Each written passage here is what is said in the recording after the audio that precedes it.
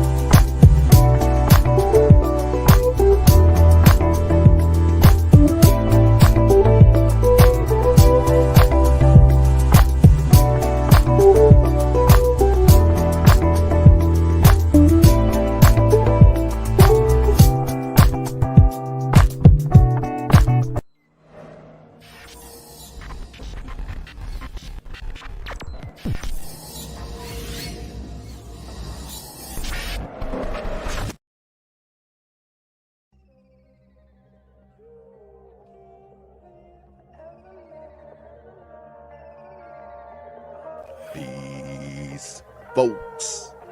This is X from TPOT Media. Open your mind and wake your black ass up. You know what time it is. Hit that damn like button as you make your way in the door. Grab a seat, settle in, get ready. It's the Grown Man Hour with your host, my man, Bernard Riley.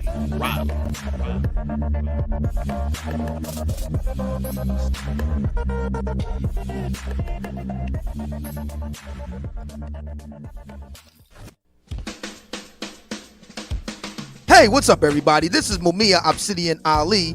You know who I am. I need no introduction, right? And you're listening to the Grown Man Hour with my man Bernard Riley, heard weekdays right here on YouTube. What do you think about that? How about that? Now let's get back on with the show. Thank you.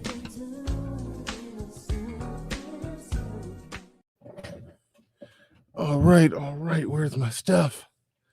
Where is everything? Couldn't even find my mouse to. Tired, just ran down from. Here we go. Whew. Was exhausted. Was exhausted trying to run back up in here.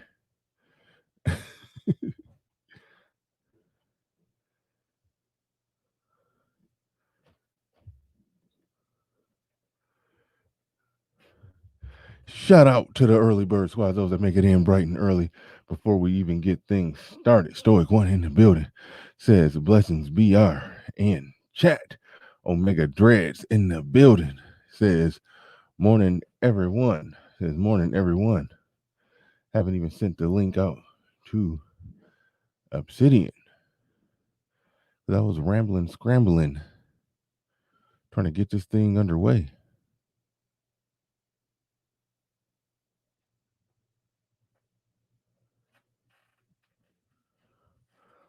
Give me a second.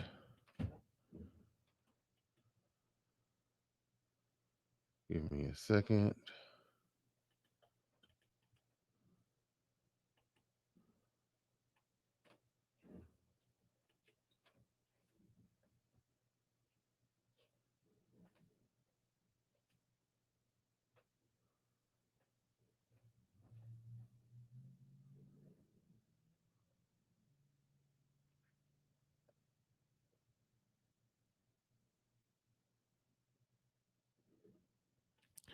All right, had to read a completely unrelated to YouTube email that was kind of important.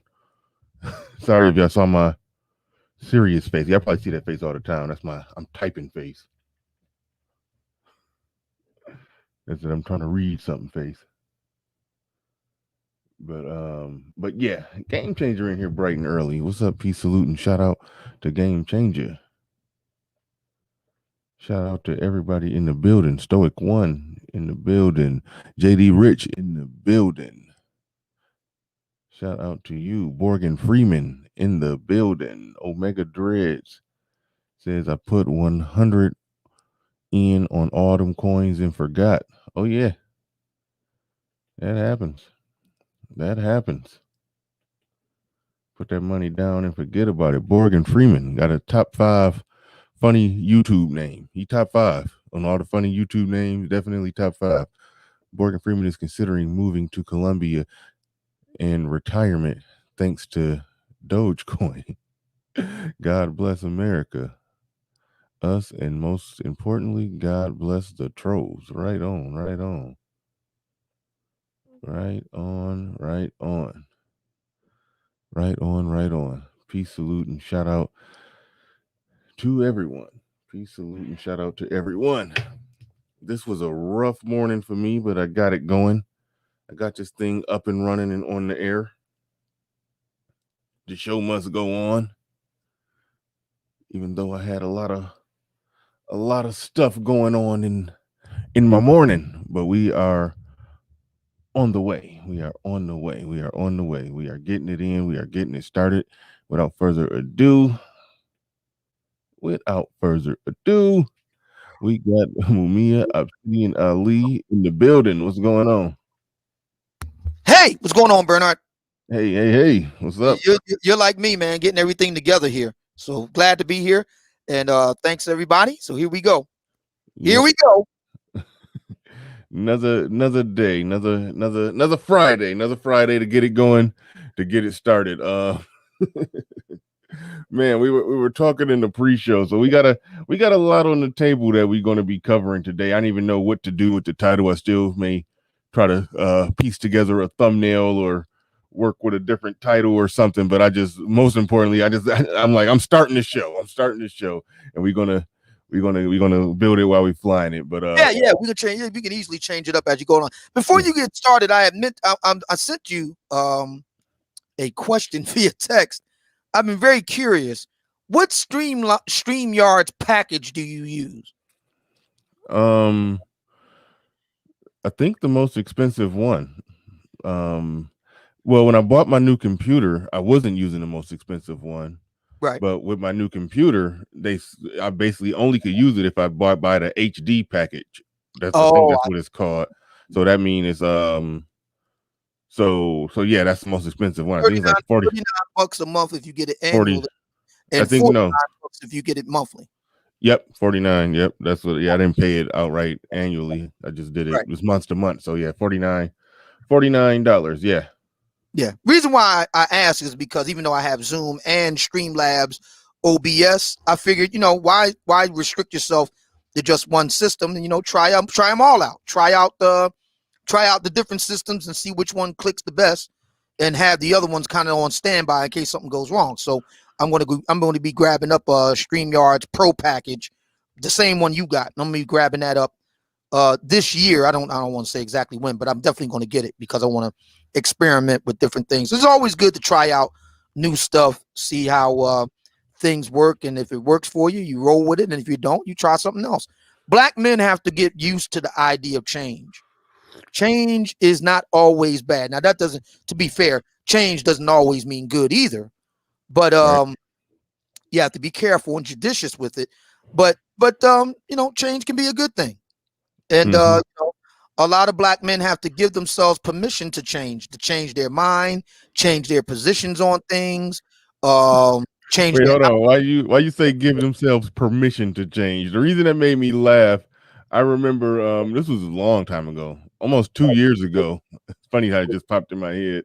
It was some black women on some, how they get together on their couches and have their little talks with, or whatever. And And these were some fairly basic, average at best or below, some of them. But they was having a nice conversation or whatever, and they were just talking about beauty standards and this or that or blah blah blah. And then one of them asked the other one, when she had, I guess she had just came into her own self confidence of herself and or something like that. But and then one of them asked the question, and this goes back to what you said about black men need to give themselves permission Yeah, to try new things. But the way what she said was, when did you give yourself permission to be beautiful? I was like, yeah, it was like the record skip stopped the show. I was right. like, what? See, I don't have a problem with black women having that type of, I guess they would call it girl talk, slash internal talk. See, I don't have a problem with if a woman thinks, if a woman wants to believe that she's beautiful, no matter what the world says, that's her business. I have no problem with that. The problem I have is when that same woman, and we're talking about black women here, so I'm going to use black women. When that same black woman wants to try to tell me that she's beautiful when clearly she ain't. It's one thing to tell yourself that. I get that. You have a right to believe whatever you want to believe about yourself. You don't have a right to try to get me to believe it too. I'm glad you made that distinction, because I am for that too, and this is where I can sound all sappy, but I get that a woman needs to feel a certain way about herself so she can get out of bed in the morning and all of that. But then there's reality on the ground where you see what your options are and all of that. So we've had those discussions, but a woman, her own little personal inner beauty, to use Nicole Michelle's term, I understand that. Yeah, they need to have that. They need to feel good about themselves. And I also agree with this with a lot of sisters. I agree with this point. You may not be a beautiful woman, but that doesn't give people, I'm just going to go ahead and say this, that doesn't give black men the right to treat you like shit. Mm-hmm. I agree with that too. You may not be a hottie, but that doesn't give the right for a brother to treat you like crap. I agree with that. But, the idea that the problem that I have, and this is a real concern, is that there are a lot of black women in general, but I'm going to focus this on black women. So the whole body positivity piece, I've talked about this before. There are a lot of black women who want to impose themselves onto the black men that they want. So the high value man piece with St. Kevin Samuels, the image guy, that's all the rage right now. So I'm going to use that. So it's clear that a lot of black women desire them. But what Kevin has deftly done is made it clear they don't want you. They ain't checking for you. See, a lot of black women can't accept that. It's okay for you to want them, but but can you accept that they may not want you? Because they have their own ideas of what beautiful means. You're entitled to think of what you think beautiful means, sister. I have no problem with that. But you don't get to tell the guys that you want what they should think beautiful means either. They have their own ideas of what beautiful means. And if you don't fit it, that should be okay. See, that's the problem with sisters. They don't want to hear that part. See, that's the problem is. They don't want to hear that part. See, I got no problem with them thinking what they got right to think whatever they want to think about themselves. I have no problem with that. It's when they try to impose that on the rest of us that I got a problem with it. Right. No, definitely agree. One thing that I was going to get into, out of all the different topics, I've got like 5 things written down that we're going to touch on today. Yeah, we're going to have a kind of shoot around here. Yeah, before we get into it, because this wasn't officially on the list, but I got to ask you, man, did you see the Falcon and the Winter Soldier? 4 episodes, correct? No, 6. But the 5th one came out this morning. Or last night. Oh, no. Okay, no, what I'm saying, I stopped on the 4th episode, so I haven't seen the 5th. Oh, man. So I don't want to spoil it for you. But I'll do it this way. Because this way it doesn't give up any specific. You know what? You can kind of go ahead and I mean, just it's cool. It's cool because I'm enjoying the show, but I won't be terribly upset if you throw something out there that I didn't know was coming. So everybody by now knows about the Falcon and the Winter Soldier. We're talking about Marvel Cinematic Universe, the TV show. Well, somebody is saying don't spoil, so Right. be I careful. Be I careful. won't give the specifics of the most recent episode that just came out last night, but everybody knows the premise. So this is a post blip or post snap Thanos snap world, and it picks up after the events of the Avengers Endgame, the Avengers Infinity War and then Endgame, right? And so we all know at the end of Avengers Endgame, Captain America, Steve Rogers, passes on his shield to Sam Wilson, the Falcon, right? Who's black. And the series, I'm not giving anything away here. The series deals very well with racial issues in our time. And the show, The Falcon and the Winter Soldier, really raises the question. It raises several questions, but one of the questions it raises is how relevant is a Captain America as we've originally conceived it with Steve Rogers is today? And the next question is, can a black man be Captain America? Will whites accept a black man as the standard bearer of what America represents? Will they accept it? That's a fair question. And I have a theory. Now, again, this doesn't have anything to do with the 5th episode. Right.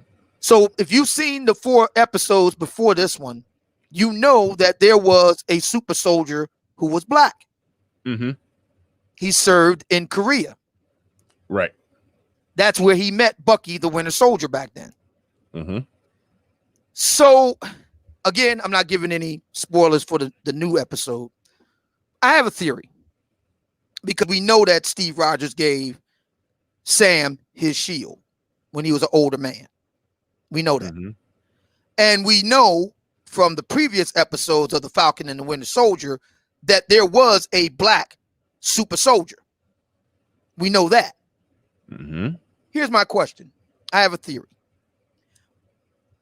Would it be possible that Steve Rogers knew about that black super soldier in the past and gave his shield to Sam to kind of right the wrongs of the past? Remember, Captain America went back in time at the end of Avengers Endgame to return all of the items back to their original place in the timeline.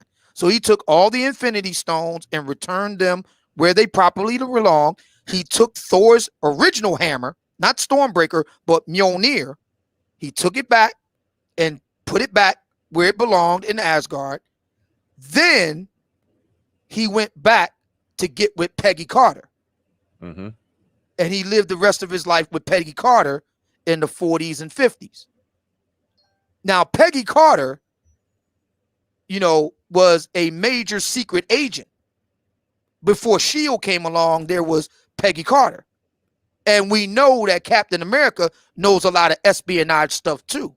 My question is, would it be possible that Steve Rogers, going back in time, would have found out about that black super soldier and wanted to make amends by giving his shield to Sam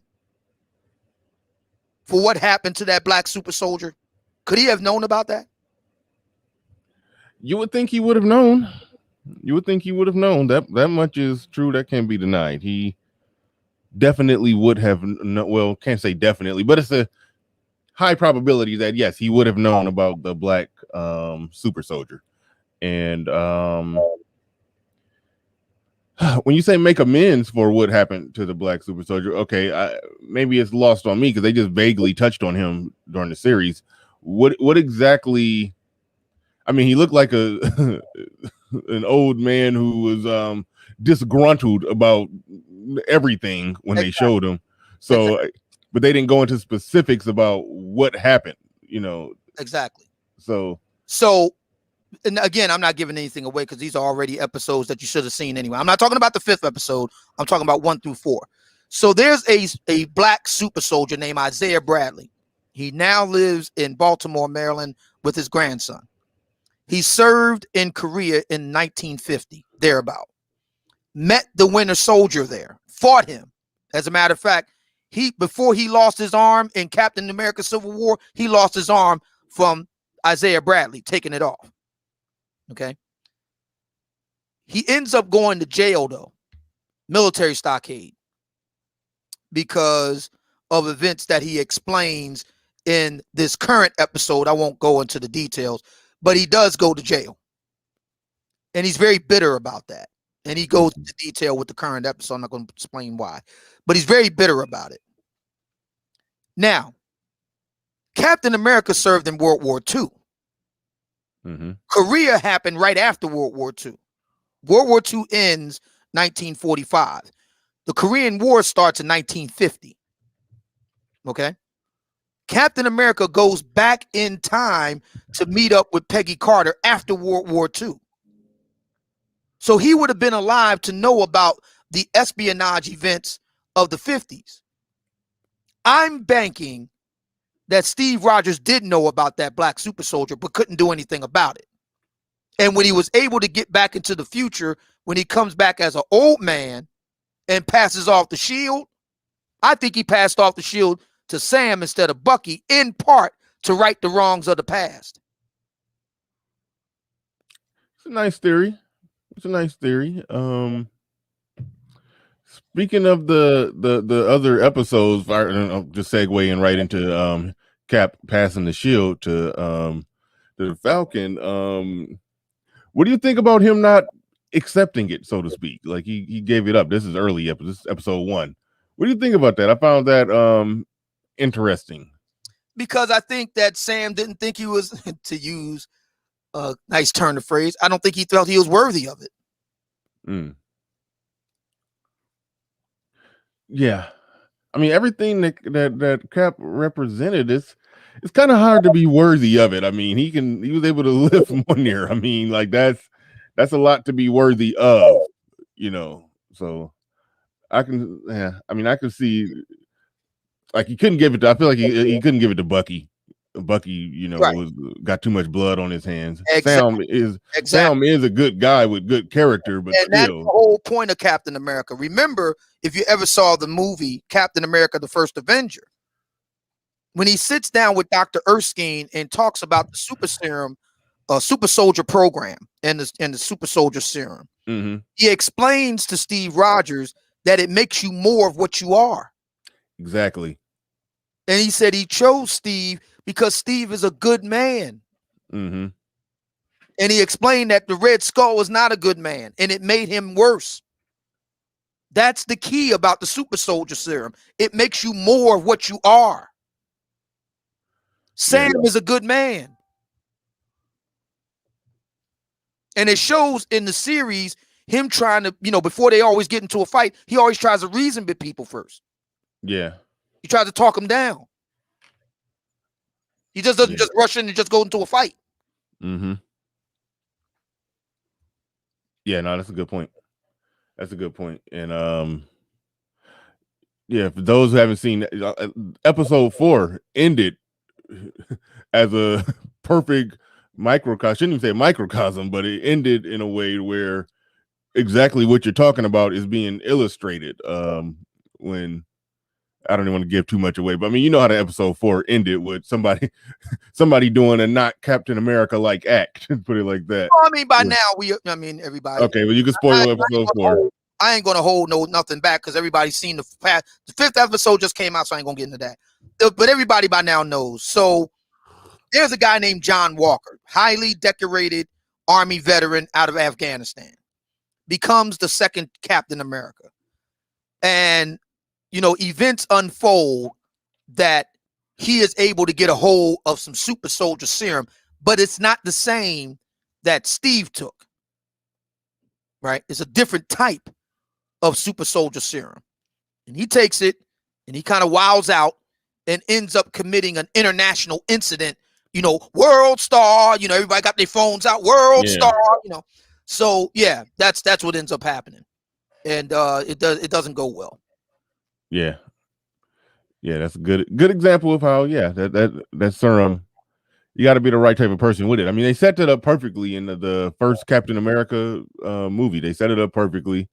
How he threw that dummy grenade on the ground around a bunch of soldiers, and Right. little video. Well, at the time, little video. Steve Rogers was the one that dove on it. You know, that's the so yeah. It's gotta be a good person with good character in order for it to work out right. And shout out to Yeah. oh wait, hold on. Oh, wait. Go ahead. Shout out to Melody came through with the first super chat of the day. I gotta get a pop filter like Kuda told me. that they know, but with the first super chat of the day, appreciate you coming on through. You know, you can't put a sock over that. You know, now it won't look nice. No, I'm not gonna do sock over it. No, really, we used to do that. You know, on my in my DJing partying days back in the day. If you didn't have a a proper pop filter spongy thing on the mic, we would just put a sock over it. But now it doesn't have a very nice aesthetic look to it, but it does get the job done. Right on. Yeah, no, it definitely. See, there it go. It definitely would, but I'm not going to ruin the look. I'll just go buy a pop filter. I actually went and looked at some. I mean, I was looking at getting the SMV, getting that mic. I was looking into getting that, but I'll probably just get a pop filter and then stick with this one for a little bit longer. So, there's a brother in the chat room that said that it's the same super soldier serum. No, it's not. I don't want to get into all the details because we'll go back and watch the series, but it's inspired or based on the original. But see, you got to understand something. The Isaiah Bradley, he didn't get the same super soldier serum that Steve Rogers got, and I'm explaining to you why. Now, I'm not giving up any details now because I'm going back to the original Captain America movie.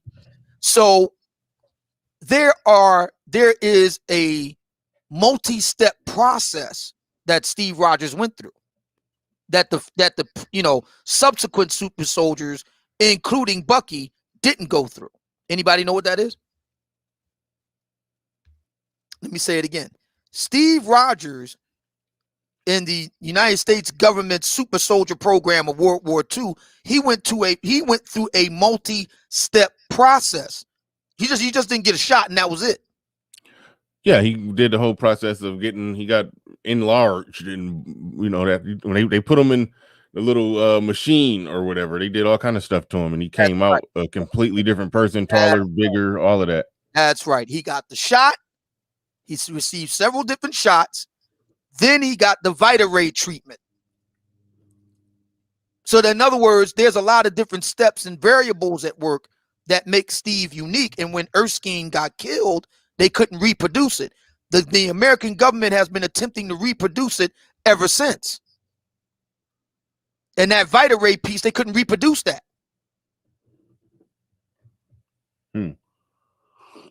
So they tried to streamline it by just going, essentially what amounts to basically a kind of steroid shot treatment. Mm-hmm. And it had, varying not so good results. The closest thing they can get is Isaiah Bradley. But you see that even in his case, he's basically sequestered is what it amounted to. So. Right on. Nuruddin in the building says, what's going on, Bernard? What's going on? Obsidian just put in 5 on it. Absolutely. Hey, Nuruddin, what's up, man? Thank you. And I almost forgot. I got $20 graphics going on. Hold on, where we at? Shout out to Melody. Thank you for the $20 super chat. I want 150,000. So we can set out of court right now for $20. Man, get your. All right. Thank you. Thank you for the super chat. I mean, for the super sticker, Melody. Yeah, I looked up a lot of movies where a dollar amount was referenced and made some nice little graphics. Yeah, they're good. I like it. I like that. Yeah. But thank you, Melody and Nuruddin. Appreciate that. But yeah, there was a brother that mentioned the fact that Howard Stark Tony Stark's father, created the machine that did the Vitaray thing. That's correct. Erskine came up with the actual serum itself. Howard Stark made the Vitaray machine. So yes. So when Erskine was killed, Howard Stark could make the machine again. That was no problem. But Erskine was killed, and he made sure that nobody else got a hold of his serum. So when he died, it died with him. And they've been trying to recreate that serum ever since. The likes are looking terrible. Y'all get these likes up. Get these likes up. Excuse me. The likes are looking terrible. We got 228 people in the building. We only got 64 people on the likes from what I could see. We definitely should be comfortably over 100. Shout out to Deacon Dave. Be trying to take Snuggles $5 crown. Shout out to you. Shout out to you. Appreciate you.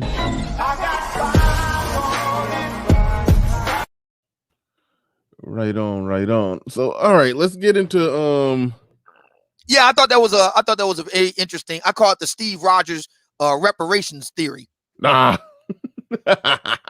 He gave Sam Wilson the shield as a kind of reparations of sorts. Mm-hmm.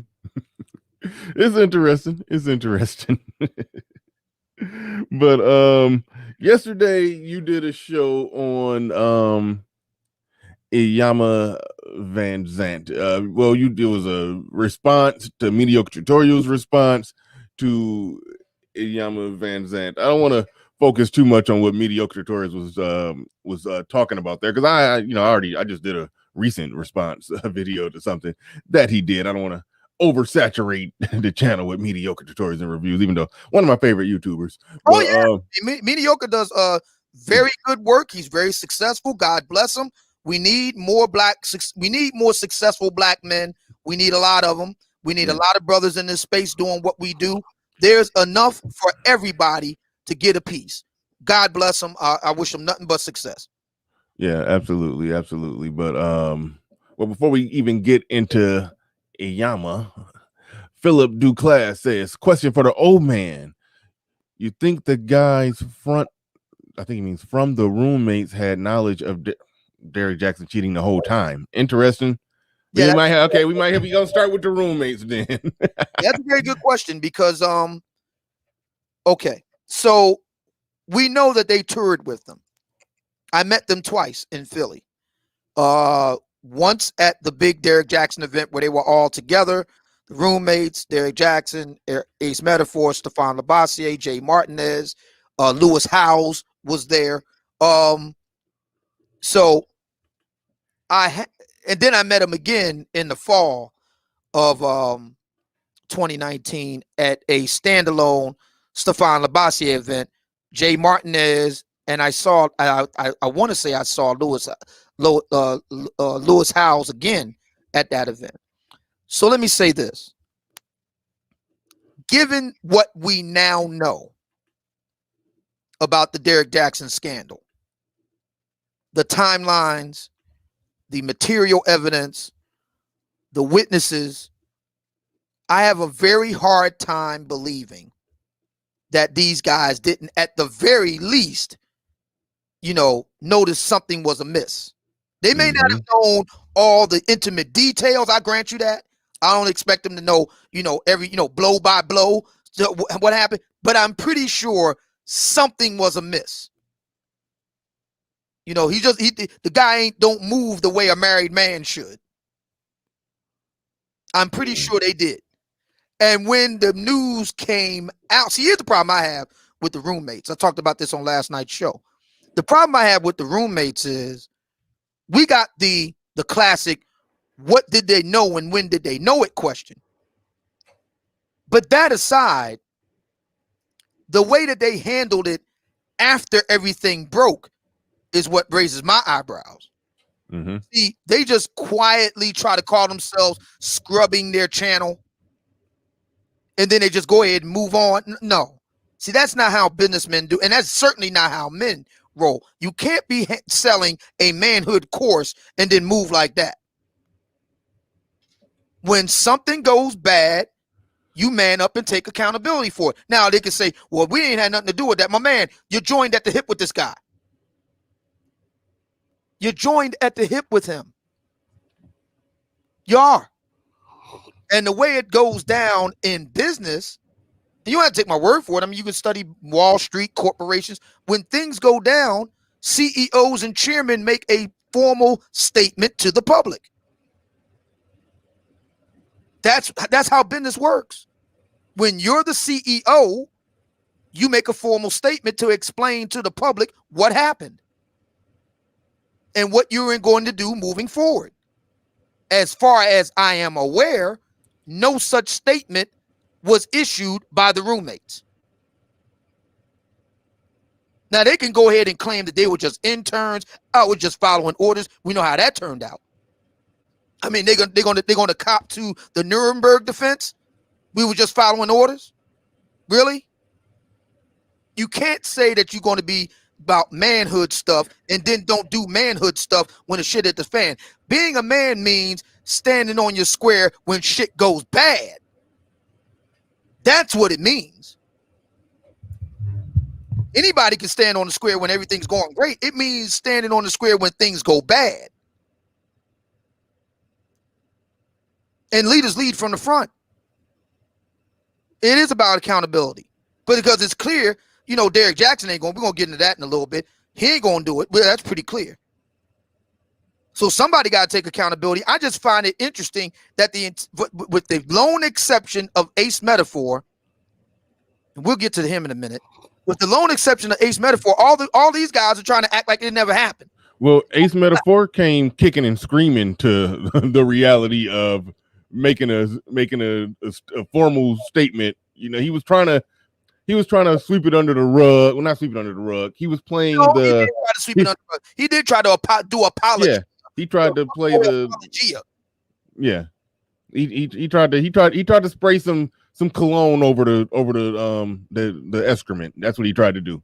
He tried to spray some cologne over the stench, but eventually he had to go ahead and he had to throw in a towel with that. But Snuggles 668 in the building with the super chat. He says, "Good morning to you, good folks. How are you all doing today? I see we have a lot of contenders today. Deacon Dave, are you in the chat?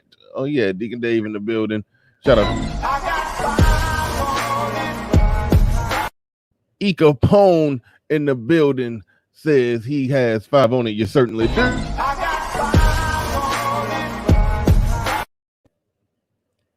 Appreciate Osama Adu. He says, BR been missing a lot of super chats lately, brother. Not really. I mean, well, probably yesterday. Who knows? When it get intense, sometimes I miss the super chats. It got a little intense yesterday. But no, I haven't missed none today. I'm on top of them. I'm trying to stay on top of all of them. But peace, salute, and shout out to you. And you didn't drop the $2. I got to play the.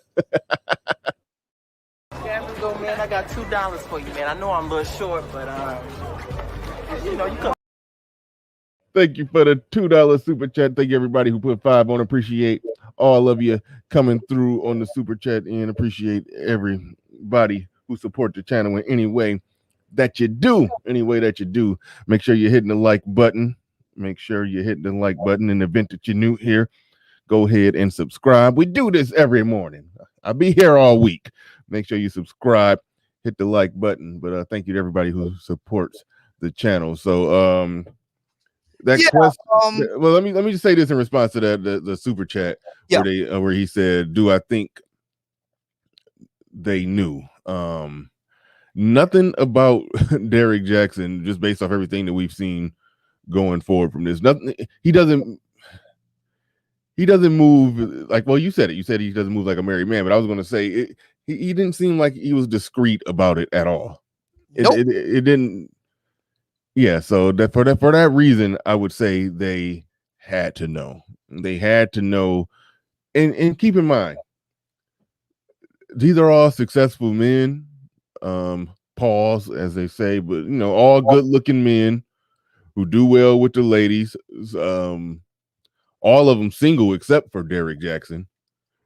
So I tend to believe though when the single brothers, Ace and Hafeez, and I forget Hafeez's co-star's name. What's his name? The other guy?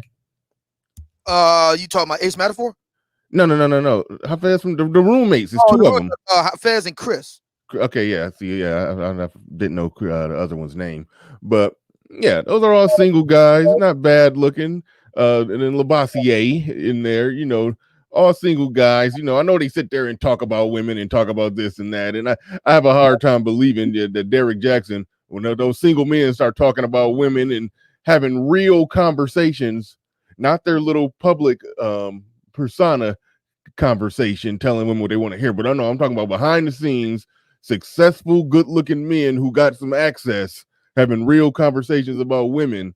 I tend to believe Derek Jackson just don't go sit in the back. Now I tend to believe Derek Jackson be in those conversations. Yeah. I tend to believe that he said some things that they would know.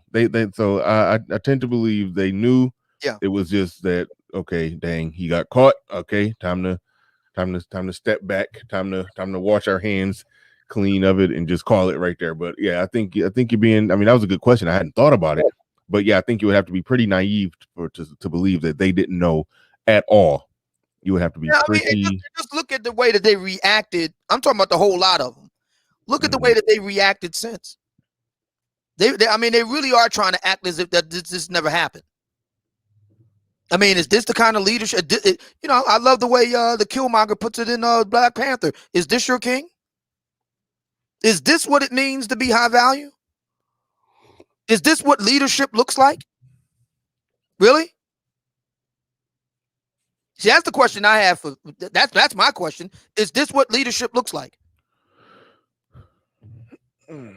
It's what protecting a YouTube channel looks like. But even then, I think it's counterproductive. It's counterproductive to do it that way. It's better to just be upfront and bold and give a public statement, like what you talked about last night. Like that's really what it comes down to. It's better to do it that way. And I know you've been itching at trying to get Hafeez to denounce Derek Jackson publicly. I know you've been clamoring for that one for a while. You've been trying to get him to go ahead. It looks like to me, looks like the bro code is alive and well, doesn't it? I guess. I suppose. Snuggle 668 in the building with a super chat. He says, "Shall we begin, Deacon, or are you presiding over the multitude to take them how to get a new attitude? What shall it be?" Thank you for the super chat, even though I was a little confused by the word. We got Deacon Dave coming back. He says, "I'm watching Dogecoin. I will be a bit distracted today." Snuggles, shout out to you, Deacon Dave. Appreciate you. Dogecoin is another one of those coins that I didn't throw a lot of money on like I should have.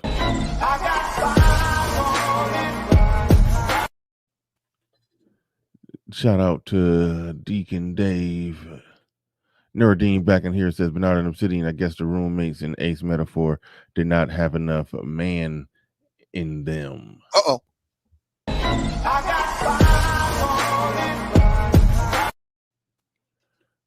Osama Abdul says, "Oh man and BR. Oh man, y'all are a team for the," what do you always say? A team for the ages, I think. Team for the ages. Appreciate the super chat. Shout out to you. Appreciate it. And man, I got $2 for you, man. I know I'm a little short, but you could. Osama Abdul and my man the Mac the trucker in the building with the super chat. He says, "In my opinion, not only did they know, they probably supplied Derek with the women. The whole camp is undercover pookies and high value man clothing." I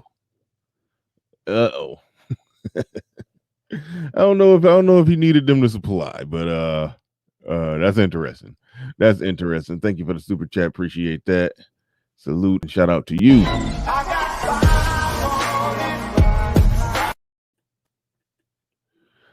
All right. Let's move over to the conversation now. The conversation that they had when the roommates were on Fresh and Fit. Now, yeah, there's some interesting guys. They're very interesting. And over on my place, I've been having some, I guess you could say, sidebar conversation about Fresh and Fit. I've known about them for some time. As you probably have guessed, I always do research on everybody I speak on, and I've read quite a bit about them. But I'm going to restrict my remarks to the OnlyFans girls incident. I'm going to restrict it just to that.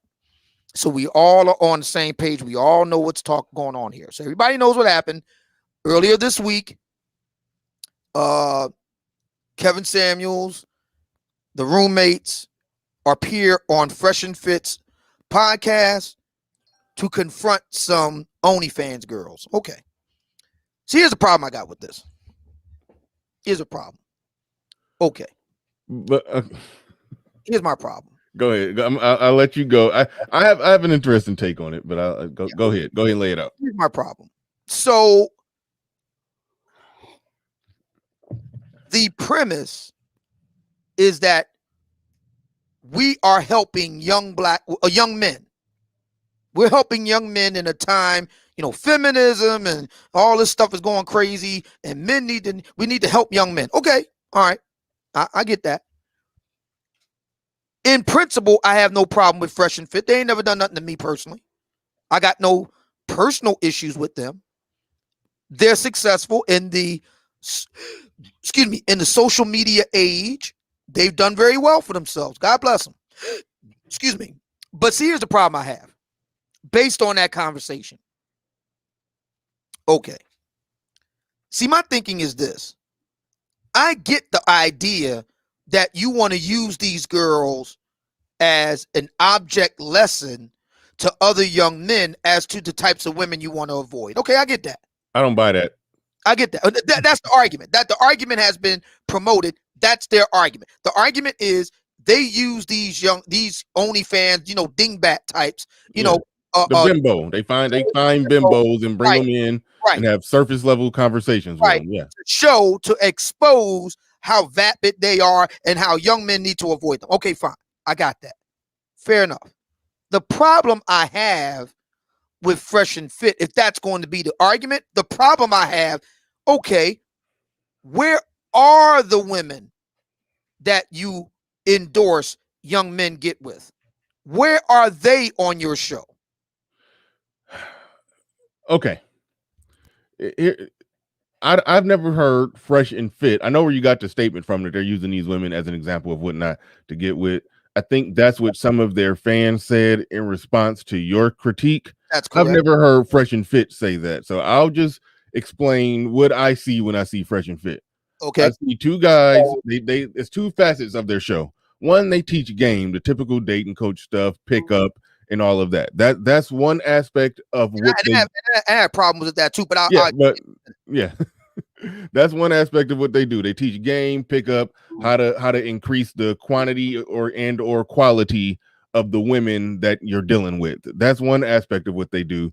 The night show that they do is just basically a show with some girls that just look good and feel good. They bring in some hot, looking ditzy bimbo chicks, and then just have surface level fun conversations. That's not about teaching guys what to avoid, because if you look at the type of game that they're teaching guys, it's to ultimately help them, get hot ditzy chicks. I mean, so I don't buy the premise that people are saying that's what they are doing that as an example to teach young men what to avoid, because like you said, they're teaching them to spin plates, to have a rotation. If you got a rotation, you don't need her to be some quality, some real high quality chick that you could have some interest.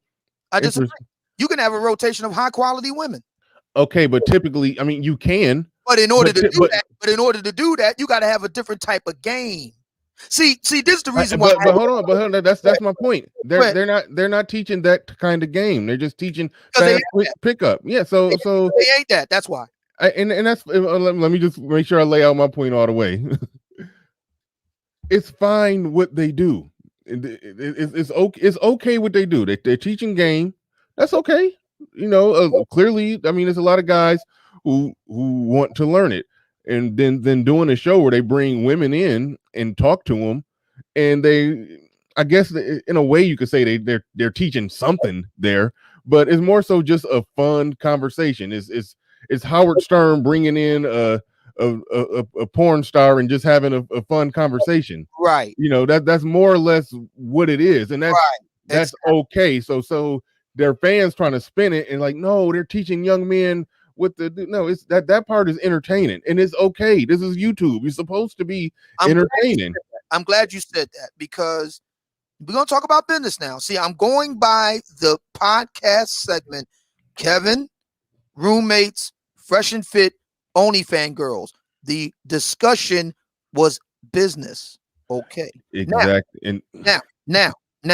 that's why it went awry. Exactly. Because the fun surface level porn star ditzy conversation got entangled with somebody like Hafeez who can have serious conversations beyond the surface level.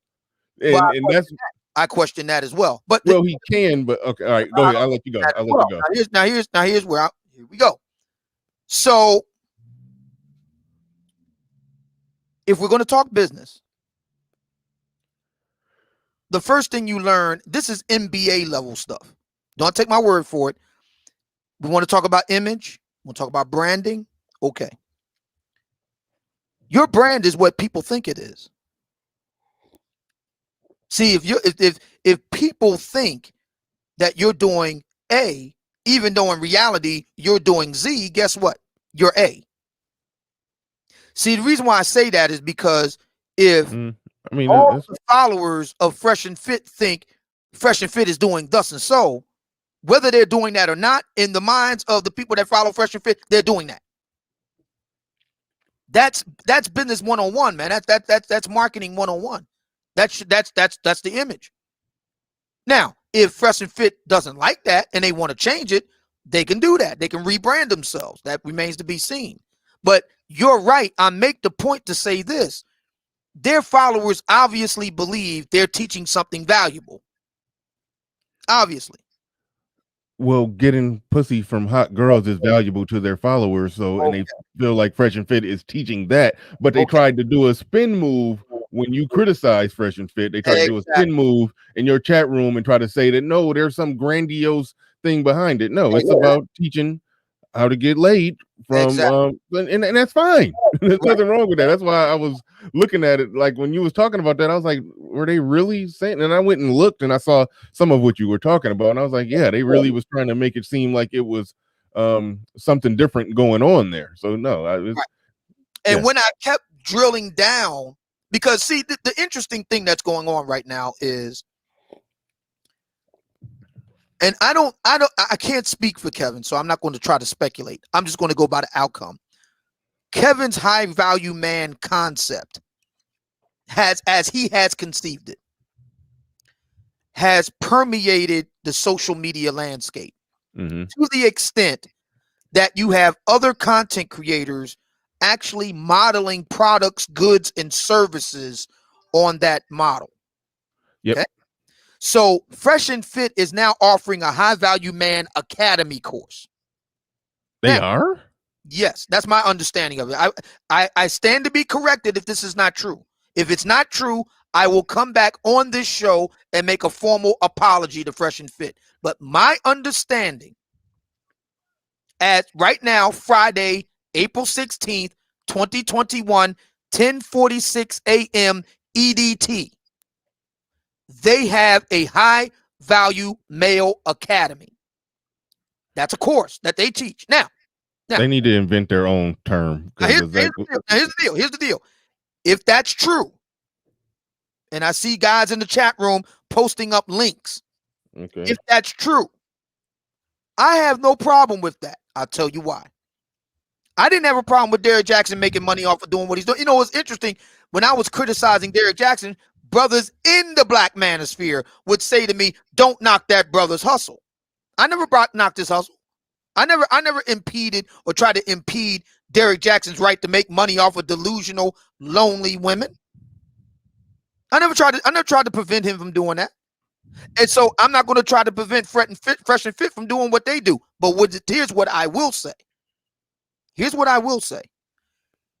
If we're going to talk about high value men, if that's going to be the argument, if that's going to be the discussion, then I have to ask this question.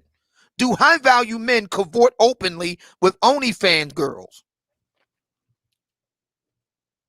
Right, and that's a good question. That's why I said they should invent their own term. Not that, I mean, let's say they meet the criteria of what high value is or whatever, but they're selling a certain image to where like it's a lot of soil, a lot of ground there to brand their own thing, to make their own thing, because they got such a great thing going there. They're fastly growing to 100,000. I don't see that stopping. I mean, Kills. they're. Which, I'm sorry, was it? Speed kills. Yeah. What do you mean? What are you talking about? Are we talking about the same thing when you say speed kills? You talking about how fast they going to? Yes. Yes, yeah. So yeah, they're going to 100,000 real fast. I don't know. I mean, maybe I'm overthinking it. Let me just say this. I could be overthinking it because I look at how Kevin Samuels branded high value man, and I look at what they're doing. They're doing something great what they're doing. I mean, they're growing that platform, but the way Kevin Samuels branded high value man, I would assume Kevin Samuels would think that the water's kind of getting muddied if the guys who have the ditzy bimbo conversations are talking high value. Then it turns into a situation where anybody is in. And keep in mind, I've said I'm not a high value man. I don't.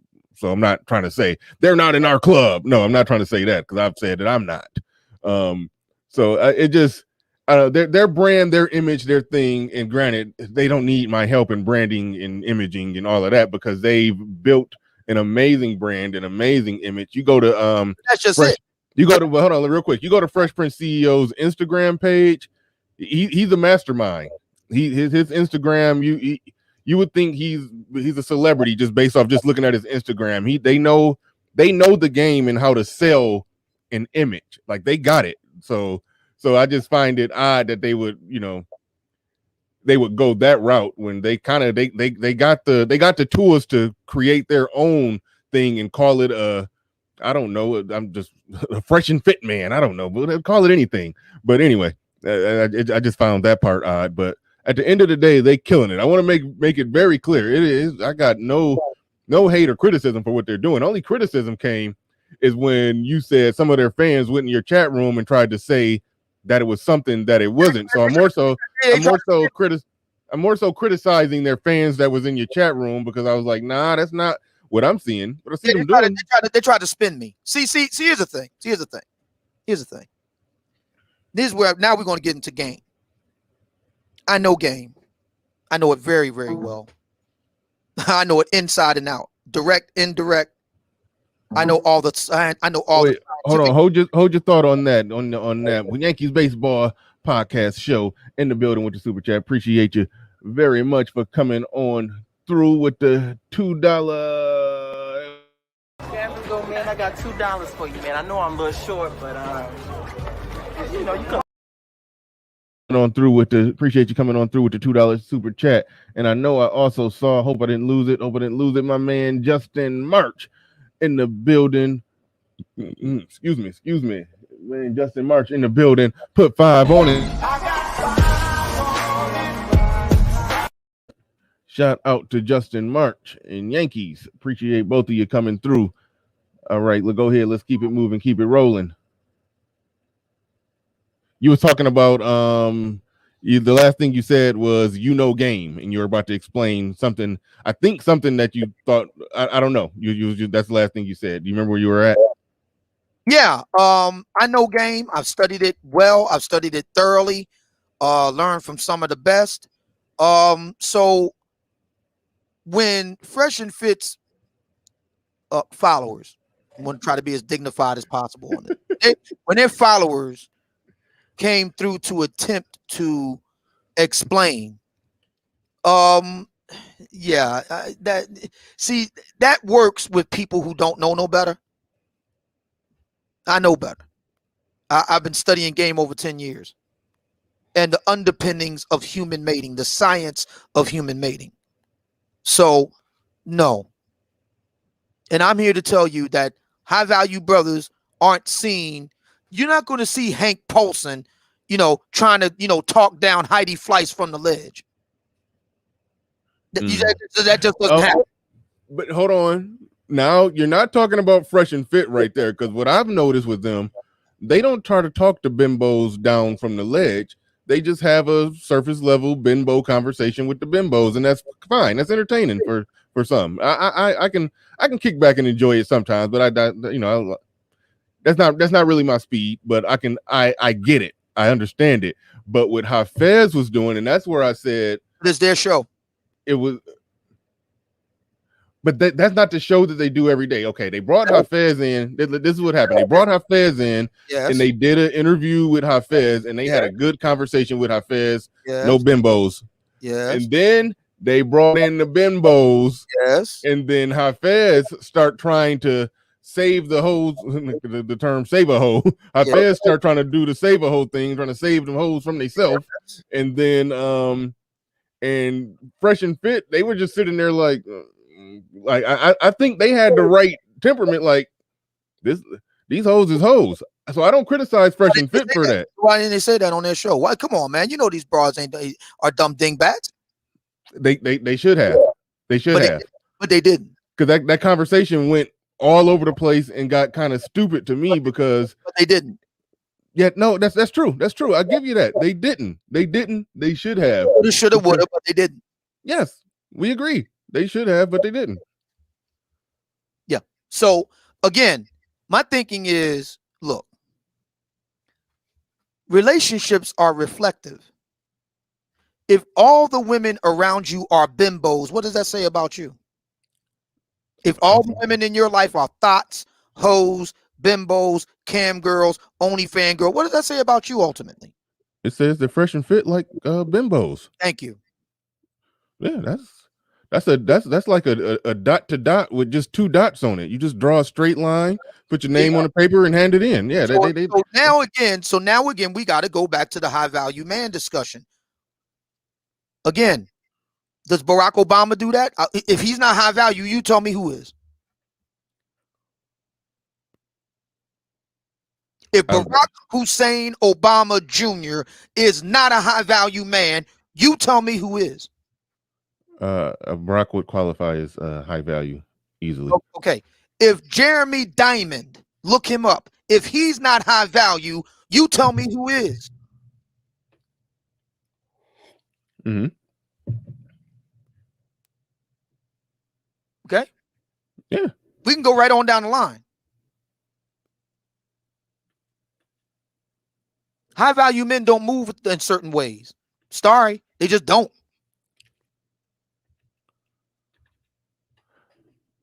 Yeah, no, I got you. And that's part of the reason why I was shocked that you said they're doing some high value man academy, because that's not the energy and vibe and image that they give off. Now, they're definitely two good businessmen, but as far as the way Kevin Samuels has presented high value, it's like that's the image of it, and their image is something else. So it's an off-putting look if they're saying high value. Now, that's to not say that they're not men whose value is high. I'm not saying that. They're successful. They're successful businessmen who know how to play the YouTube game, social media game, and image game to perfection. That can't be denied. I'm just talking about just their optics is so different from the person who started out with the high value thing. So it's going to turn into a situation where anybody will have the label. It sort of goes back to, for example, like when the video I did, where everybody did a video on Paul Pierce, who's a successful rich man after his NBA career. He was on TV, Did Paul Pierce move like a high value man should? That's the point that I'm making. That it's like when if anybody has a label, as far as what I can tell with the image that Kevin Samuels tries to put out there, you can't be that high value man. Even if you do get down, you're doing it discreetly and privately. You're not on the gram with the camera out, just drunk on the gram with bimbos twerking behind you. It's like, like I said, act like you've been there before. You've been rich since 1997. You got 2 decades under your belt being rich. Almost a quarter century being rich. Is like you acting like you scored your first touchdown in the NFL. No, act like you've been there. And so yes, there's a image thing that I think should be attached to what the brand of high value. I think there's an image thing that should be attached to it, and they don't uphold that. But like I said, what they're doing image wise for themselves is real good. I just think that it would be more effective for them to create their own thing. A lot of people do that. Some people, people have all kind of different things. The silverback mindset, the man mind, the this, the that, the blah, and people do all their different things. They could do the fresh and fit mindset. Go for it. Yeah. Yeah, and that way, and in the fresh and fit mindset, yeah, we game a lot of women down. We spin plates. We date bimbos. And when I say bimbo, that's not even. Let me make it very clear. That's not even really a derogatory term. That's just saying an attractive woman who's not all that intelligent. That's all I'm saying right there. And there's nothing. Dingbats. Yeah, nothing wrong with that. Nothing wrong with. My question becomes: show me the high value men on Wall Street, in Washington, in Silicon Valley, in the Loop, on Gold Coast, in Chicago, in Dallas. Show me the high value men who regularly are publicly seen out and about with bimbos and dingbats. Go.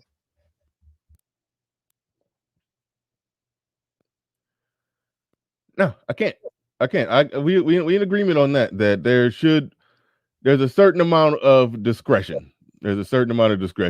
Even with, like, I referenced Paul Pierce, even in the same video when I talked about LaMelo Ball, who's young, who's barely 20.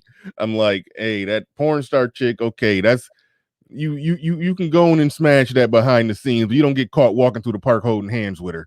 Like, that was my only criticism of LaMelo Ball. Like, there's a certain type of, I'm from the school of when you're doing the dirt with the dirty chicks, you do it behind, you do it behind the scenes. You don't let it be public. There's a brother in the chat room. I think we should give him the link. He calls himself Dirty Trick. He said it would be cool if a red pill guy was on this panel to balance out the show. Both of you guys are purple pill. Hey, listen, won't you come on up, Dirty Trick, and teach us. Show us the way, Dirty Trick. Come on up. Come on up here. Dirty Trick. He says it would be cool if a red pill guy was on this panel to balance out the show. Both of you guys are purple pill. Hey, Dirty Trick, you know what? Hey, man, you got your opportunity right now to show us where we lacking. Come on up here, Dirty Trick. Click on the link. Love to have you. I would prefer, or I would rather him come up and do it. But my thing is, when you drop comments like that, it's more useful to explain. I understand you only got so many characters you can use, but to explain what is purple pill, or more specifically, what is wrong with what somebody is saying. That's more useful than just throwing out a label. When you just throw out a label and not explaining what you mean, it just sounds like you're just, trying to get attention.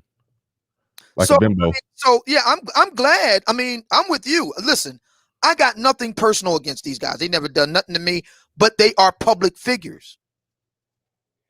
And as such, they're fair game for discussion and critique. Just like I am, just like you are. We're public figures. Anything that I say or produce, and I got a book out, the Book of Obsidian. Everybody sees it in the background there. Hey, it's open. It's in the public domain, man. It's fair game for discussion and critique. So this is what we're doing right now. And I think that what Fresh and Fit has done with the high value piece, they're put together a high value academy. If people want to pay for this goods and services, that's their choice to do that. I think it's fantastic, because now we can have these conversations. How do high value men move? Do they move like Fresh and Fit, or do they move like Jamie Dimon? Do they move like Fresh and Fit, or do they move like Barack Hussein Obama? Do they move like Fresh and Fit, or do they move like Mark Zuckerberg? There's a young lady in the chat room, Janelle S. She is C Boogie Productions' cousin, by the way. And she said, you got to give these guys a break. They're young. Well, so is Mark Zuckerberg. I don't think Fresh and Fit are that damn young. They over 30. I think they mid-30s. Yeah, they just present themselves as very young. Yeah, they're in their mid-30s. Yeah. So, I mean, do they move like Mark Zuckerberg? I mean, Mark Zuckerberg is not a high-value man, then you tell me who is. All right, listen. I'm not here. Okay, maybe I think me and you could be on two different missions here. I'm not here just to say you're not high value. That's not what I'm saying. That's not what I'm saying. I'm asking questions. I'm not making statements. I'm asking questions. Okay. I didn't make a statement. I asked a question. Okay. Yeah. Okay. But what they do is awesome. They do an amazing job. Only reason it looked weird that day for me is because Hafeez came in there with a completely different energy of trying to school the bimbo on not being a bimbo. And that now let's move to the now. That's hold on. I just want to make hold on. Let's pump the brakes. I just want to make my position very clear. Yeah. What they do, just in a snapshot of me just watching what they do, they, like I said, it's a two-pronged strategy. They teach game and pickup and all of that stuff to the guys, and they do and then they do a night show where they bring in the girls and chop it up with the girls, drink out of red cups and have some White Claws or whatever the drinks are called, and they just have a good time, feel good conversation where some little tidbits of game being taught in the midst of those conversations with the chicks, but it's really just a fun conversation with the girls. The guys like to see it. It helps their channel grow, and it's just a cool ass thing. It's a cool ass thing they got going there. It's cool. Hafeez just came in with the save a hoe energy and just like fucked up the ambiance of what was going what they normally got going on in there. So I want to make that clear that's it's their fault to the extent that they should have just said, hey, whoa, we pull out do the T'Challa. We don't do that here, and just kept it rolling. Just kept the normal type of conversation rolling. But Hafeez, I don't know how they got on the subject of business and long-term OnlyFans strategy and investing your money that you make from, I don't know, masturbating on a webcam, right, investing that money in something. And I don't know how they got there, but it just got weird and pointless to me. It just turned into a pointless conversation. And so that was my only critique. If I would have made, fired up a stream on that would have been my only critique. That how do you even get that far upfield in the conversation with clear bimbo chicks who happy being bimbos, who happy with making their little money that they're going to make from 21 to 27, and then whatever happened to their life is what happens to their life, and oh well, who gives a shit? Like that's where I was at with it. So I just didn't get all the trying to grab them by the shoulders and help them understand energy that they was given to clear chicks that clearly was happy with their life and doing what they were doing. And so I just, that's where I was at with it. So it was a clash of two different type of content creators in a room with bimbos, and it was just, so it just didn't match, right, to me. That's my position on that. Okay, so the reason why I'm asking these questions is because I wasn't the one to, arrange the show. I didn't have anything to do with the planning, the format, the guests, who, what questions were going to be asked. That was all them. And they were the ones, and to be fair, Kevin Samuels did post up his segment where all this went down on his channel. So in other words, these people made the choice to highlight that incident. that gives me and everyone else listening, license to, examine it and question it. And that's all I'm doing, is examining and questioning and interrogating the premise that was on display there. See, my thinking is this: high value men definitely get with dingbats and bimbos, and they do it for one reason, and they do it for that one reason, and they do what they do, and they keep it moving. As Uncle David Carroll would call it, smack on that ass and keep it moving in private. They don't have discussions about mutual funds. Yeah, they that was don't. weird. So I have to ask a question, because there's a deeper question here, and that is the thought economy. See, a lot of these guys make thought content. I'm not against it, but let's just call it for what it is. They like to make thought content because a lot of guys are interested in thoughts. That's fine. I'm not saying that's wrong, but call it for what it is. Call it for what it is. And see, a lot of guys want to try to convert that thought into a housewife. They do. That's why we talk so much about thought. She got such a high body count. Listen, man, there are a whole bunch of women out there that ain't got a high body count, but you don't want them. Why can't you just admit that? Why can't you admit that there are women out there who don't have high body counts? You just don't want them. Why can't you admit that there are women out there who do want to have a serious relationship and stuff like that and don't get down the way the women that you are attracted to do? Why can't you just admit that? See, so okay. Now this is where we may have some disagreement. When okay, you're saying the high body count is contingent upon the attractiveness of the girl. I mean, there's pretty hoes and there's ugly hoes. why would you talk about ugly hoes unless you're attracted to ugly hoes? Well, a lot of men have sex with ugly hoes, but the point is that you're drawing a line and saying that there's plenty of women with low body counts. You're just not attracted to them. No, I didn't say that they were ugly. I just said they had low body counts. Okay, why would a man be not attracted to a pretty woman with a low body count? Well, maybe because she doesn't put out. Maybe she won't put out unless you put a ring on it. Maybe okay, there's unless you're in a serious relationship. Okay, there are some guys who are in somewhat of a contradiction when they're criticizing body count, but they're not trying to be in a relationship. I completely understand. Like that's some. Really? You think these guys can make the amount of money they make based on just some guys doing that? Come on. They don't make all their money just off criticizing body count. No, but are you kidding me? You're kidding me with that. No. We really have to Coach Greg Adams don't make big money on that. Really? Okay, I give you a point. I give you a point on that when they're okay. This is what I'm trying to parse out here. And I said that men are in contradiction on this one. They're in contradiction on this one because, like I've said, I'll speak for myself.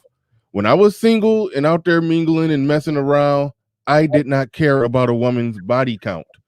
If I'm going to be in a relationship with you and we're going to be seen somewhere out in public walking through the mall, we holding hands and walking through the mall. I can't be doing that with a woman who everybody done had. No, that's just a simple fact. But if all we doing is just smashing, I don't care how much smashing you did before you ended up in my bedroom. So there are some guys who criticize women for body count, but all they're trying to do is just be the next guy that adds to the body count. So why you criticizing it? Exactly. That's the point. That we can agree on that simple point right there. Exactly. We can agree. That is the basis of the thought economy.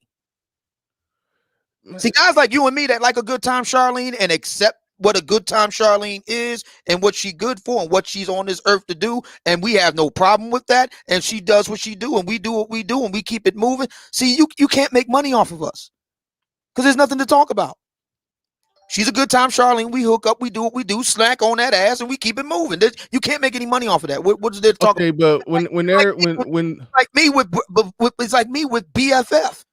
See, if black women act like Jewish women, I couldn't make money off of that. There'd be nothing to talk about. If black women act like Asian women, I wouldn't be able to make any money off of that. There would be no book of Obsidian if I was talking about Asian women. Okay, so when they're talking about a high body count, I don't suppose that they're saying these women have a high body count, stay away from these women. They're saying I think what they're saying is these women are out here getting it in, giving up fast, quick and easy. Don't take them seriously. Just be the next guy to get with it. There's internal logic in that statement. There's internal logic there if you're just looking for something. But what they don't do is say, but these women over here you can take seriously. So, they don't So do what? So what? Well, the reason why, here's the so what. So last night I discussed the statistics. According to blackdemographics.com, there are more married black men than married black women. Mm-hmm. According to a study that was done by NPR some years back, more black men are interested in committed relationships and getting married than black women. And the list goes on. Neil Stiles Strauss, author of The Game, Penetrating the Secret Society of Pickup Artists, says in his memoir, New York Times bestseller, that the vast majority of guys who come into pickup just want to get a girlfriend. So my point is this. I'm all for saying, hey, fellas, if you just want to, don't try to think that you're going to do anything more than just have a good time with Good Time Charlene. Okay, fair enough. But where are they directing the guys to the women that do want to have serious relationships? Because that's what the guys want. They're not doing that. I always reference this. I remember when I first stumbled into some alpha male strategy videos when he was really first starting to take off.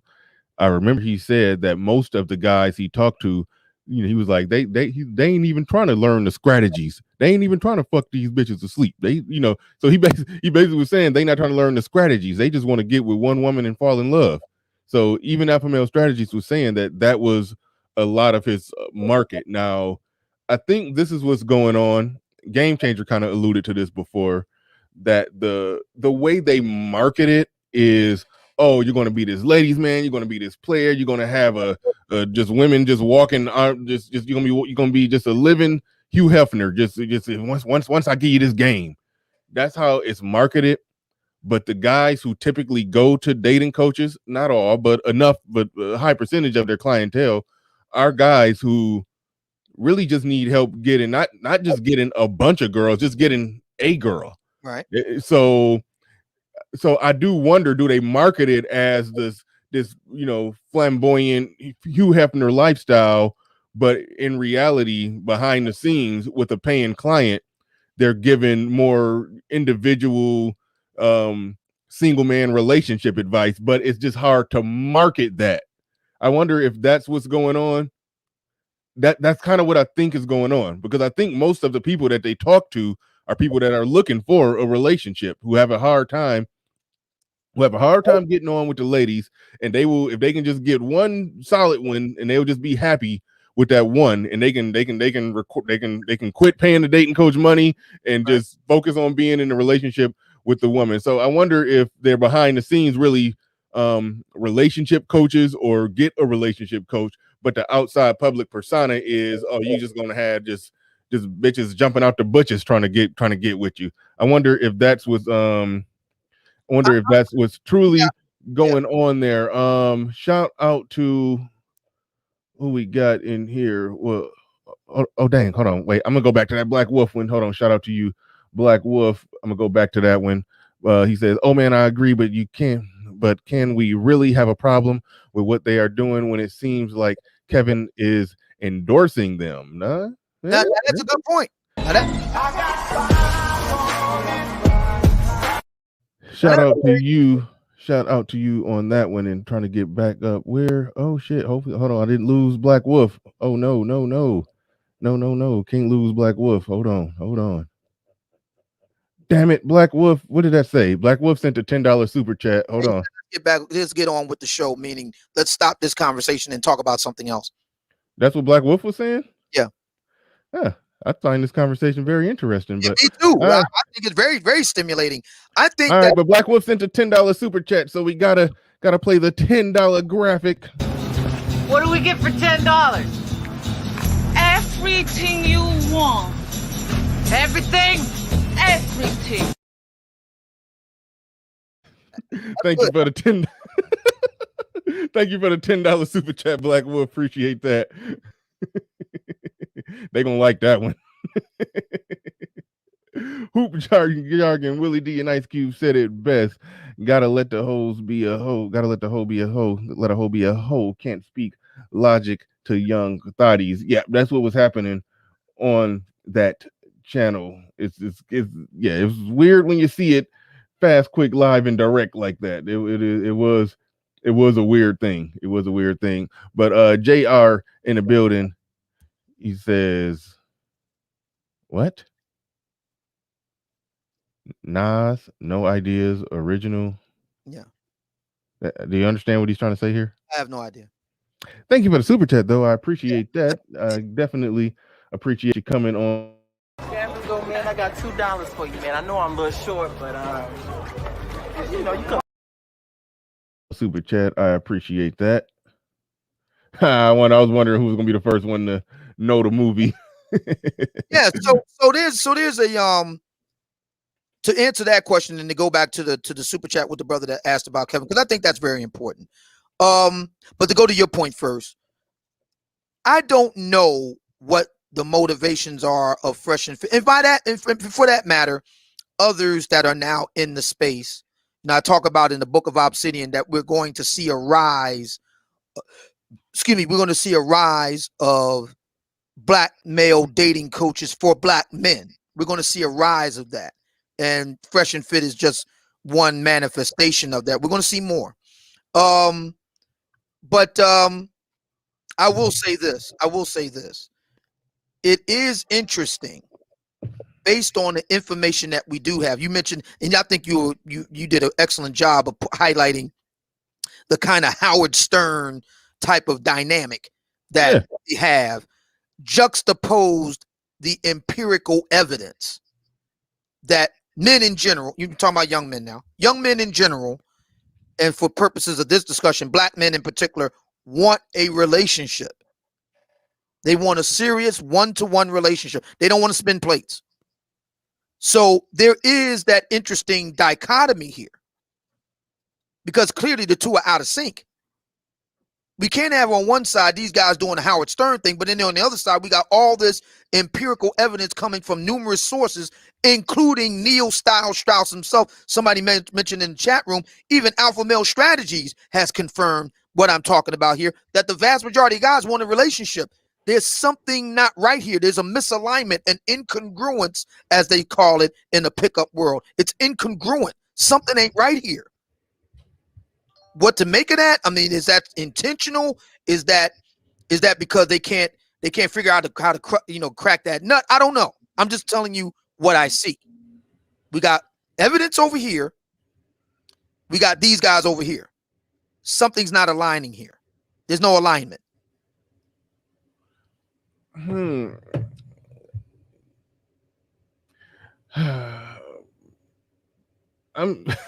understand where you're going. And it's sort of a I don't know. It's sort of a tough thing to juggle, because clearly the idea of being able to game down a lot of different hot women, that's appealing to most men.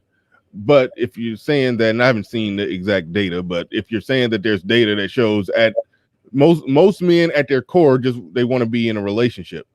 Now that could speak to the men who never had, for lack of a better way to describe it, they never exactly had what it took to be the playboy, to be, as you say, the dude bro playboy type. They never exactly had what it took. So seeing as most men are not that, okay, then that would mean most men would be happy with, if they got one sex partner, one who's a nice girl, they get along with her, right, and they can have sex with her in the context of a relationship. Most men are happy with that.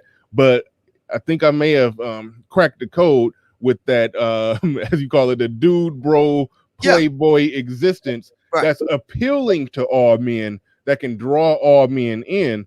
But I don't know if a male dating coach can actually sell that by saying, I'm going to be the guy that's going to help you get one girlfriend and be with that one girlfriend and be happy in a committed monogamous relationship with that one girl. Why I not? don't think that's. I don't know if that's a. Why That's not? not a. That's not a. It's not a lot of sexy bells and whistles with that sales pitch. Hold it. People like shiny. Hold it. They like the shiny object. If we're talking about business, well, an aspect of business is market research.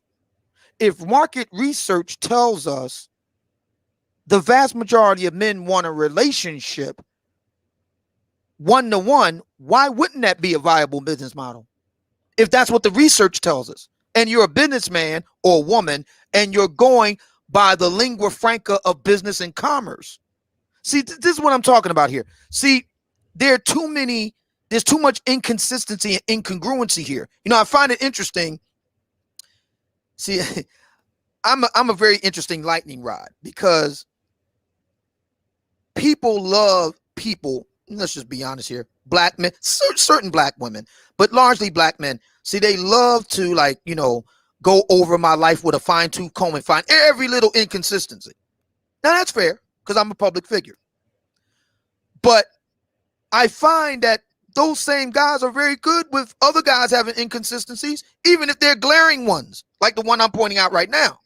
That can't be refuted. It's an empirical fact. The vast majority of men, for whatever reason, I'll buy your argument that most guys just ain't got it in them to be a Mac daddy like that. So they have to get one girlfriend. Okay, fine, great. That's still a market. It's Yes, still it a is. market. It is a market, but nobody has ever tried to sell. No dating coach ever has tried to market their dating coaching strategy in that way. Now, like I said, I do believe behind the scenes that's what they end up doing when they're one-on-one with a client. But they everybody goes with the standard business model of marketing the shiny object, you know, the flashy shiny object. So Well, that's that's just it. But that's just it. That's the art. That's the premise. mhm. That is the assumption. We don't know that because we've never had the other side. Exactly. No, that's true. That's true. Nobody has ever tried to market relationships like that to men. So in Black America, see, there's somebody in the chat room saying Coach Corey Wayne does that, but he's white. That's what I'm talking about. I'm talking about black people. Okay. I'm talking about black people. Why is it that we've never had black men marketing that? Now, here's what I do think when we call the black people. See, I do think a lot of brothers are attracted to that pimp type of thing. They want that. What it tells me is that it's a great opportunity. It's a great opportunity for smart, innovative, talented, creative people to make the case. You just have it right behind you over your right shoulder. Yeah, I was going to throw that out there that hey, maybe you got a market that you can tap into. Perhaps. The swooviest in the building, he says, I see where old man is coming from. Fresh and fit, just bring thoughts up there and intellectually confound them. Well, no, they don't really do that. That's what happened when Kevin Samuels pop up or when Hafeez was in there. He says it's getting old. If they brought in some ideal women, it would balance the podcast some. Thank you for the super chat. I mean, well, I want to ask a question based on that. Real quick before you answer that question, thank you for the $10 super chat. Appreciate that. Where's that? Thank you for the $10. What do we get for $10? Everything you want. Everything. To the swooviest for the $10 super chat. I appreciate that. And Ladarius Mumford in the building says YouTube notifications suck. Didn't know the live was up. Good morning, gentlemen. Allow me the honor, please. Allahu Akbar! Allahu Akbar! Allahu Akbar! Thank you so much for that, Ladarius. I appreciate you, brother. Absolutely. I got one for the 50. The $50 one ain't as funny, but I got one for the 50. $50. So that makes you rich? It's a start. Damn. Thank you for the $50 super chat. Thank you for the $50 super chat. Appreciate that. The Black Wolf Inc. is in the building. I think yeah, as I said, the beauty of what Fresh and Fit do is women from Miami. If you lived in Miami, then you would know that some of those women are in the rich areas and those have the hottest chicks. No, It I also shows how delusional they don't are. agree with that either. See, my thinking is, why are you expecting lucidity from a bimbo, man? Why are you expecting sober and judicious erudition from a dingbat? Right. Right. Hold on. Chat. Thank you for that $20. I want 150,000. But we can settle out of court right now for $20. Man, get your Shout out to Black Wolf for that $20 super chat. But I agree with you 100% that yeah, you that's that conversation got weird, but and maybe you don't give Fresh and Fit as much credit as I do. To their credit, they don't try to go in that deep with the Now, with, now with here's the where the other brother. Now here's where the other brother do make a point. But before I get to that, the brother Devontae in the chat room says, "Oh man believes everyone wants marriage. That isn't true. That's not what I said." So you know the problem I have with my interlocutors. It would be great if they could actually repeat back to me what I actually said. See, I understand Kevin Samuels' frustration, our good friend and brother. I understand perfectly why he's so frustrated and acts the way he does, because people, black people, don't listen to understand. They listen to respond. They listen to play gotcha. See, they don't listen to understand. They don't listen to pay attention. They don't. So this guy, I just got finished saying what the empirical evidence bore out. And he says he believes everybody wants marriage. That's not what I said. Are we learning yet? Now, going back to what the brother said earlier. Mm-hmm.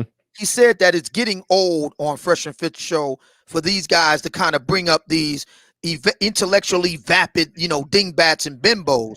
They don't bring up women that can actually pose a challenge. And see, that's my point. Do high value men actually get with women that can pose an intellectual challenge to them? Yes or no? I think that varies. I mean, I guess it could be argued that a high value man who's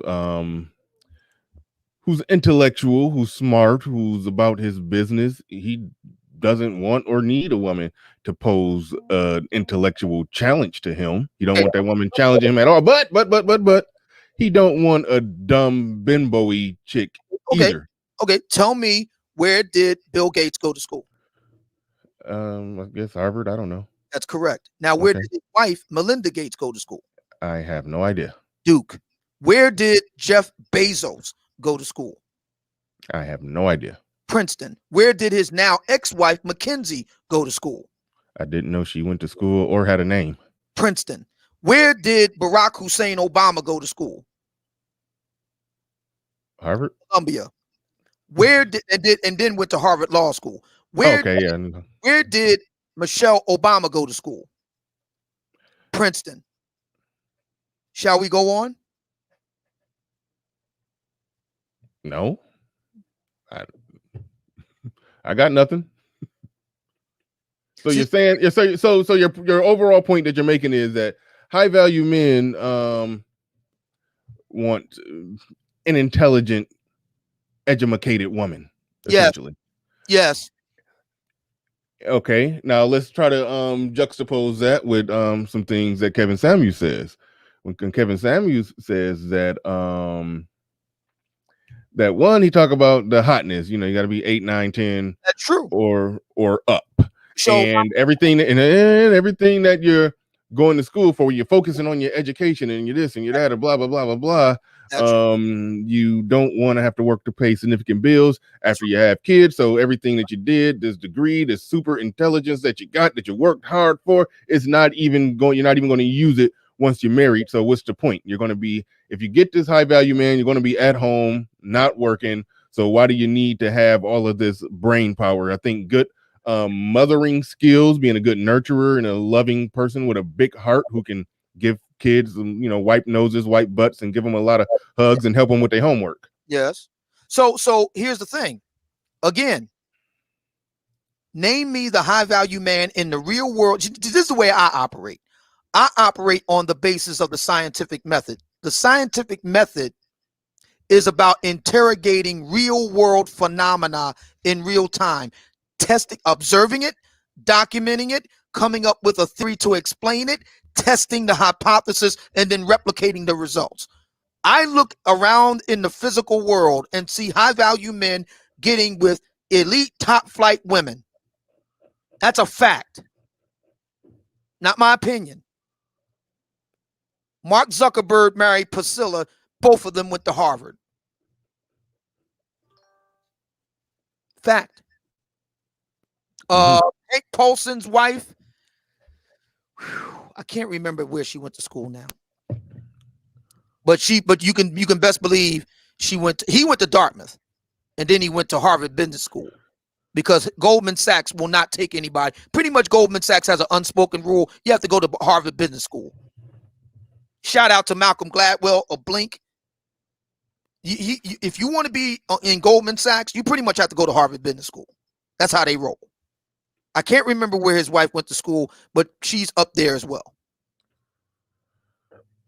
I'm just saying, that's not my opinion. I didn't make the rules. When you talk about high value men and you look around, that's how they move. They didn't consult me. Oh, and by the way, because a lot of brothers are saying, well, you didn't go to school. I went to Germantown High School, class of 1987, go Bears. Now, what does that have to do with what I just said? What does that got to do with the price of tea in China? High value men marry women that are by definition very smart. By definition. Mm-hmm. That's what they do. Next question. You assumed I didn't have a question. No. The Mac Trucker in the building with a super chat says only people that push relationships to black folks is the pimpin' pastor. Interesting.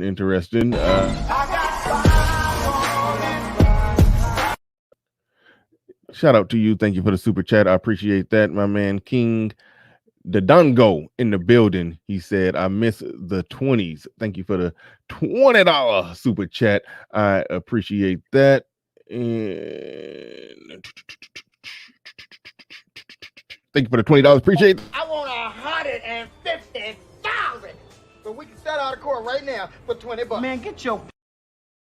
All right. Thank you for the super chats. Appreciate everybody who support the stream in any way that you do. I don't know what we're doing on the likes because I haven't looked in a while, but I imagine that they're looking bad.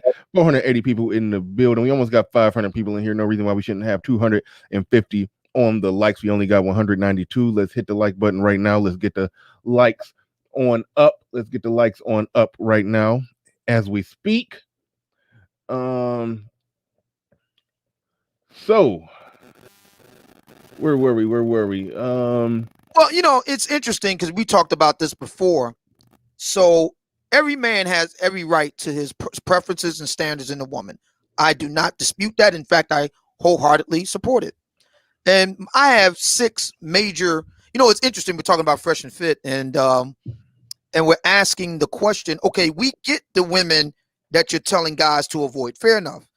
But for whatever reason, they can't show us the women that they would actually endorse. So see, I can show you the women that I would endorse. I have a list of qualities that I would like in a woman. And one of those list of qualities is that she has to be very highly educated. I won't consider her if she's not. Short term, long term, doesn't matter. If she's not highly educated, she need not apply. Period.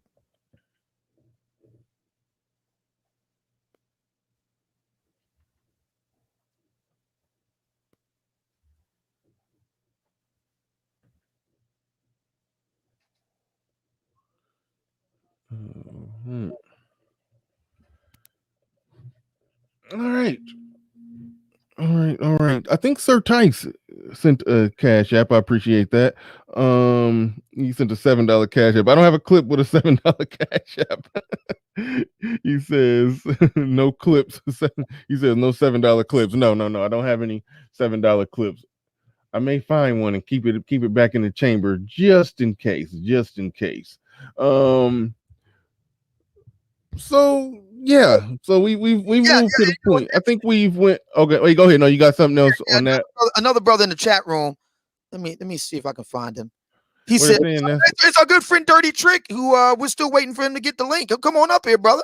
We dropped the link just for you, Dirty Trick. He said if you get a woman who's highly educated, you might land a feminist, bro. That hasn't been my experience. I was just saying this to the broke. I was about to say the broke down. I got, Audience, the breakdown crew. I was gotcha. to them damn, you Bernard. I was just explaining this to them the other day that it's been my personal experience that the elite educated sisters, they don't roll like that. They're actually down with patriarchy. See, a lot of us don't understand all colleges are not the same.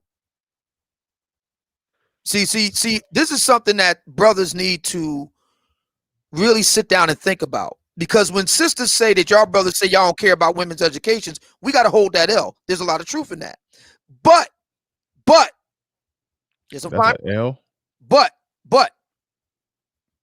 see, I don't care about a woman's education if she went to like a school ranked number 75 in the U.S. News and World Report. No, I don't care about it. No, I don't. I don't care about a woman that went to a school that's ranked number 354 U.S. News and World Report. No, I don't care about it. Now, if she went to a school that ranks number 9 out of top 10, number 5 out of top 10. Oh, yeah, I care a lot about it. I care a lot about it. Yes, I do.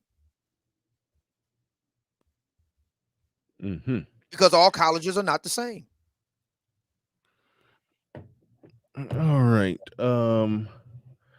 I recently was on Dr. Thunder's show. I did an interview with him. Great guy. You said it was some things that was said in there that you found interesting, that you like some points that I made, or just the subject matter that we talked about, and you said that you wanted to speak on that. That was one of the things we got here in the notes. What was it that came up in that discussion that piqued your interest a bit? But before you answer that, shout out to Black Wolf Inc. He says, so, oh man, she can have a PhD. I think he's referencing the I'm a PhD right there. And that's where the thing comes in with the education thing. That's when it can become problematic. Like, for example, the classic sound clip of Kevin Samuels where the woman said, that he always plays, he pushes the button, I'm a PhD.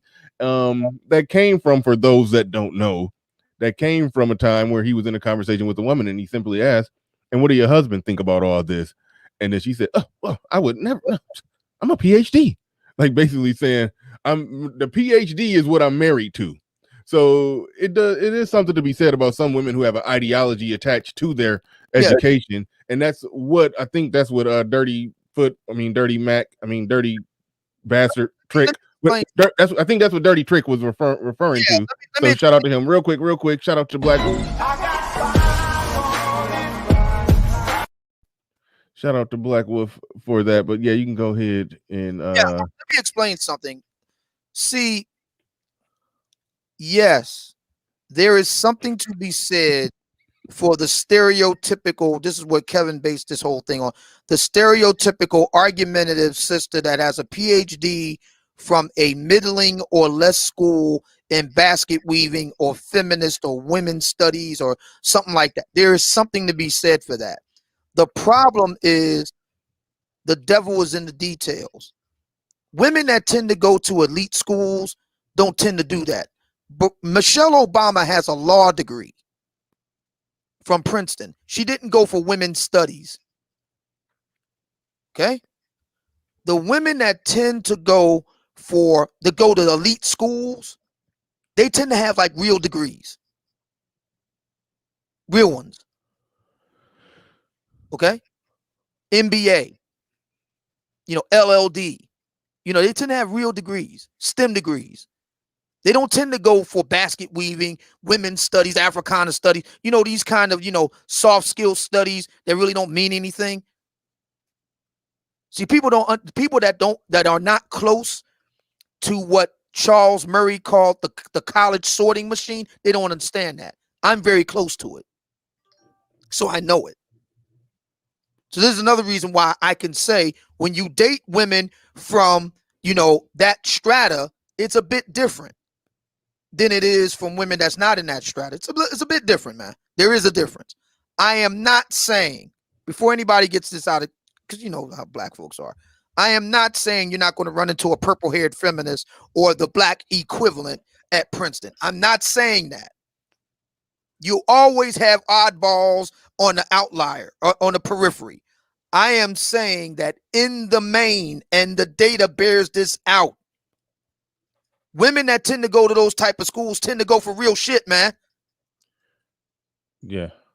I think Silent Lamont is on to something here. Shout out to him. Thank you for the $2 super chat. Cameras go, man. I got $2 for you, man. I know I'm a little short, but you know, you come. Thank you for the $2 super chat. I think he's on to something when he says, "Old man wants a woman he can argue with over dinner." Actually, just humor me for a second. I can actually see that. I can see what I would like to have is a woman that I can have stimulating conversation with over dinner.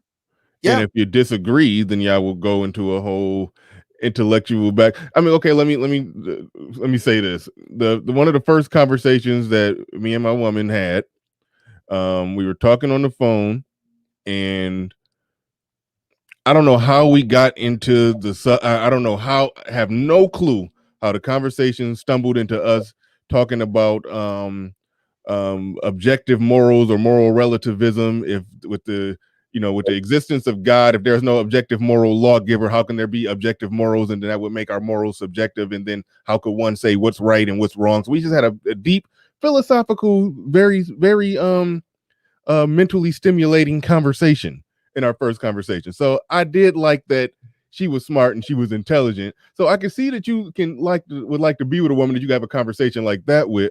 But you being the antagonistic debater that you are, I can see that turning into what Silent is talking about. Old man wants a woman he can argue with over dinner. Actually, I don't. I mean, most of the time when I'm off the air, I mean, people can't believe this, but actually most of the time when I'm off the air, I'm rather very placid and boring. Believe it or not. Now, I do have heated discussions and spirited debates and that sort of thing. I do that, but that's not as often as people would like to think off the air. Ladarius Mumford in the building. I gave you a wrench yesterday, man. You've been supporting like crazy. So peace, salute, and shout out to you. I appreciate it. He says, I'm dating a woman now that is in Brown's University. She's dark-skinned and docile. That's how I like them. There's actually a difference dating a woman from University of Memphis and Brown University. Just my experience. Thank you for that super chat. Appreciate that. $50. So that makes you rich? It's a start. Damn.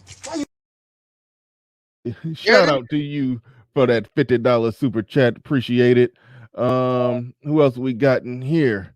We got, I'm going to mess up your name, Sanjata Reborn. Hopefully I said that right. He says, one of the key doctrines of our sphere is in order to have a good relationship with a sister, she has to know you have options.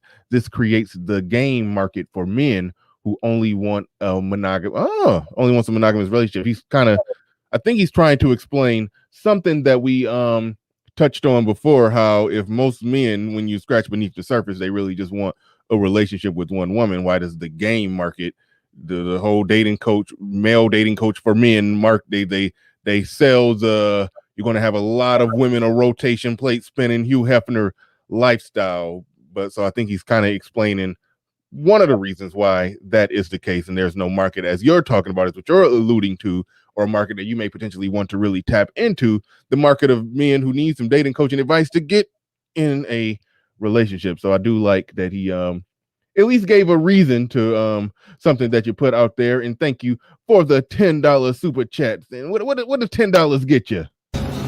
What do we get for $10? Everything you want. Everything. Thank you for the $10 super chat. Appreciate that. And I was waiting on okay, that ain't a clean $1 super chat, but it's $1.49. I do got one for $1. I do got one for that. Where we at? Wait a minute. What's this? This ain't enough. Make it enough. There's Shout out. There's a remark by Shout out to Justin March for the $1 super chat. Appreciate that. We got Terrence B with the $1. Terrence B with the $1. Shout out to you. Shout out to you. Wait a minute. What's this? This ain't enough. Make it enough. Thank you for the $1 super chat. And my man Omega Dreads Gaming channel in the building. He got 5 on it. Appreciate it.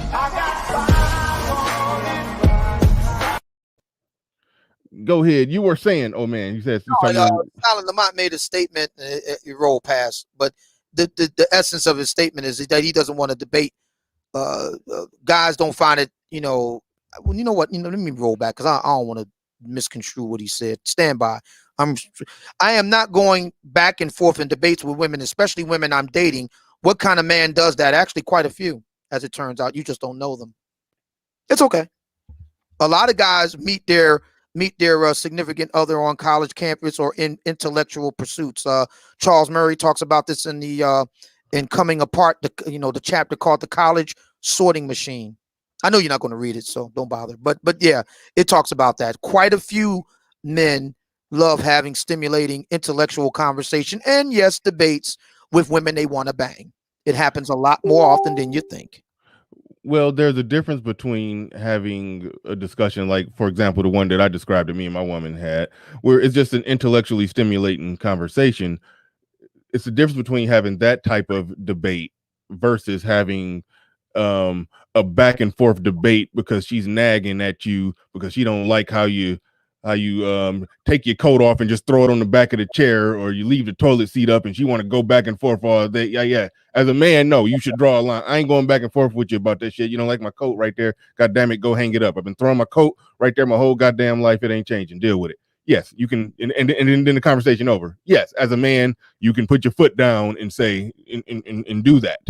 But when it comes to intellectually stimulating conversation, if you're an intellectually stimulating type of guy, then it's nothing wrong with being with a woman where y'all can actually talk about something. But that's the crossroad with that is Silent is a doesn't want a relationship, never going to be in a relationship. Well, right. I heard him put an asterisk on it before, but he said he doesn't want a relationship, not going to be in a relationship. He just having fun, having casual sex. They're just recreation equipment. Give him, I assume, probably 5% of his time at best. So yeah, that means in that situation, then no, you wouldn't care to be having intellectual discussions about it. But if you're enjoying a woman's time sexually and non-sexually, and she's around you for a while, you don't want to sit around the bimbo and airhead. But if she's only getting 5% of your time, she could be a bimbo or airhead. You could be dumb. She hot. You look good. Yeah, have a good time with her. So it's like two different conversations happening here. Two different conversations happening. Exactly. Nobody is against what you just said, typifying Silent Lamont's position. I have absolutely no problem with that. None. But it seems like the problem is on. It kind of reminds me of the game versus Passport Bros debate. The Passport Bros have no problem with the game guys. It seems that the game guys have a problem with the Passport Bros. It reminds me of that. All I'm saying is what high value men do in the real world, brother. That's all I'm saying. I'm not saying it's right. I'm not saying I agree with it. I'm not saying you should do it. I'm just telling you when the rubber hits the road, high value men marry this kind of woman. The end. I'm not saying what you should do with it. I'm not saying you should do it. I'm not saying you should ape it. I'm saying high value men get with this kind of woman. Period. Almost, you know what? Donald Trump stands out as the notable exception. And it's interesting because there's a brother that just dropped the $5 super chat talking about how the richest men, two of the richest men, black men in America, Robert Smith, we all remember him, and Kanye West married women that were in Playboy. It's very interesting. So what is it about black high value men that kind of diverge from this trend? That's a very interesting question. If we know that essentially non-black high-value men marry a certain type of woman. I just mentioned some. Barack Obama being the notable exception of a black man. And black men who are high value marry another type of woman. What does that say about black high value men?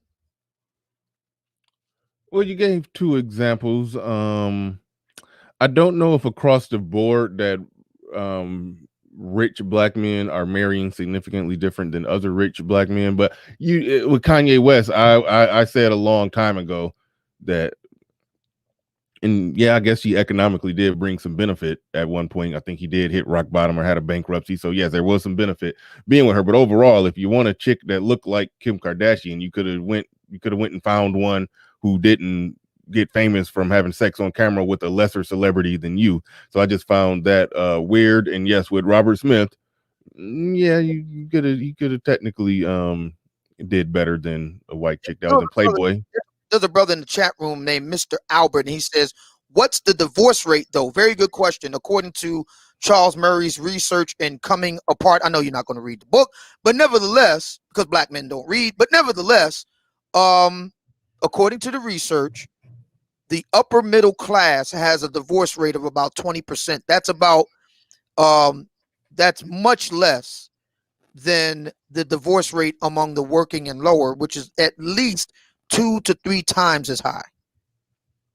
In other words, the upper middle class has the lowest divorce rate in the country. Put another way, at just around 20%.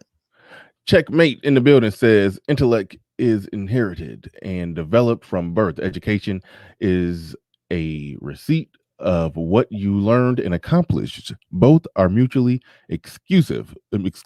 Well said. Well said. Well said. Actually, it's not true.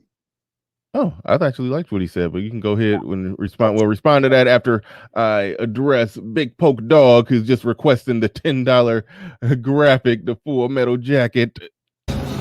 What do we get for $10? Everything you want. Everything. Thank you for the super chats. Appreciate that.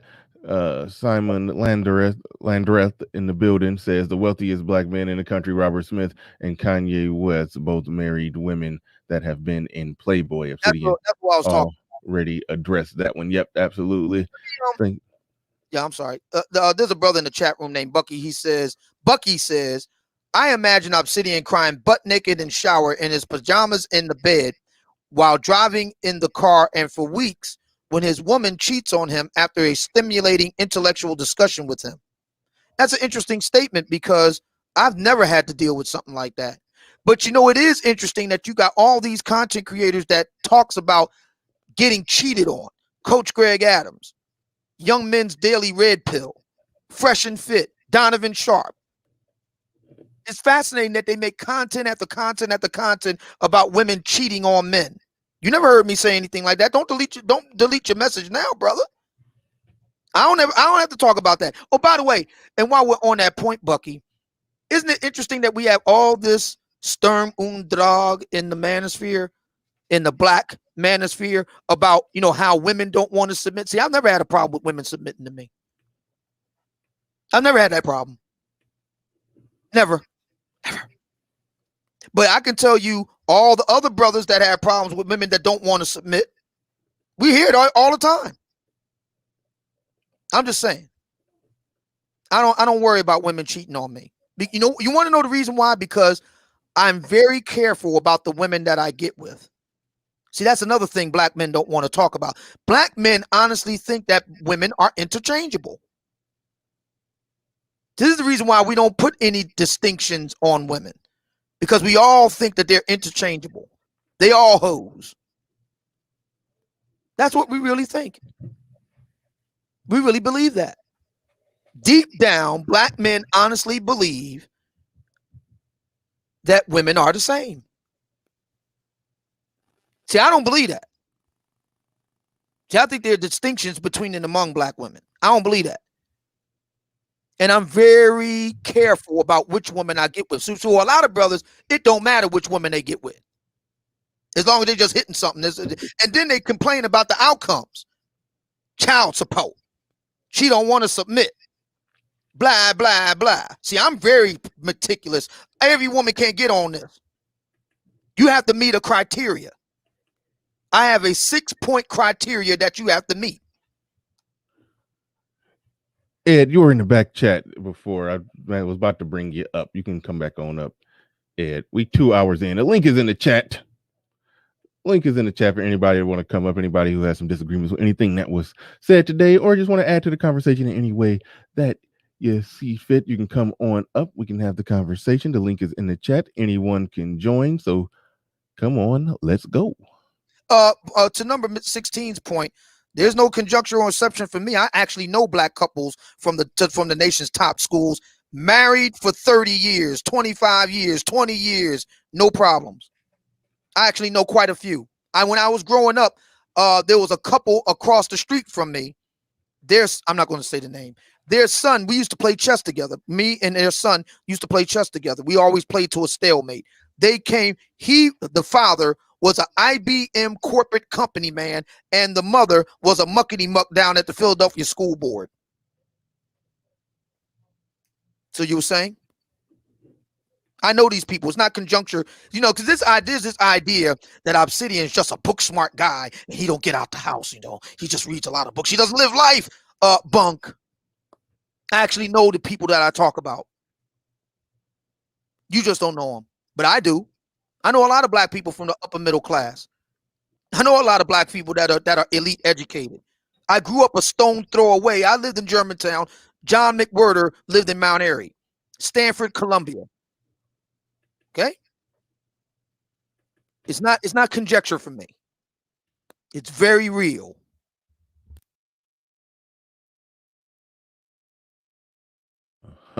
We got Truth in the building. I got a couple new Patreons. For some reason, I get an email showing the Patreon. The numbers go up, but I don't see your name on the Patreon list on the Patreon page. But I know who the hell you are because I got the email. So I'm adding people to my list that scrolls at the bottom because Perfect Blackness, not Perfect. Was that no, the Perfect Storm? Let me make sure I think Perfect Blackness was already a Patreon. Let me double check and make sure I got that right. I see you down there, Checkmate. I'll be bringing you up pretty soon. Now that's Perfect Storm. That's Perfect Storm who became a Patreon. Perfect Blackness already was. So shout out to Perfect Storm who adding your name on the list that scrolls by at the bottom. Those are the newest Patreons right there. A few more people added to the list. Appreciate everybody who's becoming a Patreon. A lot of the live shows, maybe this one included. Well, the number's good. I'd be wanting to leave it up, but this one may be on Patreon as well when all is said and done. But without further ado, we got hold on. We got number 16 in the building. He says this is all conjecture and assumptions derived from being on the outside looking in. I think you already addressed that one. So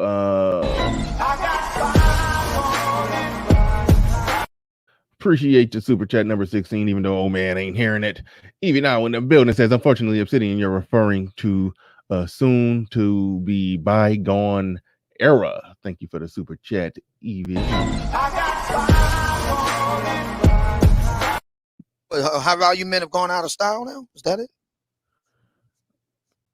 I don't know if that's what you mean. Go ahead and clarify what you mean in the chat. You don't got to super chat it. I'll try to catch it. Go ahead and clarify what you mean. I don't think that's what she meant, but I don't want to put words in her mouth or pull a curlin and be like, well, no, what she really trying to say is after. Uh-oh.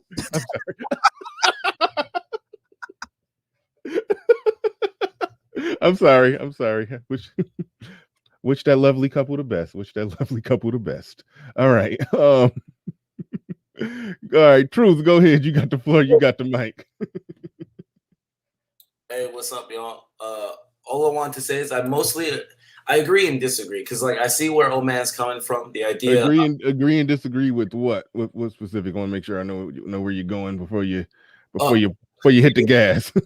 I was gonna say, the idea that like an intellectual woman can bring stimulating conversation, okay, and that not all women are women are definitely all hypergamous and they all have the same biological incentives, but they're differently cultured and mannered. And Also, you can train them differently. Like you can have certain expectations based off your own expertise when interacting with them. You can filter out a lost cause, right? And then you can select somebody that's probably more likely to be on your program. I think like a lot of what he's saying has the screening process implied, which is why people are like so incredulous. They're like, "Oh, that's impossible. I can never see it. He's delusional, or that's an old time that's gone." It's like, no, you can still have that shit today. It's just, is it the volume of select women has decreased definitely, and your filtration process has to get more sophisticated. But it's nothing he said is like so unrealistic. I'm surprised there's so much what backlash on it or disagreement. Yeah, yeah. So you disagree with what again? No, I agree. All right. So where's the part where you that's not good. I want to hear agree part. I want to hear the disagree part. See, that's what Silent talking about. You just want somebody to fight with, Obsidian. That's what Silent said. You want to sit across dinner with your woman and be able to argue with her about something. Anyway. Oh, that's a nice ascot you got on. What's so nice about it? All right. But yeah. But you know, it's interesting. There's a brother in the chat room. I want to get back to Evie. There's a brother in the chat room, Dr. Dre Day the Machine. He says, and you still can't find a chick from that circle that fits your 6-point criteria. Hey, I mean, I had a lady the other day who was a doctor said that she couldn't get with me because she wasn't smart enough.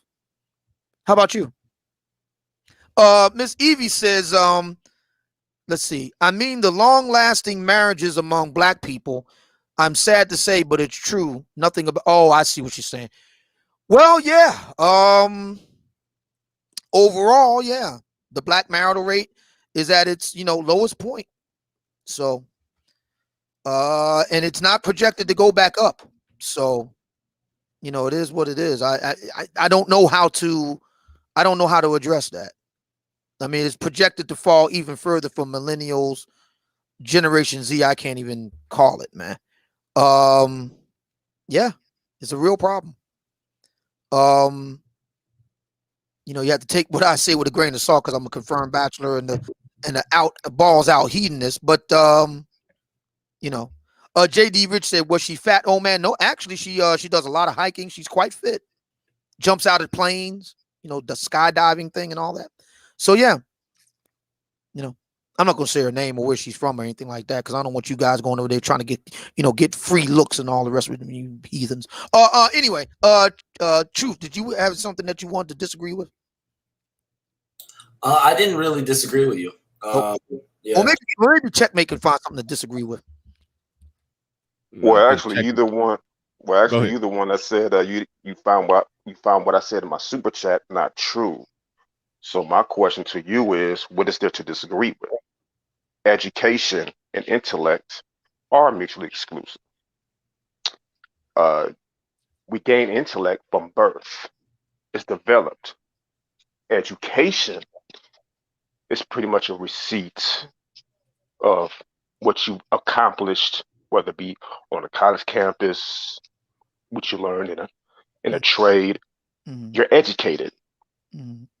So both are not the same. And I didn't say they were same. I never said that they were same. I know, but you said you disagree, so I'm trying to understand. They were mutually exclusive. I said that's not true. Okay. So high IQ and education is strongly correlated. Strongly, repeatedly. High IQ and education, that is to say, achieving higher levels of education are strongly correlated in our country. Charles Murray talks about this in Coming Apart, the college sorting machine. That's the name of the chapter. They're not mutually exclusive. They're strongly correlated. Okay, that's fair. That's fair. But I think there is a misconception that just because somebody has a degree or they accomplish, they got a master's or whatever, people are automatically assume that they're intelligent. I know some of the smartest people that I ever met never even went to college. And, my ex from years ago, that's all she does is read books, but she never got a college degree.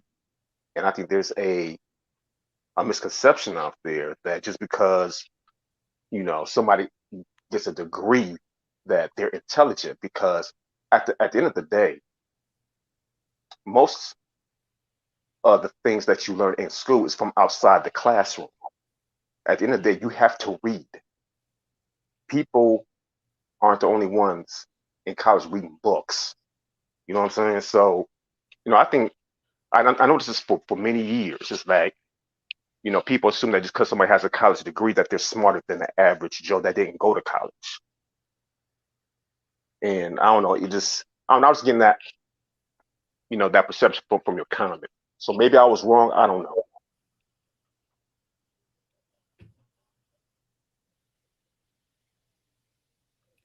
Okay, I'll break the silence. I'll just simply say this: as somebody who also does not have a bachelor's degree, I will simply make this simple point. I think it's true. I haven't even looked at any empirical data on this, but I think if you took the average IQ of the person who has a bachelor's degree and you took the average IQ of someone who just has a high school diploma, I tend to believe those that have bachelor's degrees will have higher IQs. However, everything is on a bell curve. There's fluctuations and exceptions to every rule. So there are some people who don't have bachelor's degrees who are intelligent than most of the people that have bachelor's degrees. And there are people that have bachelor's degrees who are dumber than most of the people who don't. So it's going to be fluctuations, but you can easily make an easy, very simple point that people who excel in higher education tend to have higher IQs on average. I mean, that's just What's up, reality. everybody? What up, Ed? Yeah, I mean, I don't have a college degree, but I completely 100% agree with what Obsidian's talking about. I think this is one of those things that, as Black people, Black men in particular, we got to stop getting hung up on stuff and Yes. stop. At the end of the day, the average, that is true. I know plenty of people, to the what the other brother was saying. I know plenty of people that will run circles around people that even have PhDs. Remember, the Black manosphere, because somebody mentioned it, Obsidian doesn't have a college degree. The Black manosphere attracted dudes dudes like Tommy Curry, dudes like Dr. T.S. Johnson. And I'm not trying to, gas somebody up, but in good part to not only BGS Igmore's learning this, what he has a degree, but also Obsidian's, rigorous focus on facts, the written word, and which is an ample part of things like the Negro Manosphere and stuff like that. So we all know that it gets, and anybody that would speak to the contrary on some arrogant shit, well, that says a lot about them. And as a Black person, you don't really have room to kind of hide behind stuff like that, because that shit'll show out in competition. At the end of the day, when it comes to rigorous competition, the truth is gonna be told if you just got a degree on some bullshit or whatever. And I agree with Obsidian, and we gotta stop getting hung up on that shit. We do. Okay. So see. Well, you and I are charter members of the little fella federation. So, I guess you're coming in. Okay. Yeah. Okay. We're the tag team, man. I mean, you're the buttermilk little Negro, and I'm the cinnamon toast crunch little Negro. Well, right is right. Well, what I'm saying is right is wrong is wrong. That I'm always, so I get that, but it's not. It is. I acknowledge what the other dude said, because there are people that act that way. I mean, and that's another thing. Are women, for example? Yes, I'll give you what you said about a lot of the high IQ women. Okay. But that's generally not what a lot of these dudes are coming across. What a lot of these dudes are coming across, women that use their degrees as a measure of rank. I'll give you a perfect example. Somebody like Erica. What I found is that, Kevin has. I got this, I got that. She just talks. Yeah. Kevin has this concept called the Eternal Seven, and I think that's a very useful concept. I've noticed that the sisters that tend to make a big deal out of their educations, they tend to be educational eternal, irregardless of their looks, or not irregardless, that's not a word, regardless as to their looks. They do the equivalent of what Kevin is talking about with the physical Eternal Seven. That is to say, these are sisters that are above average in intelligence and educational attainment. They're above average, but they're not like Princeton level. They're not Brown. They're not. Hell no. They just stayed in fucking school. Yeah, they just went to a decent school. So they went to a University of Washington, a Loyola Marymount. They went to, a big state school, a Penn State or something. I mean, it's okay, but it's not all that. And what they do is they try to present themselves as all that.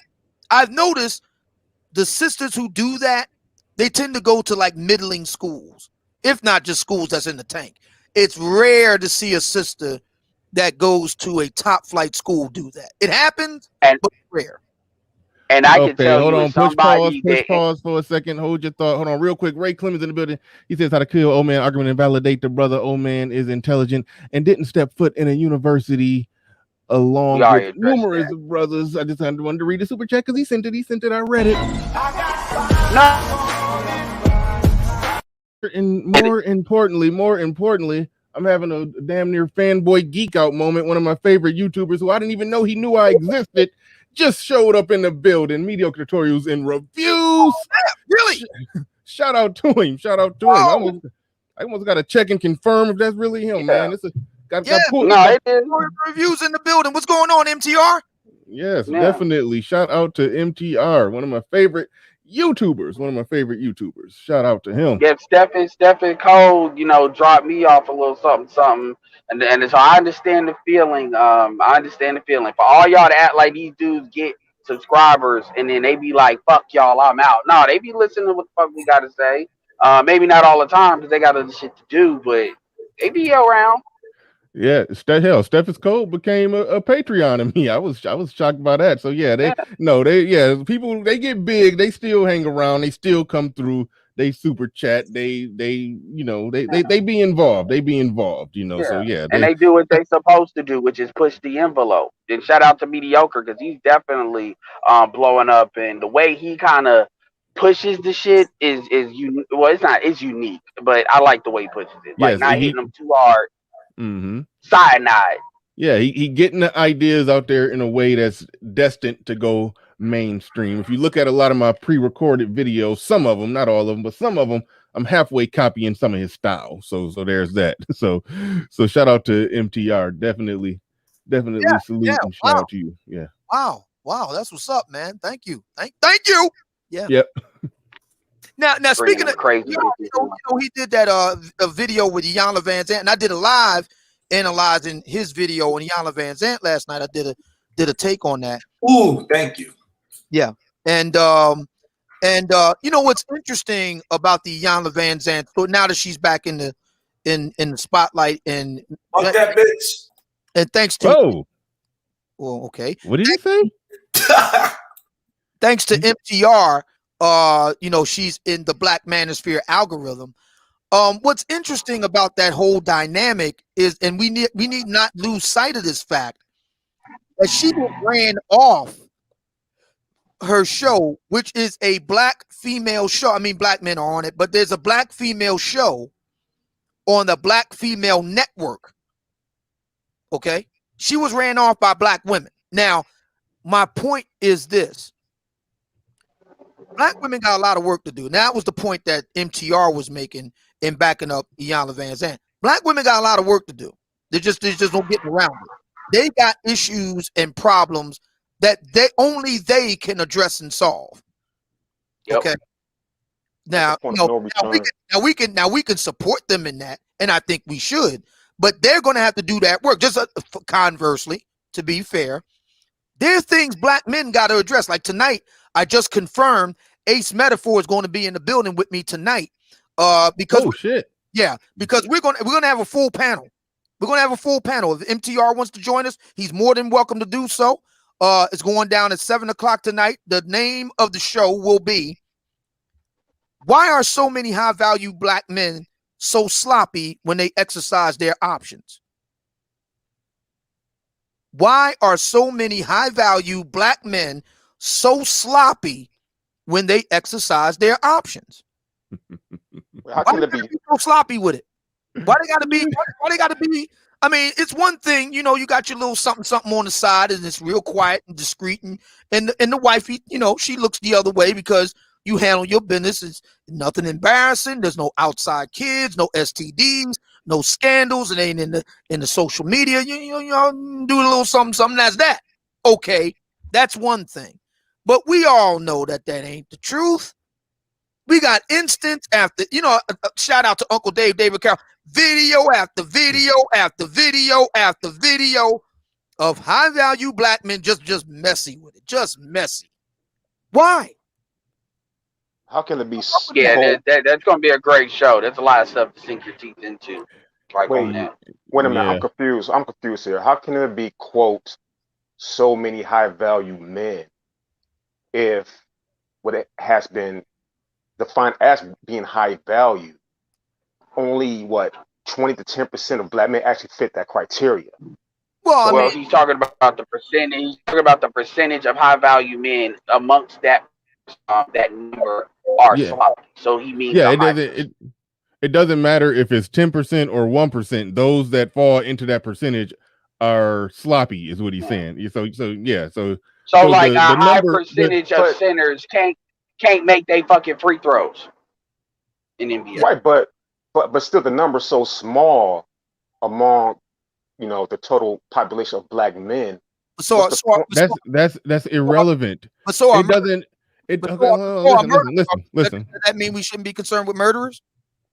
If it was nothing but 17 high value black men walking the earth and 13 of them were sloppy as hell with their cheating, then the question would still hold: why are such a high percentage of the high value black men so sloppy with their cheating? That still would be a good question.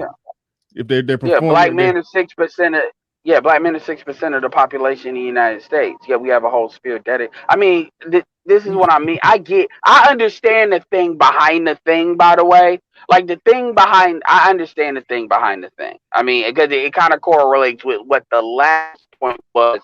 And this is like kind of like blue collar versus like white collar. That's what that's starting to be. And I get that because blue collar brothers, quite frankly, take a lot of sisters.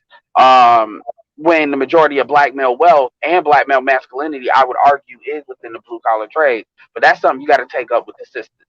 That has nothing to do with the question that was that Obsidian was talking about. All right, Rashid Griffin in the building. He says it's a very good documentary on HBO called "Eliminate the Brutes." I think everyone should watch it. I think I'm gonna check that out just off the name. Just to watch it, then have a real conversation, because it gives us a clear understanding how much the white man has a hold on the world. Well, damn. All right, I will eliminate the. Yeah, I will investigate it. Thank you for the $20 super chat. I do appreciate that. I want 150,000. But we can settle out of court right now for $20. Man, get your. Shout out to you for coming through the $20 super chat and dropping the information on there on that documentary. I appreciate it. I will go check it out. I do have HBO Max, so I can go and check that out. But yeah. Oh, completely off subject. Completely off subject, by the way. But thank you. Yeah, that's. I just bought that book. I just bought that book, Pursuit of Happiness, with by Bianca. I forget her last name, but it was about the book of black women going to Jamaica and basically. Yep. Yeah. I read kind of like the the thing behind it, and then talk about with the American patriarchy and black women trying to find love and intersexualism, they go to the islands of Jamaica to get emotional stability from Jamaican men, and how that creates transnationalism. Blah. Are you sure it's just emotional stability, or I mean, I don't know if it's emotional stability. I think it's more like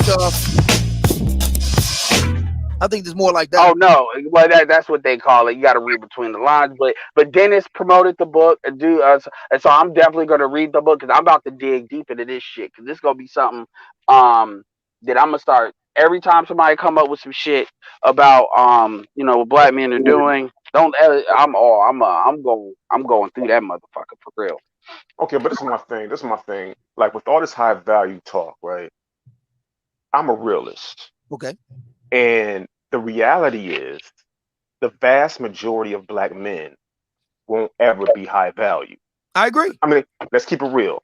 I agree. Vast majority of black men is going to be working 9 to 5 jobs. That's correct. So, I so agree. what's the point? Welcome to America. Okay, so what's the point? I mean, what is the goal here with all this high value talk? Is this really just for entertainment purposes? No. Or, I mean, where are we getting at with all this high value talk about a small population of men that most black men would never fit the criteria of being? Okay, so the now you're asking me to essentially speak for Kevin, so I can't speak for him. That's a question that's better suited for him. So I would direct you to ask that question to him. All I'm doing is. Oh, wait a minute. Whoa. Obsidian, every day you talk about Kevin. you talk about what he talks about. I do. You defend what he says. So I think at least you can give me at least one answer as to why. What's the point of all this high value talk? Yeah, in most instances, I do defend what he says. Not everything, but in most instances, I do defend what he says.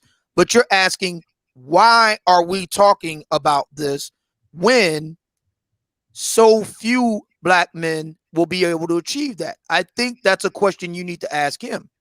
See, I don't have. See, to me, that's not a question. If you want to tell me, hold on. If you want to tell me that very few black men will achieve that, I won't disagree. If you want to tell me the vast majority of black men will never be that, I won't disagree. I just, to me, we talk about rarefied people all the time. Black people love celebrities. Everybody ain't a celebrity. Everybody ain't a movie star. Everybody don't play in the NBA. Everybody don't play in the NFL. fact, there's more high value men than celebrities. Yeah. So I don't see why we don't talk about high value men. We talk about rarefied people all the time. Every black woman certainly ain't an IG thotty, that's for sure. But we talk about that. I'm not saying you weren't gonna answer it, but fuck it, I'll throw it in there. There's a couple of reasons. Number one, and I'm gonna be quick. Number one, that's because that's what black women want, and they prove that every time he calls in. Number two, those are his clients that he serves. So that's what the business that he is in outside of YouTube, a corporate image consultant. And number three, Kevin, and this is things that Kevin has said, by the way. Hold on. Number three, Kevin talks about how he cares about the collective image of black people, in particular black men. And his mentality and this is my opinion, is that if you raise the bar high, people are going to follow it. Now, are people going to achieve the status of what high value men, as he calls it? Maybe not. But are people going to raise the bar higher and popularize raising the bar? That's something that could happen. And that's definitely something he probably would want to happen. And, yeah, as far as a purpose. And he stated those things. That's the answer. But really, your issue, the first thing comes back to that's what black women want. So really, that's a question you need to be asking black women more than asking Kevin, because black women are not going to stop wanting it just because Kevin stops talking about it. If the manosphere as a total stop talking about high value men and stop using the term and only use the two blue collar black men, that's not going to change what black women want. I agree. And here's the other thing, to go to your point, checkmate, because it is interesting. I am going to talk about the rest of the brothers tonight too. It's not just going to be high value black men. I want to talk about the rest of the brothers who, as you rightly point out, are not likely never to be high value men. I'm not going to let you know exactly what I'm going to say right now, but I am going to address that tonight, 7 p.m. EDT. You know where it is, over on my channel here on YouTube, the Media Network too. It all goes down. Looking forward to a nice panel. We got some brothers coming in. Ace Metaphor is slated to appear, and we got Adrian Carter. He's going to be there. D. Durrell. We're going to have some other brothers come on in, because we need to have this conversation. While we're having the conversation, high value men don't cheat. They exercise options. Fair enough. Fair enough. So how come high value brothers got to be so sloppy with it when they exercise their options? Why can't they do it nice, clean, and discreet? Why is that? I got a question. Hold on, hold your thought on that question. Perfect Blackness in the building says, checkmate, because most black women want high value men, as Ed just said. They call into his show nightly to express it. That's why. Yeah, basically the idea, the notion, and the concept and everything that Kevin Samuels was pushing on his show, it went viral. It went viral because, yes, it was entertaining, it was informative, and it was some good conversations being had. And I've always said, And I don't know if Kevin Samuels like when I describe his shows this way, but that's just my perception of it. That yes, the high value man is the carrot that's dangled to bring them in, and then once they come in, they sit down and have a real talk conversation about relationships that quite often don't have that much to do with a high value man, other than just to say that you're a regular chick that don't qualify for that. So let's just have a real conversation about where you went wrong, where you can go right, what you do qualify for. Let's just have a real talk conversation. So I don't get hung up on the high value aspect of it. I think good conversations about Black relationships are being had on there. The high value is just the carrot. To go back to what I said to Obsidian earlier, how if most men really just want a relationship, but every male dating coach for men sells the shiny object of a Playboy lifestyle, but then when they get one-on-one with their paying client, they're talking to them about how to get one girl and be in a relationship. I think that's what's really going on. So the Playboy lifestyle is the shiny object for men who looking for dating advice.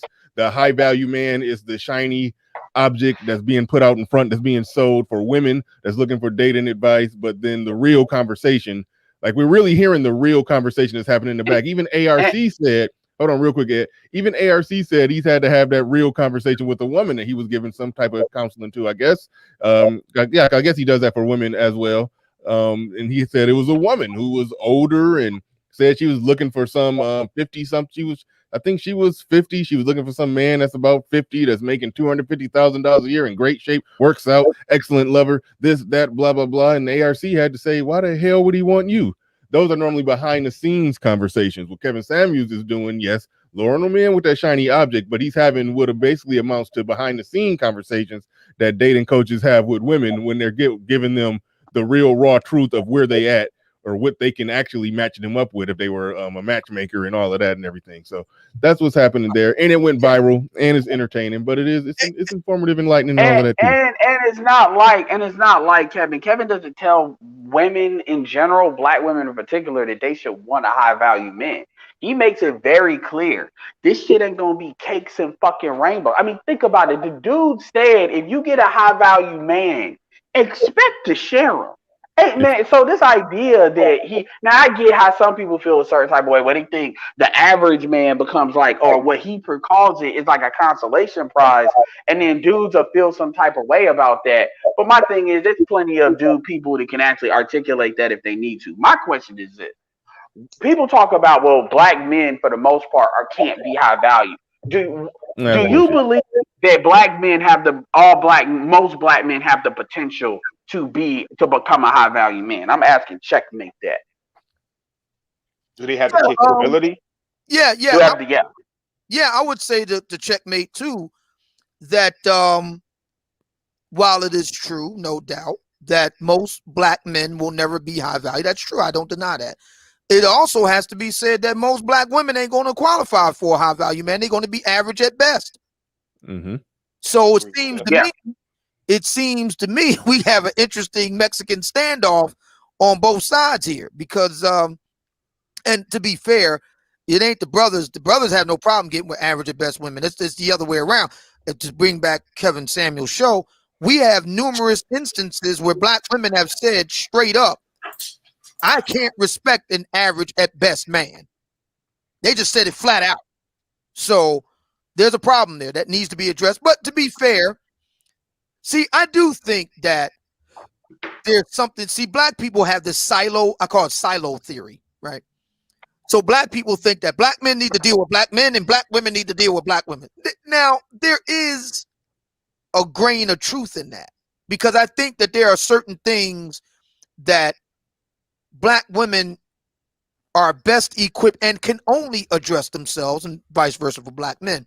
And I think this is one of those issues. I think Kevin has done an excellent job of bringing it up to the surface, but I think Black women are going to have to carry this over the finish line. I don't think Black men breed Kevin can really, I mean, he can make a lot of headway, but I think Black women are going to, at some point, going to have to take this on about, they're being so delusional. They're being so vastly overestimating their sexual marketplace value. at some point, black women, black men do this for each other. Black men will, hurry up and tell you, you gunning out of your league, you need to stay in your lane. Black men don't do that for each other. If anything, they ramp up the delusional state. At some point, black women are going to have to take the reins from Kevin on this and take it from there, because black men is limited. We're limited in what we can do in that regard. And I think I agree. Go ahead, my man. Real quick. Well, Quick. sexual darwinism's gonna take over. Let me get to some super chats. Well, shout out to Perfect Blackness. Appreciate that. NYC Songman in the building says salute Bernard Rally Panel Maz and chats. You don't have to be the total high value man package in order to change up your life by adopting some high value man principles. Hashtag bad boomer. I agree with that 100%. Everybody may not meet the whatever criteria he laid out, but if you're a man, you're getting up every day, working hard, being better today than what you were yesterday, and trying to progressively improve and get better. Even if so yeah, do that. Be all you could be. You know the slogans. But all right, shout out to you. Thank you for the $10 super chat. Appreciate that for the $10. What do we get for $10? Everything you want. Everything. Thank you for the $10 super chat. Good man in the building. He says, speaking of books, documentaries, and BFF has Obsidian heard of Talia Hibbert. She's a black British author who writes romance novels about strictly black women and white men. That's up his alley. I don't know what that got to do with anything. It is. I'm not. Okay. All right. Look, there is a genre of romance, erotica, or whatever that focuses on black women and white men. I've never heard of Hibbert. I just looked her up. She's a Brit. So the British racial dynamic is a lot different than the American one. First of all, it's a smaller country. There are a lot fewer black Brits. It's different than it is here in the United States. I think the swirling, lit that goes on here in the United States is a different animal than what's going on over there. So I really don't have no problem with Hibbert and what she does, because it's a different racial dynamic. Over here, you got this swirling dynamic where black women want to get with white men that if you were to switch them into a black body, they wouldn't be caught dead with. That's what I'm interested in, because I'm interested in just the sheer fuckery of it and the hypocrisy of it. Yeah, and I agree with that. Mike Shinnery in the building says black men need to set the standard, not conform to what the women demand. I agree with that statement. Hold on a second. Where did he get that from? I believe from the high value talk. I believe that Mike Shinnery is of the belief that because high value man has went viral, there's a lot of guys going crazy. I gotta be high value to get a girl. Okay. I think that's what those are followers, and I would love to talk to somebody to actually. I think that shit's a myth. Yeah, what you hear is the opposite. It's motherfuckers bitching and crying. As David Carroll said, a black man has sucked the oxygen out of the fucking room, and niggas feel a certain type of way. But go ahead. Go ahead. No, because I had that question I wanted to ask Checkmate real quick, because I gotta hop off. So I wanted to get that answer. Well, I'd like to jump in. Go ahead, brother. Go ahead. I'll let y'all all get it out, then I'll speak. Go ahead. Yeah, you're gonna. Ed was trying to get that question in before you came up. So go ahead, Ed. And you got next, Silent. Yeah, the question is just: do you believe that most black men have the capability or potential to become a high value man? Now, I don't define high value man exactly how Kevin does. Let's just talk about making over $10,000 a month and keep it and be consistent and keep it there. All the other shit we can leave out. I'm not saying that's not valid, but I'm just saying for the sake of this conversation. The majority. Yes, the potential. No. Why? I think IQ. What? I still think for the most part, black men are raised to be blue collar. We're I think our upbringing. Just historically, we're just more inclined to be, work at blue collar jobs, $60,000, $70,000 a year. I mean, stuff like that. But I think the minority really has that capability of actually becoming high value. Okay, let me jump in on this one. The majority can't be high value. If most was high value, if everybody was high value, nobody would be high value. It's sort of like in the Incredibles when you said if you give everybody powers, Well, nobody. the reason why I'm saying no. The reason why I'm that's why I defined it as making $10,000 a month, and I didn't add all that up because there's a class element to I it. don't think it's Then you possible have hold on. I don't think an American economy cannot produce a 100% class of men that I'm can get talking about 100,000. black. Yes, I'm talking about black men, and black men are 6% of the population.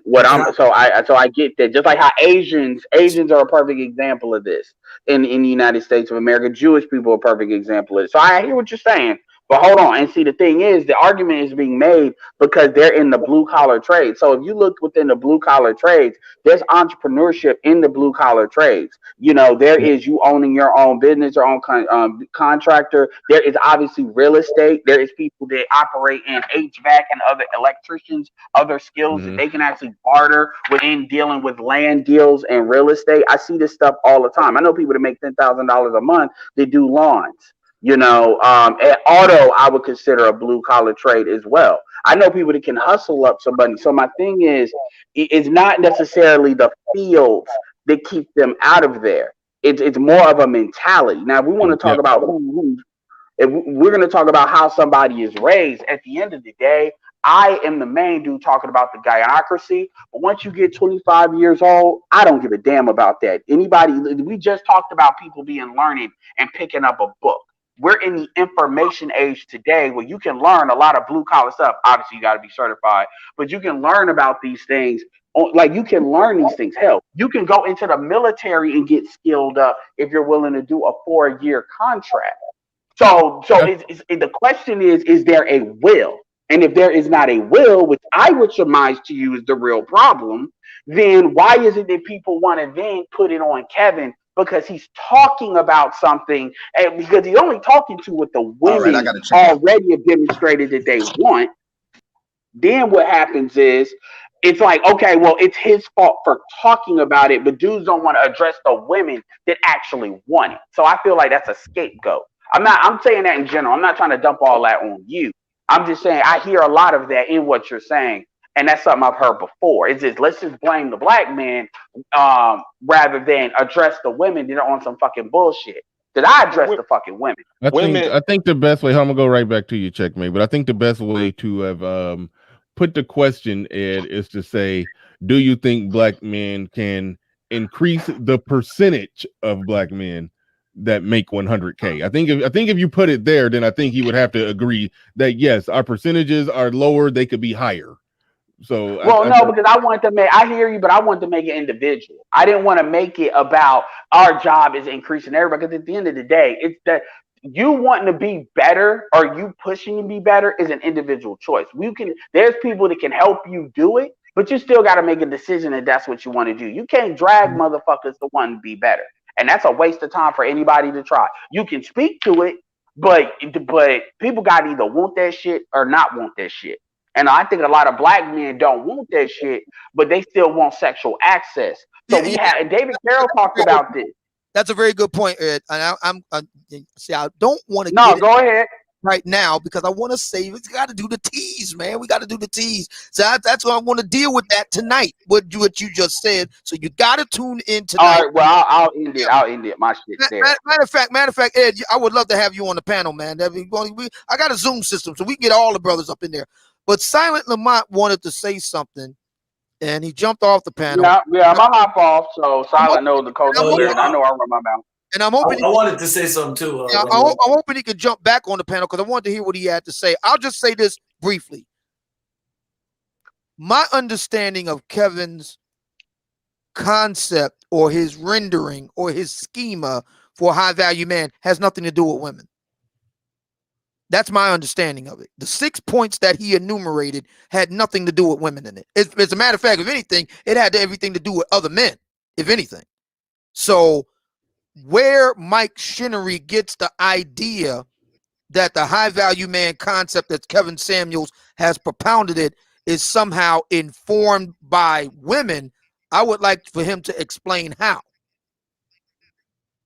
That's all I was right, because when Kevin Samuels does lay out his definition of what a high value man is, No, I don't think that's informed by women. it has nothing to do with women when he lay it out. Here goes Mike. Okay, Mike Shinnery. I don't. Okay, I'll just go ahead and read the super chat. Thank you for the super chat. Appreciate that. He says, "Yeah, talking about high value man. Meanwhile, Pookie and Ray banging them out. Like, what does that have to do with anything? This isn't what must we do to get sexual access conversation. I don't have a problem with sexual access. Like, what are you talking about? You know what this is? Before we get too far off, I want to. You know what this is? This is an instance of issues from the Negro end. That's yeah. I mean, I know the thing behind the thing. I can hear it when they say it or speak it or write it. Like that, I get blown away by that, by like all the stuff that me and Obsidian talked about today. I mean, I think we had an interesting conversation that got a little in depth on some ideas, went in depth on some ideas and some concepts. But only thing he's hearing, like this wasn't a conversation about how to get the pussy. This wasn't a how do I get the pussy wet conversation. How do I get sexual access? When you're talking to black men, it's always about that. It's just a matter of if it's going to bubble up or not. Like he's literally trying to give it, just do better because it's what you want, but not what they want. No, that's like damn. Like what the hell? Where did this come from? Women always want a high value man. This is nothing new. I called it issues from the Negro end. See, when we're talking about A, and shout out to Mike. We're talking about G. That's something that's within him, because you can't rationally explain it. We are talking about A. You are talking about G. We are not talking about G. G is in you. That's what that is. When I was single, I did my fair share of banging them out too. I mean, pussy is pussy, and people can get pussy. Like, I don't see what that. Okay, I'm not even going to address that no more. Like, all right. Can I say something? Oh yeah, go ahead. But thank you for that super chat, Mike Henry. Hold on, real quick, because I got a lot of stuff. I got a lot on the board here. My man, Mr. C, who I don't even know who you are, but you came through and dropped. Whoa, Obsidian, that background noise killing me. Got to mute you up, Obsidian. Mr. C came through the building with a $50 super chat. I think this is my first time seeing you in here and you're dropping 50 on me. I'm scared to give you a wrench but you might be crazy. I need to see some more posts, but I'm gonna go ahead and give you we're gonna lease out a wrench. Hopefully you don't turn out to be crazy and do crazy stuff with your wrench. But shout out to you. Appreciate the $50 super chat. $50. So that makes you rich? It's a start. Damn. Shout out to you. Yeah, don't shoot up the chat. Thank you for the $50. And my man Ladarius Munford, he says, I can't wait for the show tonight. I can't either. That's gonna be an interesting one. That is gonna be an interesting one.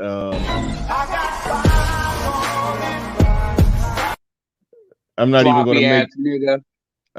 going to make no predictions on what's going to happen and where that conversation will be taken. Hey Bernard, here go Obsidian.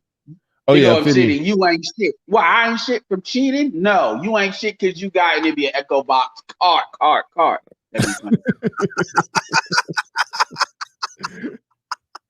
Yeah, I think it was a glitch with the StreamYard system. Anyway, I hope Silent Lamont can come back up here and join us, because I really did want to hear what he had to say and give him the floor. So hopefully he'll be able to come back. But no, Mike Chinnery back in, and he said, never heard men in conversation describe other men as high value, because the whole term and concept of high value is a new term and concept that we're recently using. So of course you never heard it. I never heard it being talked about in conversations until it went viral. It went viral. Wait a minute. Hold it. Yo, can I go? Hold on. Can I go? Hold on. Where have women? Listen, we've been hearing black women talk for a long time. Where have you heard black women talking about high value men? I can't talk. Where? I got you in a second, Truth. Where have you heard black women say that? See, this is what I'm talking about. This is issues from the Negro end. You know what? He derailed in the conversation more than Sister George be coming in here doing at this point. And for that reason, you're gonna have to start dropping 50 to keep derailing. You know what? No. Moderators, go and send him on his way. Go and get him on out of here.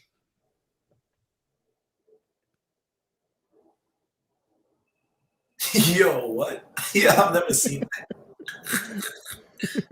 Get him on out of here. That's the getting somebody out.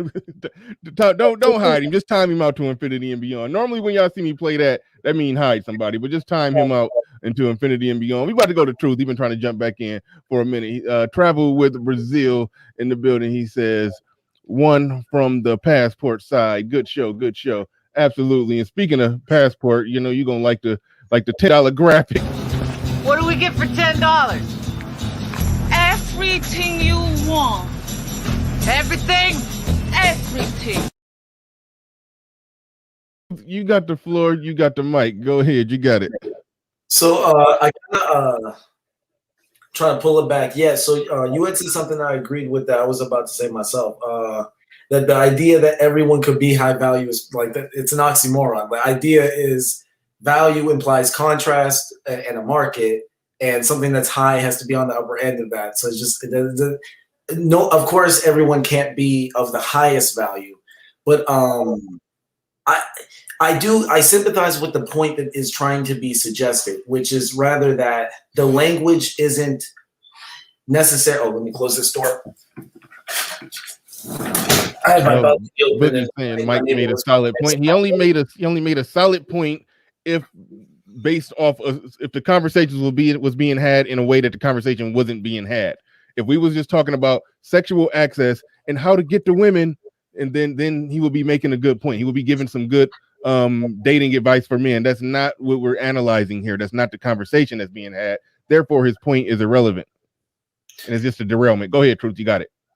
Yeah. So I think I sympathize with the concept that's behind that I think is being communicated not necessarily in the best way. I think like what's trying to be suggested is the idea that the high value man is too restrictive so that all other men are just simply average.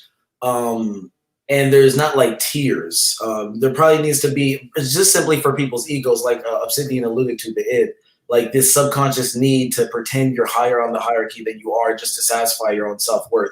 I think that's the origin of a lot of it. But at the same time, I like that. Hold on, real quick. You made a good point, and I said that when the high value thing first started. I said women were going to use it to gaslight men. Well, you ain't high value anyway, and men were going to use it to basically virtue signal. I'm high value. Look at me. I'm over here. I'm doing this. I'm doing that. I'm high value. And yeah, I called that from the start. That's why I never used the term when it first started happening. It had to go extremely viral to where it was like, all right, I got to do content on it for views. But even then, it was just analyzing the concepts. But I agree with you 100% that it is turning into it can turn into a virtue signal fest. But even when you make it broad and you make it select and non-select, people lost their mind as well. Go ahead. That's true. But hold on, I want to interrupt you. Go ahead. Facts.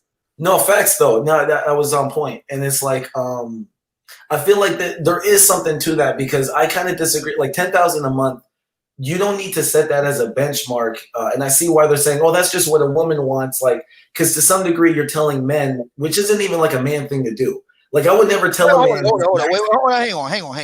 Let me hold on, please. Let me finish this sentence. I would never tell a man who's like maxed out, doing everything he can. Hold on, real fast. Oh, please. Let him finish. Let him finish. He's been patient. Let him finish. Go ahead. I would never tell a man who's maxed out, like at his full, trying his best, and like clearly there's no real room for improvement. He's just maxed out, who can't make 10K. Like, I don't know anything other than a congratulations. So it's, I guess it's like you're not supposed to be shaming people. Like, you don't hear the great shaming people who are lesser than them. Like, oh, you're not as good as me. Like, that's uncomfortable. You're not supposed to be in that space. Nobody's doing that. Exactly. To your point, a construction worker putting in 60 to 65 hours a week, he's working hard, he's maxed out, and he's probably topping out at 80K. If you watch Kevin Samuels' show, he tells women all the time, why do you need a high value man? There are men like that. They working for UPS. They the goddamn construction worker. They drive fork trucks. They do that. Those are working men that you qualify for. Those are the men you should be with. That's why I said it could turn into a gaslighting thing, a virtue signaling thing. We're up here, you're down there. It could turn into all of that. Who said? It's the 10K a Yeah, month. because that's the same thing. it's Hold on, some that's people. the same thing It's with some women people. that have degrees, but they have a high amount of student loan debt, so they have no wealth. That's just like black women. Only like about 10% of black women even have a college education or even go to college like that. So all that stuff is always in the background. My biggest question is this. Why is it, because I've heard this in multiple different angles now. Why is it that black men, see, look, I'm going to say this. I'm just going to fucking say it. I am 5'5", and I am light skinned. In today's era, I hear shit from women all the time. I've been even not never black women never said this, but even non-black women used to be like, "Oh, you're not black enough," or "Black women, you look like you date white women," or whatever bullshit. My thing is, I don't understand why black men. I'm not talking about you, the dude the truth. I'm not talking about truth. I'm saying, why is it that black men have this need to like be validated by other men? We're not even talking about women. We're talking about other men, because that's what truth you're kind of speaking for. At the end of the day, a man's supposed to get his manhood from who he is and what he's accomplished. This comparing and contrasting bullshit, black men need to stop. We took a detour off of the highway of rationality into the morass of subconscious it just straight raw emotion, feeling and subconsciousness. I'm trying to understand what happened. Yeah, I want to say, like what Edward was just saying. Like, I know when you don't have a father, a lot of men don't have fathers, so you need that reassurance. You know what I'm saying? Like, so you want to get that male validation from like other men. That plays a big part. Oh, okay. You know what I'm saying? Yeah. Do you realize that if you're 6 foot, you're automatically in the top 14%, even if you don't do shit and make no money? And there's value in that with women. But you'll have motherfuckers that you'll have dudes that they are being taller, or they'll have these genetic gifts, and it is what it is, and they'll be moping the fuck around. All right, Obsidian, explain how you say we went past the point of the id to some emotional or irrational. I forgot how you worded it, but explain what you're talking about. We're trying to wade through an emotional quicksand here, of subconscious stuff here. What happened? Explain. Make the case that's being done. Because it all got started with Mike Shinnery attempting to make the argument that the high value man concept was somehow either concocted by or is in service to black women. I'm telling you where it came from. It had nothing to do with black women in its conception. It had nothing to do with black women in its formulation, in its constitution. Black women have nothing to do with it. We are talking about my show coming up tonight, and that doesn't even have to do with black women. It has to do with black men. High value black men. Why do you have to be so fucking sloppy when you exercise your options? Yes, that's why I timed him out. I timed him out because we was having a different conversation, and he kept super chatting derailments and trying to make it seem like we were talking about sexual access, and that we wasn't. And I hate when people do that and try to make it seem like that's what the conversation is about. But we wasn't. But anyway, now with regard to Checkpoint's point that the majority of black men will not be high value. Yes, that's true. We are going to address that tonight as well. If you are not a high value man, why are you cheating? You have no options to exercise. Yeah, some people. There's some men who are not high value that do get that. I'm not okay.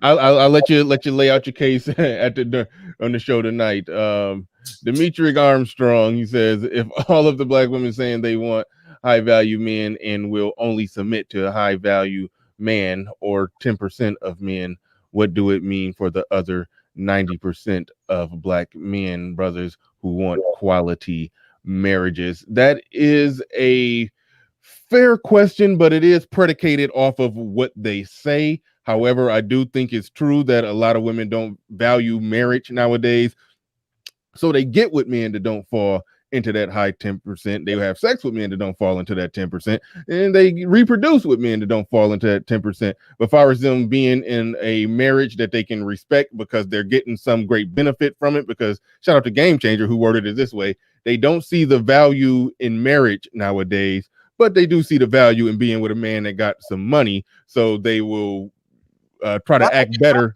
Anything new though? In the history they will try to act better. Well, no, because I do believe in 1950 they did see the value in a marriage, and they were with a man who made enough money to keep the lights on and keep food on the table. How do we know that? Because they were married at a 90% rate. But that doesn't mean intent. That means outcome, but that doesn't mean intent. Where is the intent on the part of women, black women circa 1950, that they got married because they saw the intrinsic value in marriage and not because they saw the benefits of it living in 1950 as a black woman? Show me the evidence. Well, I mean, to be fair, it's like a totally different world now. And they got a lot of different narratives going on. So they're really being infected by a bunch of toxic feminism. Women getting married at a high rate is evidence that they see value in marriage, would it not be? No, that just says that in this case, black women in a particular point in time got married at a very high number. We don't know why they got married at a very high number. It was mostly because of a lack of independence. Here's what's weird. There was value in a man who can provide roof over head, running water, electricity, food on the table. But wouldn't that here's what's interesting about our society, though. Jordan Peterson was even doing an interview about, and this was mentioned. To this day, it doesn't matter. Women, if they're making it, like, we know this, they don't date down. So we could say, oh, back in the day, they were dating men with money because they literally couldn't work. But even when they can work now, they still want a man who makes more money than them. They do not want to be the provider. Yeah, what's wrong with that?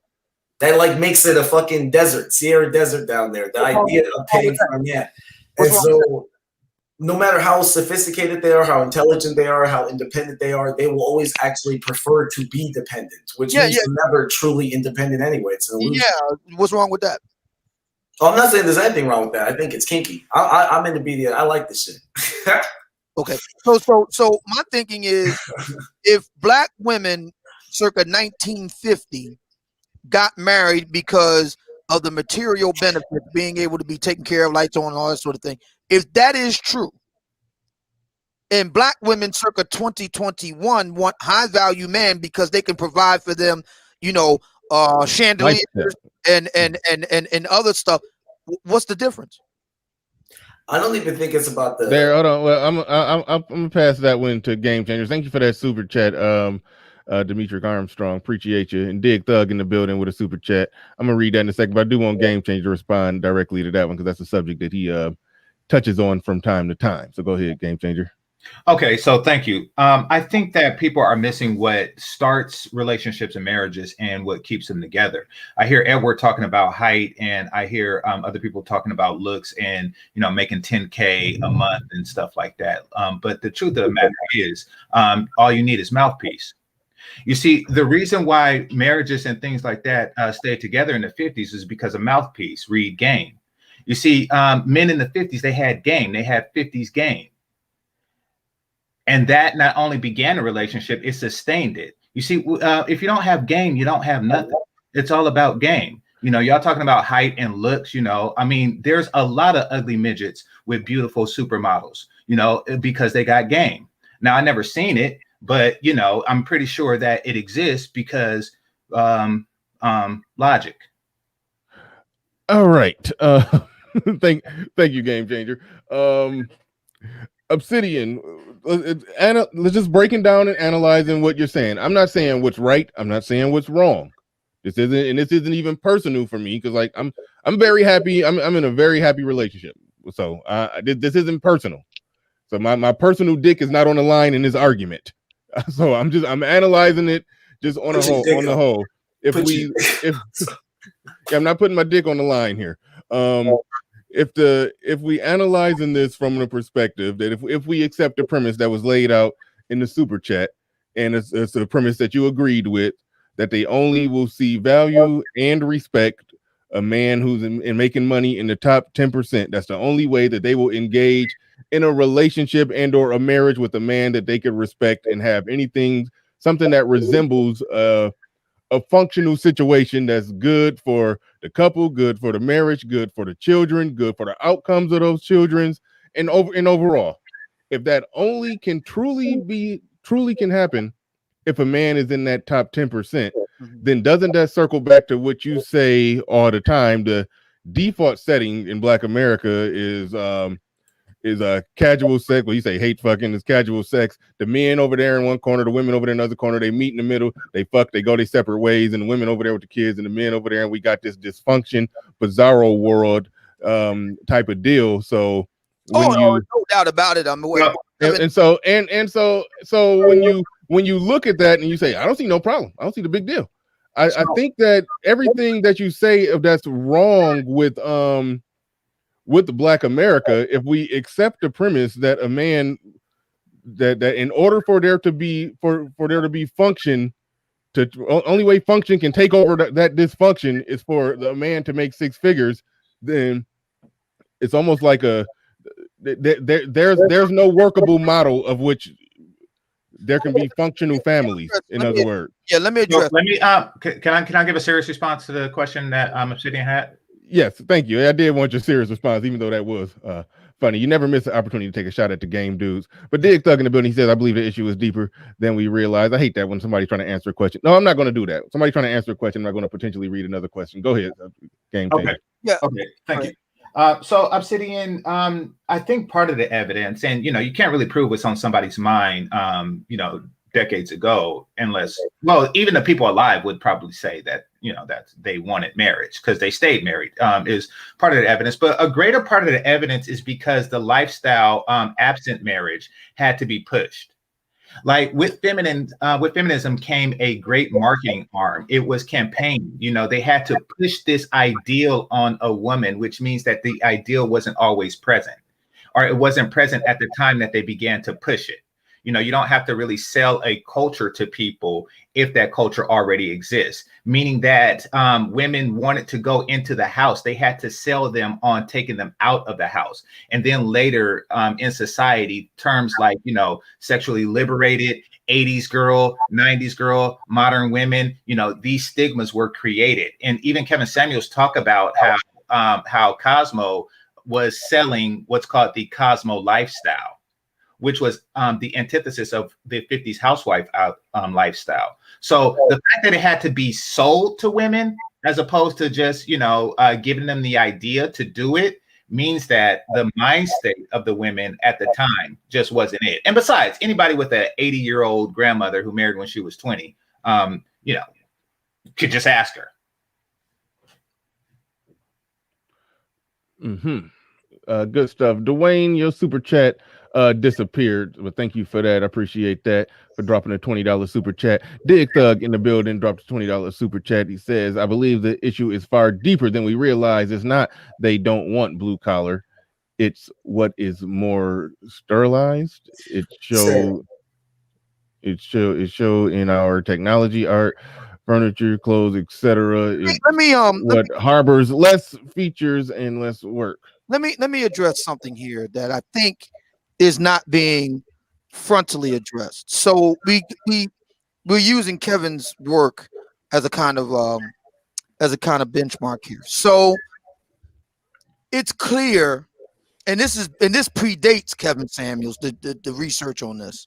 I cite Eden and Cephalus, for example, and other top flight researchers who they report that their research shows that American women, in this case Black, have made the calculation that it's better to go it alone than to get with an average guy, or to be brutally frank, below average guy, because what potential benefits they could get from that, average at best guy is kind of canceled out by the downsides of being with him. Ace Metaphor recently talked about this, and he makes some good points. I can't deny that he makes some good points. If you're a guy, I refuted a lot of. Well, wait, go ahead. Yeah, if you're a guy that's, let's say for sake of argument, if you're a guy that's bringing in $40,000 a year, right? The woman that you're with has to pay half the bills in order for you to survive. And you proved that wasn't true when you showed what it costs the cost of living in Philly and what it takes to live in Philly. You proved on your show that a guy can live off $40,000 a year in Philly. Yes, but in order to have a couple living, we're not even talking children. In order to have a couple living a middle class lifestyle that we all expect, in this case, black women, it's not possible to do that if the man is making 40 grand. Say that again. My fault. I was reading a. If we're using Philadelphia, okay. If we're using Philadelphia, my hometown, and you expect to have a relationship, a living relationship with a woman, you're married, whatever, and you expect to live in solidly middle to upper middle class areas in the city, you cannot do that on 40 grand. Why do you have to live in an upper middle class area? I said middle to upper middle class. You won't be in the middle. You'll be in the upper lower. Pardon? You would be in the upper lower. I was gonna say, I think. Hold on. Let's go down. Let's go down the rabbit hole. So you're not going to be upper middle. And a lot of black women have made the cock. And again, this isn't my opinion. This is respected researchers. Okay, so they've made the calculation that they'll rather live off their 30. They'll rather live off their 30 by themselves than put their 30 with it. Hold on. Let me lay it out. Everybody, they've made the calculation. They'd rather live off their 30 by themselves than to be with a man who makes 40 and combine that and have 70 and have a family living what essentially amounts to be a normal middle class lifestyle. Yes. They would rather be with lower taxes. Because and this is where I mentioned Ace Metaphor, he's right. For a lot of women, it's not just the money, it's the attitude. Their attitude? No, the guy's attitude. It's the attitude. I think one of the main problems in the hold on, we got you gotta let Obsidian is going down a rabbit hole, real deep down a rabbit hole. So go ahead, let's let him. It's the attitude. It's things like cheating. It's the other things that don't show up on the ledger. The woman's cheating or the man's cheating? The man's cheating. Because we know it's like a difference of 24% and 21%. Okay. Matter of fact, I just read a new updated study from the Institute of Family Studies, and it shows that men, they just did an updated on this. Men still cheating at a wide margin from women. How wide? Very.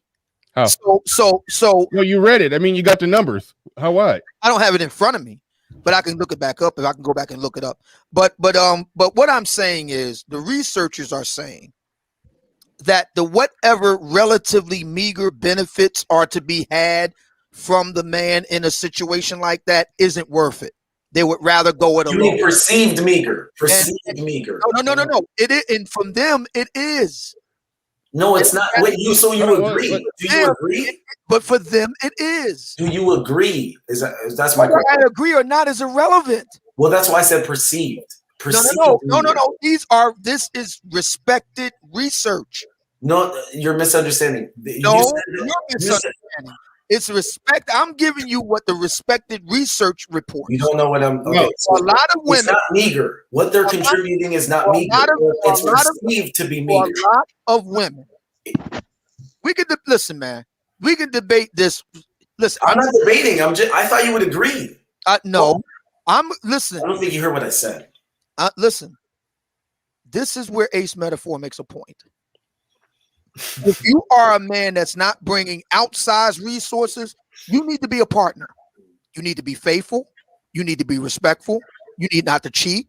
You need to help out around the house with housework. What? That's what you need to do.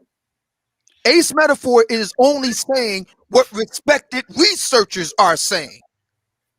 You haven't even given us the study and you don't remember it. Look, just I can cite you. I can cite you one right off the rip. Promises I can keep. Can I just? All right, let me. Okay, I'm going to go this route with it. Okay, so the notion is that average earning guys are just coming home, flopping on the couch, not doing nothing. They trying to boss the woman around. They basically just being tyrants. Like they just so that's your argument. Okay, no, but you're saying you're trying to say that they're engaging in some extreme amount of immoral behavior that their money doesn't permit them to do. How many times does cheating need to be in order to be extreme? How many times? Okay, but the amount of cheating that happens, all the data that I've seen between men, women don't have grounds nowadays to say that, hey, these guys are cheating so much, when we can look at the data and say it's either they're cheating very close to the same amount, if not more, because they get away with it more, and that's in their. Well, just looking at the data, men cheat more. Obsidian. So what women will tell you that they cheat better than men. They'll tell you themselves. So what I would say to that is, this is what's happening here. Let me just go ahead and call it. This is what's happening here. Women's irrational whims today, and juxtaposed with what Kevin Samuels is saying about the high value man, that a relationship only makes sense to them if a man is making a certain amount of money, and so those men that are not making that certain type of money, they just gotta, just accept that you're losers, or just be Mr. Mom, or just do this or do that, because this is what the women want. It's almost like their irrational logic that they're going with, where it's almost like Obsidian has no problem with a 80-20 rule or a 90-10 rule or any of those rules, as long as it's concocted in a way to where you could put yourself in the 10 or the 20 because you make enough money. So now you're hold on. So now you're accepting all of their BS arguments. You're accepting all of their BS. I didn't accept anything. It sounds like I didn't say. Okay, all right. Can I go next? Please let me go. Let me just say this. It sounds like you're being more sympathetic. Oh, it does not. Okay. I'm telling you, Obsidian. I'm telling you what I'm just going to tell you what it sounds like to me. Let me say it and then you can talk. Okay. Let me say it and then you can talk. It sounds like you're being more sympathetic to their irrational arguments, because their irrational arguments puts you in a place now where you can say, I'm that guy at the top. So you okay with the 80-20 rule as long as you're in the 20. But when they were making arguments that was height, jawline, six-pack, bedroom, Kiki, and Ray, you pushed back against that with everything you had and called out their illogical BS at every single turn. But now that high value is the thing. Oh, everything they're saying is good because I'm up here. Okay. That's what's happening. All right. That's what's happening. So I wasn't even going. So now you're accusing. Now you're making a judgment about me and my motivations for saying what I said. Yes, I was psychoanalyzing. Yes. Okay. So let me go ahead and get to that. I only have a problem with black women's actions when they complain about the outcomes. See, I only have a problem with black women's actions when they complain about the outcomes of it. See, black women want to make a particular action, then get an outcome, then they want to blame all black men for it. That's what I have a problem with. They're very pinpoint precise about the black men they want to fuck with, but then all of a sudden they want to blame everybody when the outcome don't go the way that they want. That's what my problem is. Okay? From day one. So I gotta go. Please, I got it. So there's a few things. One, just in the beginning, I was trying to say that, and that's why I assumed you would agree with me. Maybe I mispronounced or misspoke, and you misunderstood what I was trying to say. That you were quoting the study, calling what the male's contribution to that relationship would be meager. And I was saying it's perceived to be meager. It's not actually meager. If you evaluate it, it's not meager at all. It's perceived to be meager. And I thought you would agree with that, because my main point was going to be that the real heart of this issue, in my opinion, is that there is a lack of financial literacy in the black community. You can talk about it in other communities, but we're not talking about them. As far as the black community is concerned, there's a rampant amount of financial illiteracy. And as a consequence of this, women have coping, and most people, men and women, have weird coping mechanisms to compensate for their lack of knowledge. So, for example, they look for status symbols. When anyone who's wealthy knows that wealthy people truthfully actually don't wear status symbols and dress in status symbols and own status symbols. Rather, they're usually consolidating their wealth and minimizing their expenses because they have big goals and they're trying to expedite the process of growth.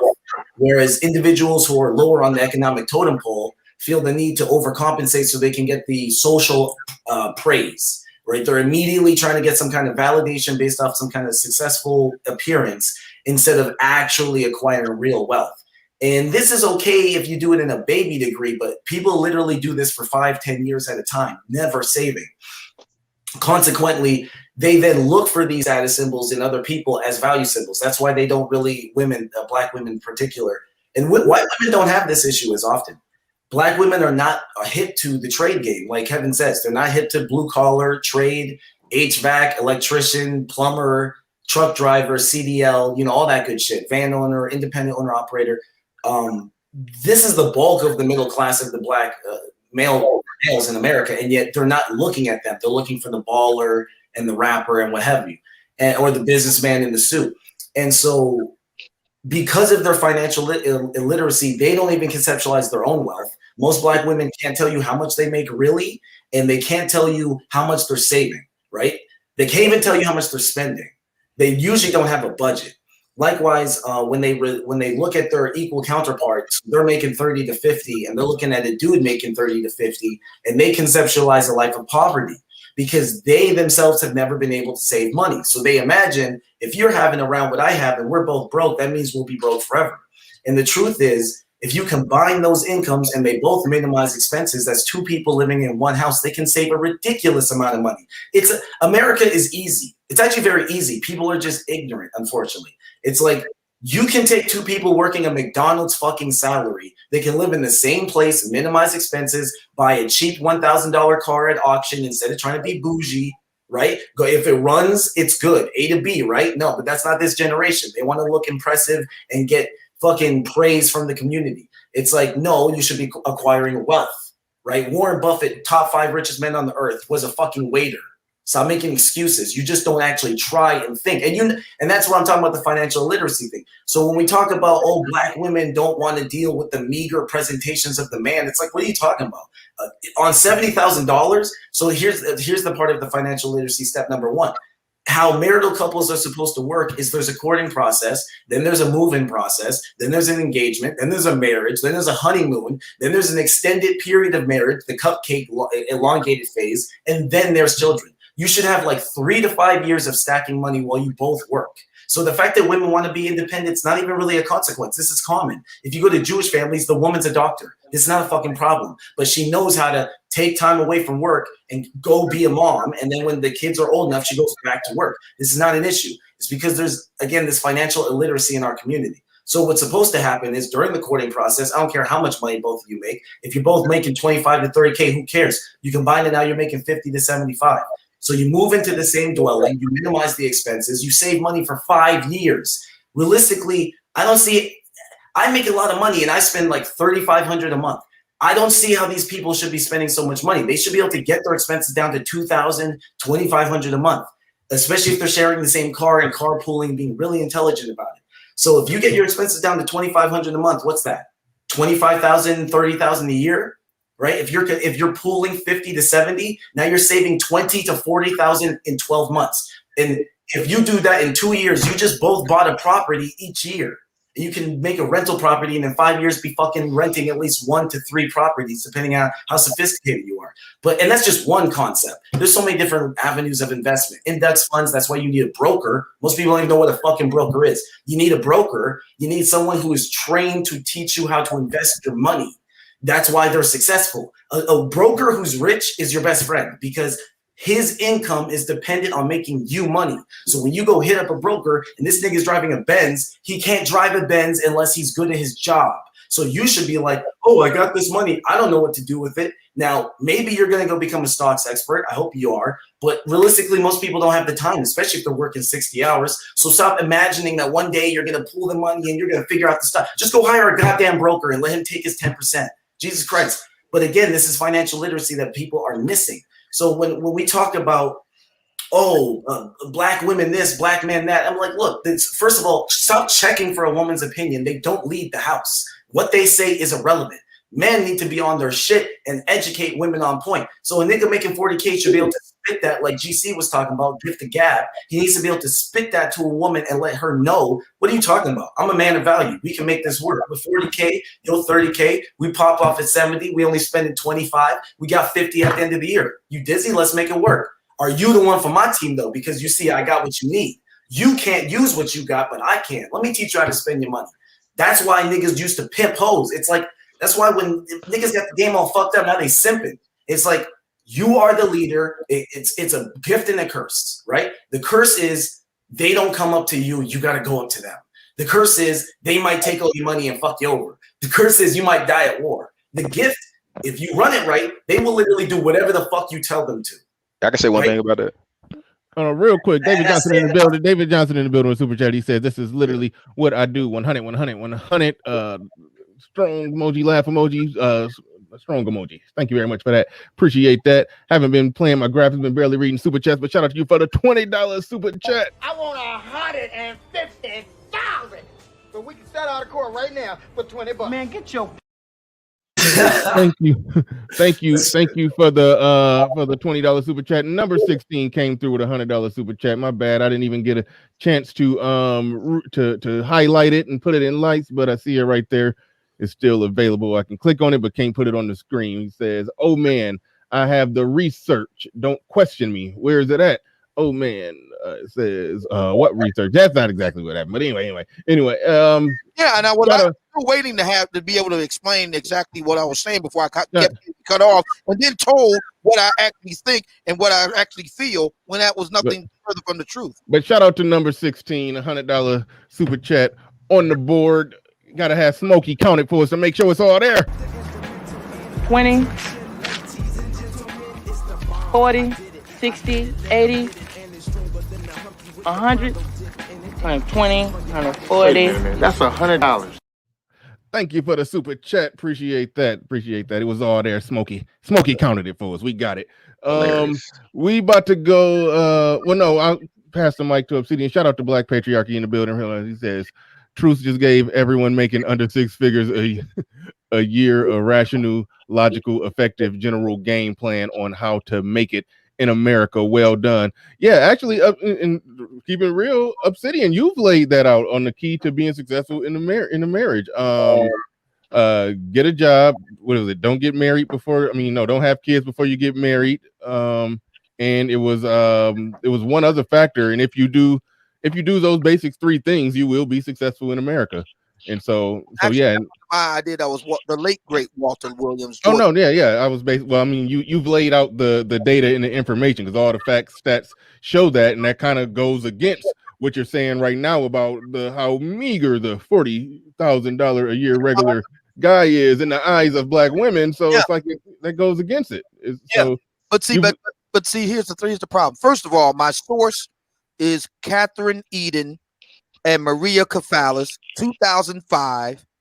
Promises I Can Keep: Why Poor Women Put Motherhood Before Marriage.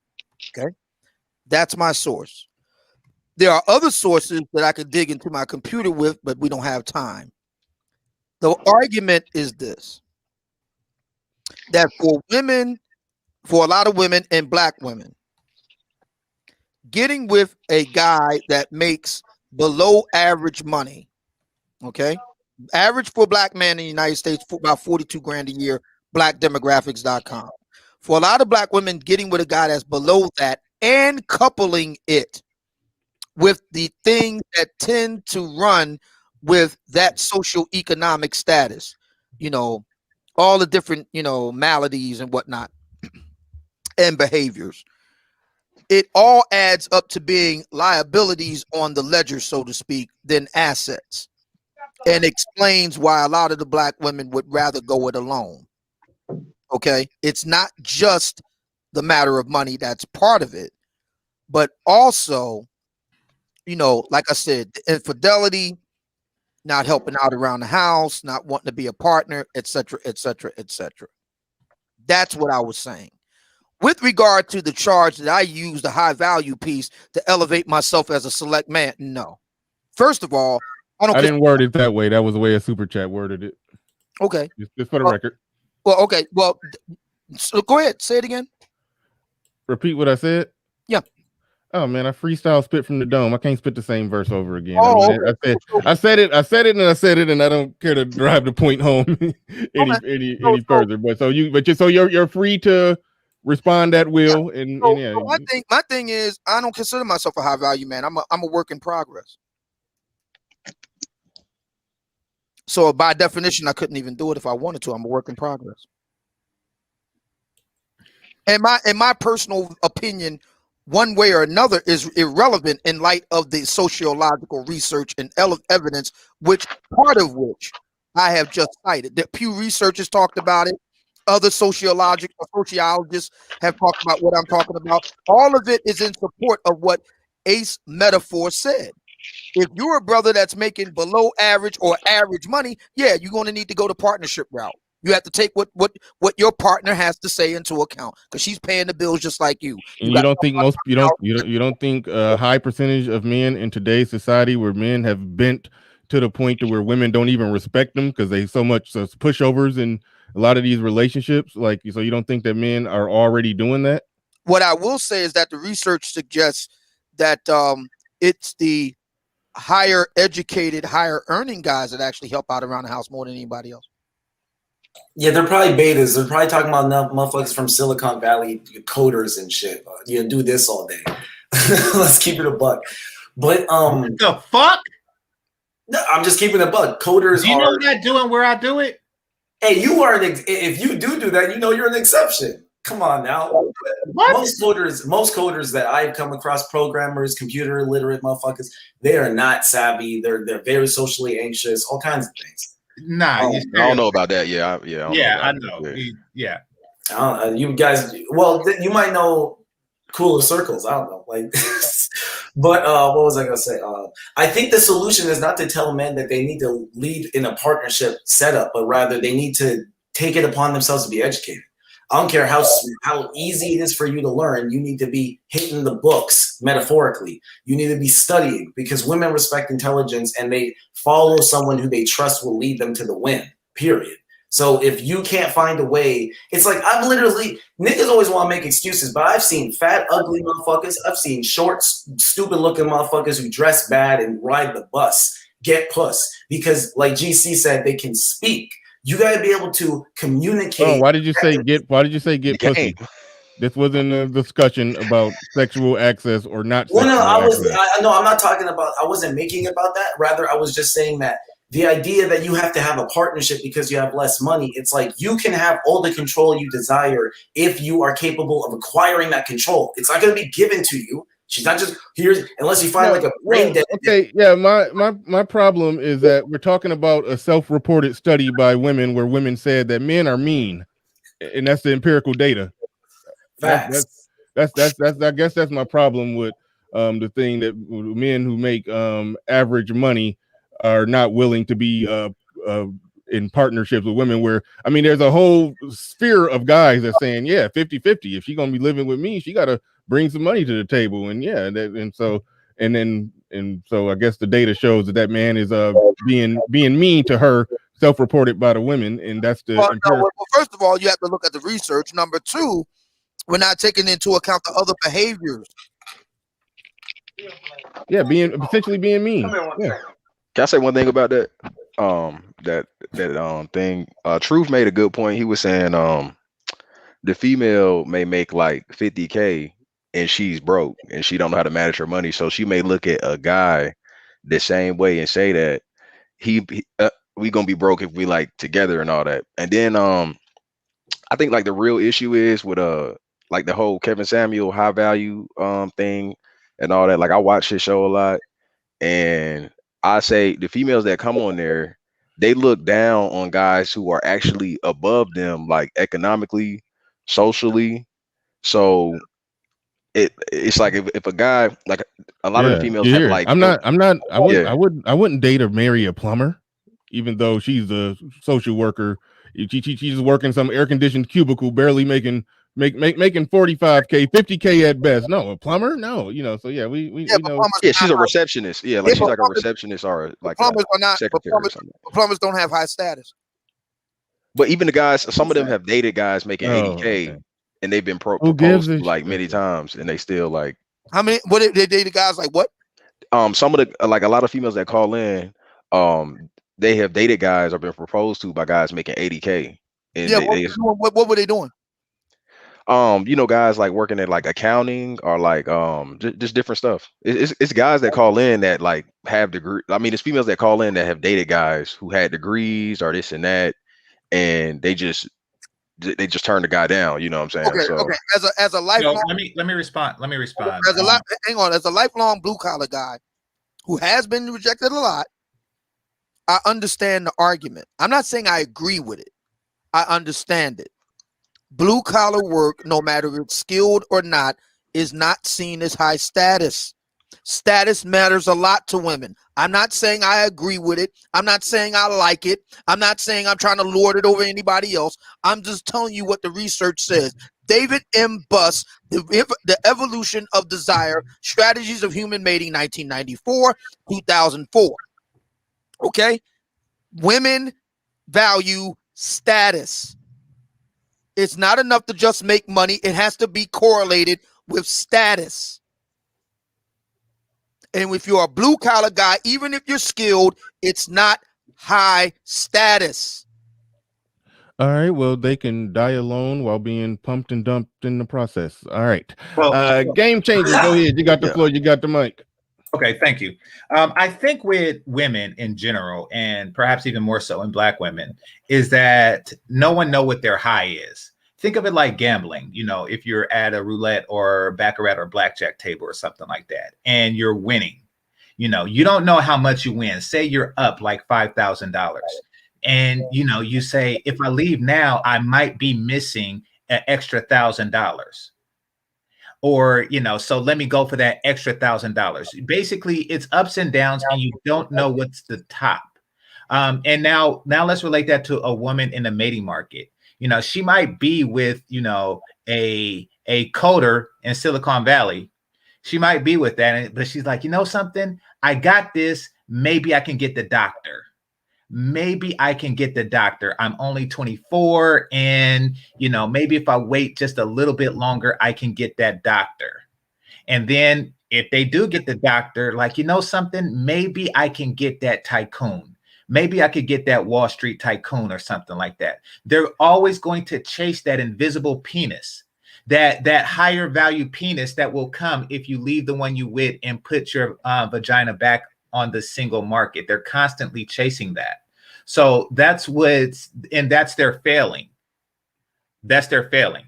That's why they wind up kind of wound up. They don't know where they're going to plateau.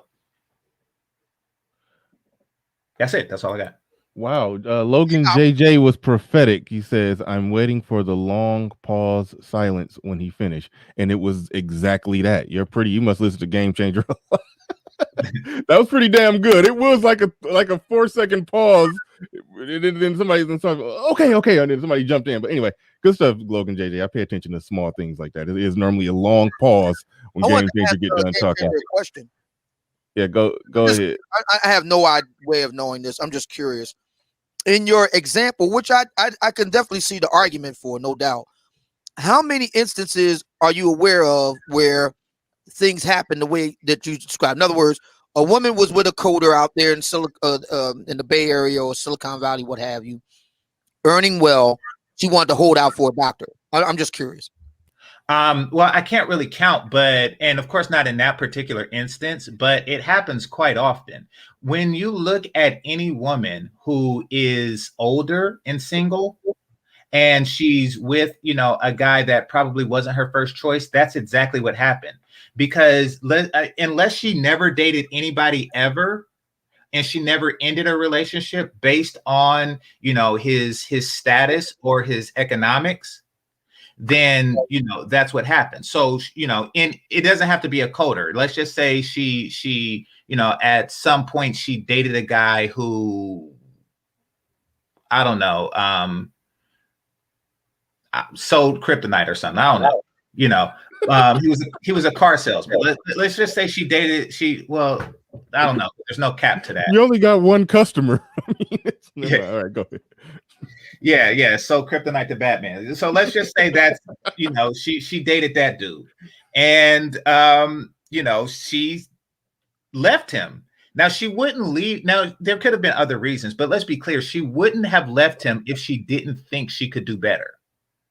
And that's for anything, even if she left him because he left the toilet seat up, the thinking in her brain is that I'm going to leave him and get a man that leaves the toilet seat up. which means that, put the toilet seat down, which means that when a woman leaves a man, the assumption is the next man will be better in the way that the previous man was lacking. And if a woman ever leaves a man for economic reasons or denies a man initially for economic reasons, then the assumption is that the next man will succeed in the area that he's failing. But we can also take Miss Average at best. She left guys that she felt was beneath her because, you know, she feels that the next guy will be better than the guy that she left and she thought was beneath her. Well, now, to be fair to Miss Average at best, my understanding of what she described of the guys that she dealt with, they really were beneath her. These weren't, you know, like good salt of the earth guys that were making average money. These were like, you know, guys waiting on a mixtape and trying to mooch off her, you know, shit like that. That's a bold assumption. All we know. No, that's what you said. Excuse me. She said 5 figures. So all we know is that these guys, you know, make anywhere between $10K a year and $99,999. No. What she actually said was, these were guys who were trying to, you know, can I partner with you? Can I help you with your business? Which she already had. Exactly. She already had up and running.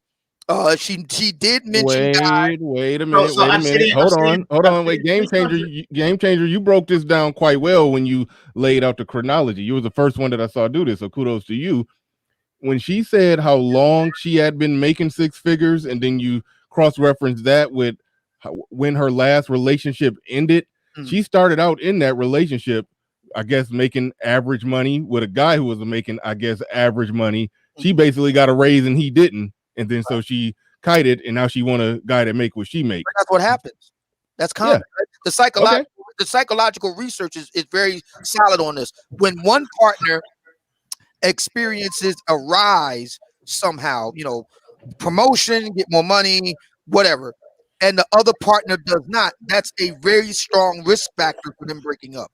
To make it clear, that's what happened. So she thought she can do better for reasons of changed economic status, or, you know, just simply put, she just thought she can do better.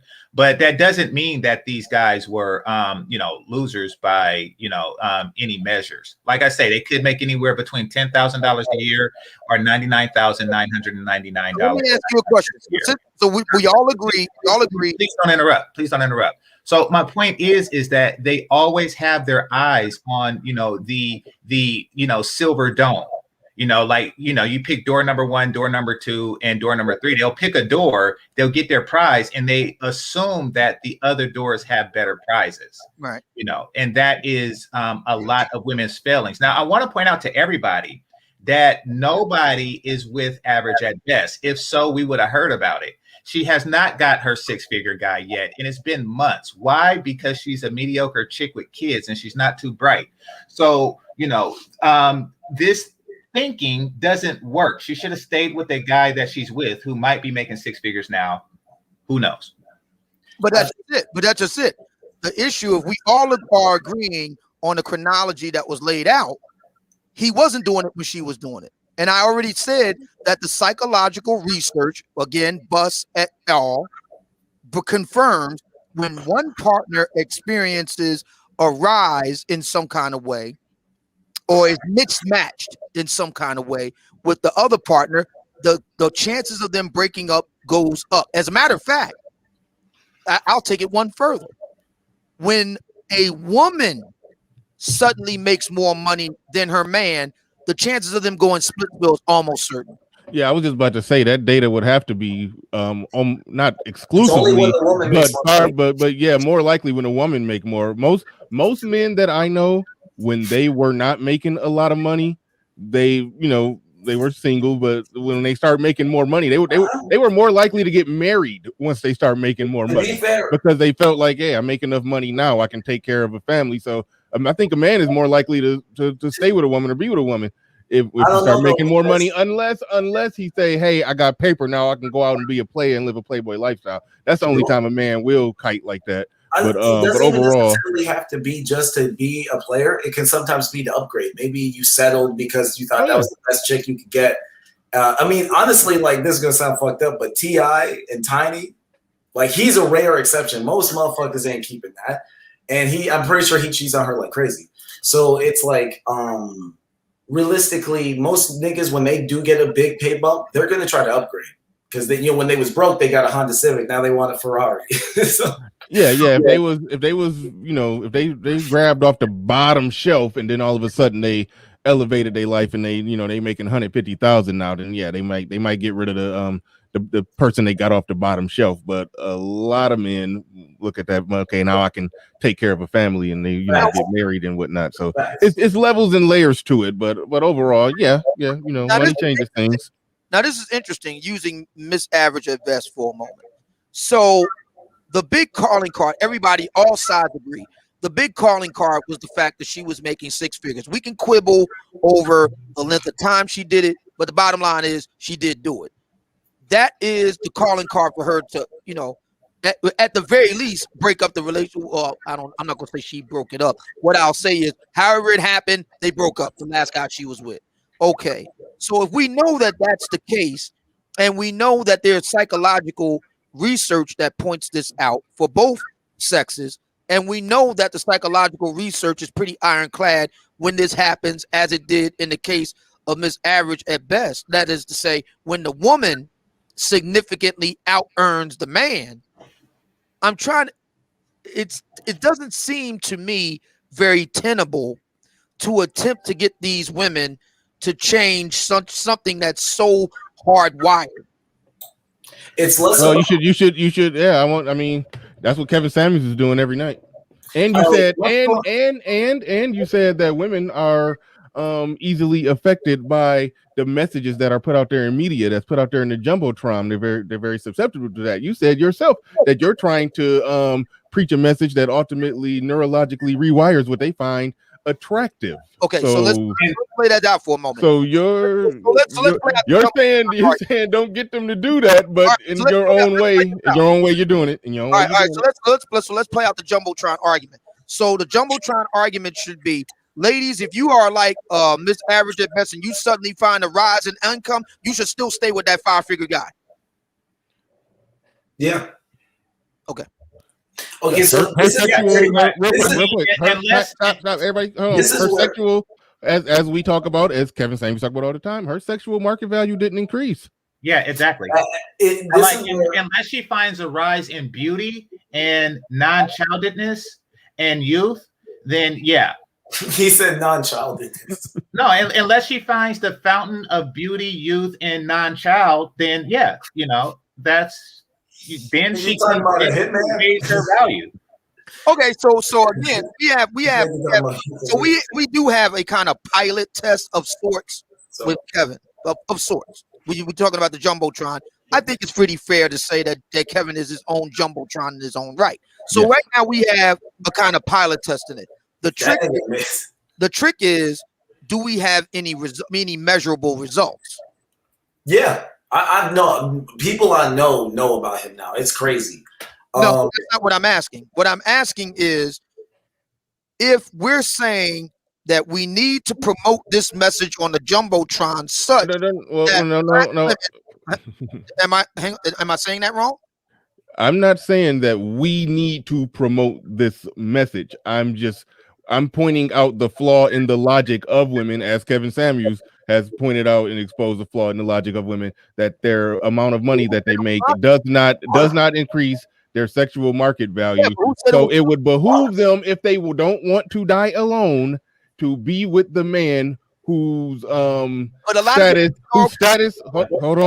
status is on par with her SMV. But that's just it. They're okay with being alone, though. Okay, then let them be alone and get pumped. Truth. Hold on. Then we just Obsidian. Then we just arrive at a point to where it ain't about promoting nothing. I'm not trying to promote anything, but we just arrive at a point. Then okay, if they're happy, let them live their happy single life. Holy shit, Obsidian. Let them live their happy single life, die alone, and be pumped and dumped in the process by men who they don't want to be with anyway. So they're technically pumping and dumping these men too. We're leaving out something. relationships today is not about necessity. See, I think this is what a lot of black men, in my opinion, I think this is what a lot of black men are leaving out. This is not a necessity thing. This is an accessory thing. There have been research about this too. You know, the hedonic marriage. It's not about needing each other. It's about wanting each other. For a lot of black women, it's not about need. It's about want. I'm not saying that's right or wrong. I'm just simply saying that's what it's about. Yeah, and I think, for a lot of black and I women, think thinking people should analyze it and point out the outcomes of it and just shine a light on it, and that's just that. hang on. So let me just say this. So to the question of dying alone, so Kevin has made that a thing now. You just die alone. Okay. The assumption is that the women weren't okay being alone to begin with. Well, they're calling. They wouldn't be calling in the final hour if they were okay with that. They're getting diminishing returns because they would like to have that, not need it. They would like, for example, Kevin often asks these ladies, why do you need a high level man? They don't. The answer is they don't. They would like to have it. Okay, so I'm sitting at if you're making the point that women do not need men to live and not starve to death, that's definitely true. Women are comfortable with being single with the prospect of a higher value man than the man that they would have been with. They're more comfortable with that than they are with being with the man that they would be with. You know, so if the highest value man that they could that they're with sells kryptonite, you know, and polishes it, then you know that's many women are more comfortable with the prospect of getting a higher value man after that. And being single. However, the problem comes, and the call to Kevin comes when they come to the realization that it's been some amount of time and a higher value man hasn't knocked on her door. Shout out to Kevin Samuels. Right. That's when they become very uncomfortable because now they're single without the prospect of a higher value man. Right. And then there's a psychological effect of knowing that if they go back to the kryptonite salesman, that if they did that, then they wasted those years that they spent without him. They are going backwards. It's kind of like going back to work at Burger King, you know, which I did at 16. You know, it would be wasted years in stalled progress. People avoid these scenarios. That's where they find themselves in. So though they're not starving, they're most certainly not happy knowing that they have not fulfilled their life's goal of finding a high value penis. Well, so here's the problem with that. Okay. So a lot of the sociological research in regard to women, for example, we'll take divorced women. So there's a gentleman by the name of Eric Kleinberg out of University of Chicago. Wrote a book some years back called Going Solo, right? What he found is that women that are single have no desire, and this is backed up by more recent research by the Pew Research Center. They found that women are not as pressed to get back into relationships or marriages once in other words, they've been divorced or whatever. They're not as pressed to get back into that. They enjoy their single lives, getting with other women, doing civic oriented volunteerism and all the rest of it. He found that if anything, it's the other way around. He found that single men have the hardest time. Okay, let me ask you this: how was this research conducted? What do you mean? How was it conducted? I don't know how to break down that question further. Like, so what's the process that they took to do this research? Oh, you asking? Did they ask surveys? Yeah, did they have surveys? That would be a process. Yeah, well, that would be one of them, no doubt. Yeah, survey. Yeah. So, well, was that the one that they used? That's the question, Obsidian, please. Which survey? When women say that they are happier, or about being single, that they're content with being single. Like, did they use a survey, or what? If not, what method did they use? One survey that was used was Pew Research Center. So it was a survey. They asked the women this, right? Okay, so here's the thing about that. The problem with that is this: women are lying ass bitches, and most importantly, they are lying ass bitches to themselves first and foremost. They're the ones who look in the mirror and see a fat bitch when they skinny and a skinny bitch. They lie to themselves more than anything. Don't trust what the fuck they say, and they lie and they lie and see a miserable bitch will lie and say she's happy, and a happy bitch will lie and say she's miserable. So those surveys don't mean nothing. If a woman is saying that I am content, doing volunteer work, changing other people's kids' diapers while I don't have any of my damn own, then she's lying. She's a fucking liar. She's lying to herself, and she's extending that lie to everybody who reads the survey. All right, so let's interrogate that further. So by that same argument, will we be saying that men lie on surveys? And if no, it's not the same argument because I just said women lie. So men don't lie on surveys. No, men do, but not to the extent that women do. All right, I think you're missing the point. Help me explain this. Because and you should know about this because this is in your home state. Are you familiar with the Bradley effect? No, I'm not. Okay. Bradley was a black man that was running for mayor of Los Angeles. This would have been back, I think, in the 1980s. And white people, white men, white women, really claimed to like Bradley and claimed to want to vote for Bradley. And when, on exit polls, they were surveyed that they voted for Bradley, but the white guy won. Mm-hmm. It wasn't just white women that were voting. It was white men that were voting too. Obsidian. Yes. Okay, let's do this. For the sake of the next 15 seconds of this conversation, I'll say men lie too, right? Now, that does not negate that women are lying bitches, and the survey doesn't mean shit. No, I'm not negating. Oh, God. Ask another question. I'm not negating the point. Okay, then embrace it. Embrace the fact that there's a bunch of miserable lying ass bitches taking surveys. Why would do that? Well, let's finish the last point before we go to the next one. The last point is that that survey doesn't mean shit. And the reason that it doesn't mean shit is because it's backed by a bunch of lying bitches. Okay, so why would any man listen? There are a bunch of old miserable women who are upset that they are absent my penis. Right.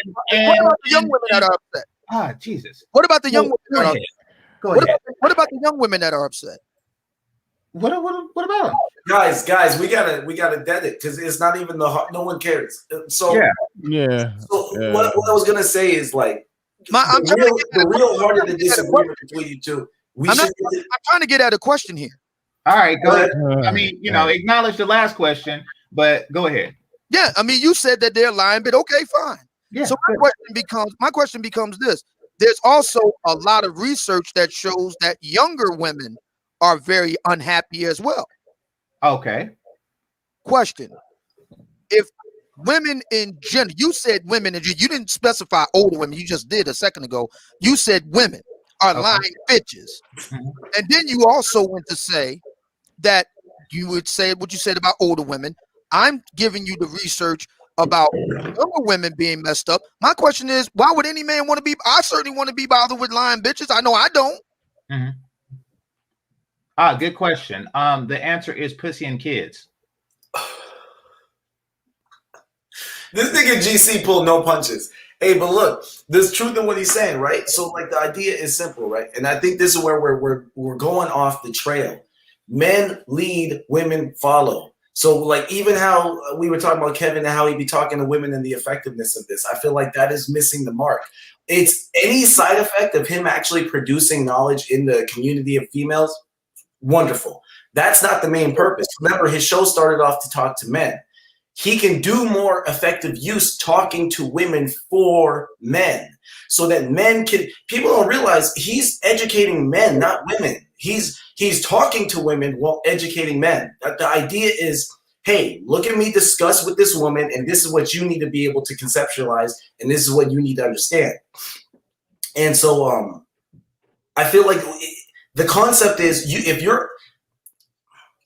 a man should be able to be broke and jobless and secure any woman if he has anything other than don't get me wrong, like if you're not physically, if you have no barrier other than your income, you should be able to overcompensate for that with your mental superiority, right? And I think the problem is men are not being led by men anymore.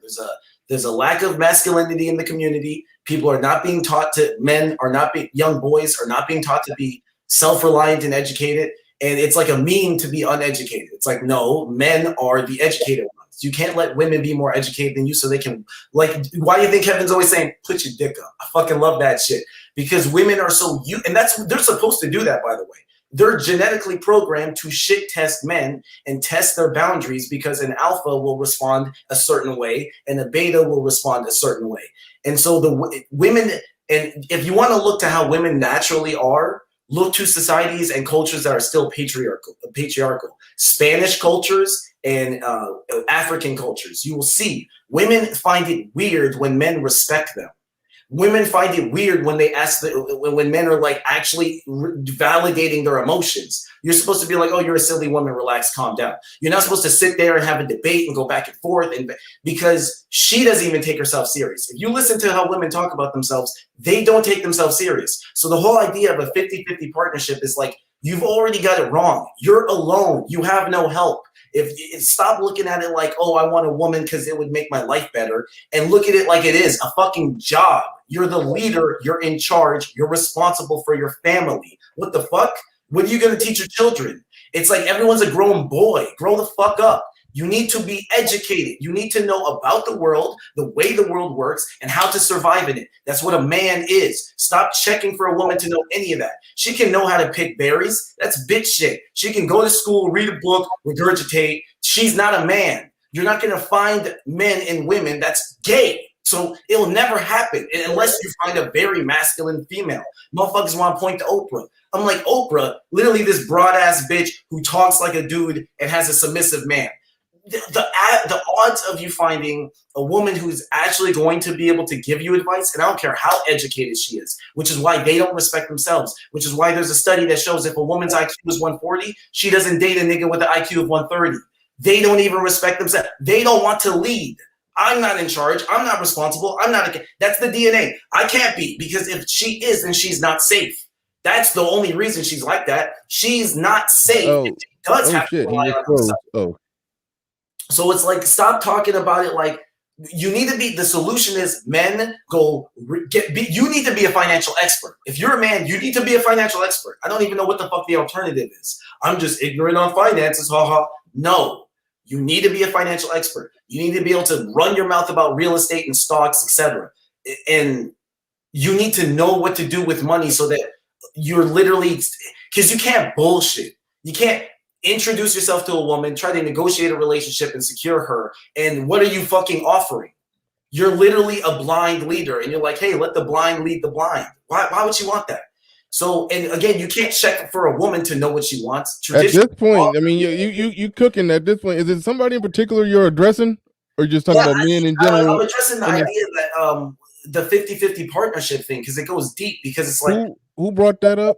Obsidian earlier. I was citing research. Yeah, but even that, we can't men are in charge. I didn't say go to studies. I think the problem we're having here is there's a conflation between me citing research and the assumption that I am advocating it. That's a difference. Because I cite something does not mean that I advocate it. Because I cite something does not mean that I am making a value judgment in favor of it. I am not making value judgment. I tried to check with you like 3 times. It felt like you were co-signing. That felt like. Isn't that feminine? No, but I checked with you 3 times. Felt like. I checked with you 3 times. You said it felt like. Isn't that okay? You also heard what I said after that, right? I checked with you 3 times. Yes, and you said it felt like. Here, let me be clear with this. Okay, here we go. Because I cite something does not mean I personally agree with it.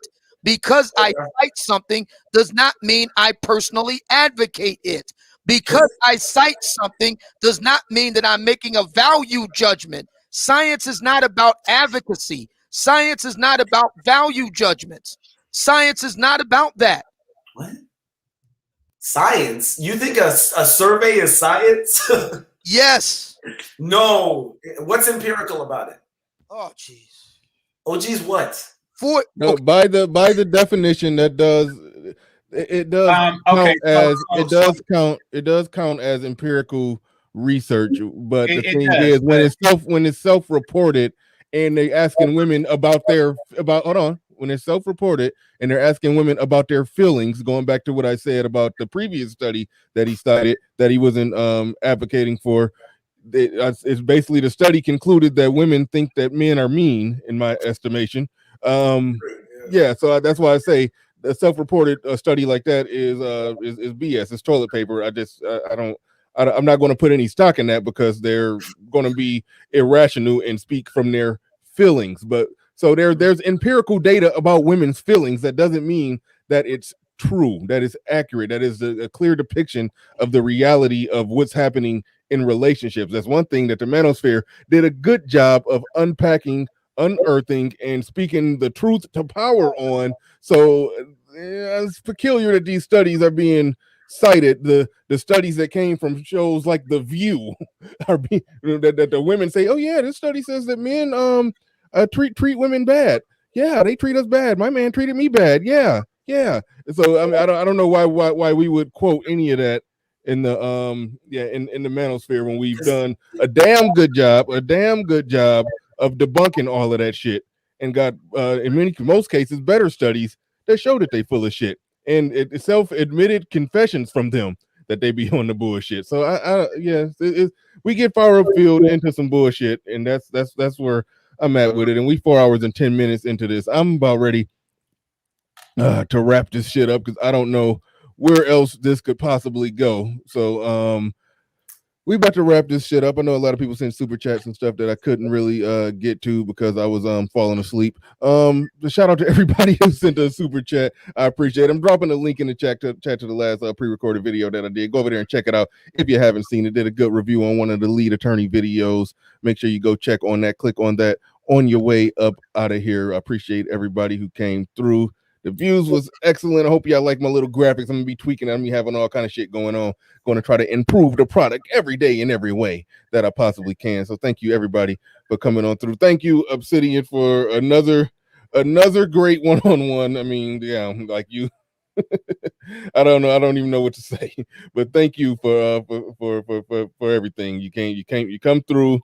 You bring the heat, the fire, the ice, the rocks, the damn the ball of dirt, everything, just throwing the whole kitchen sink at every damn body. But hey, thank you for coming through. And with that said, we are out of here. Peace. Y'all go watch that video. Help me out. Give me some views on that one. Hit the like button. All right, we out here. Peace.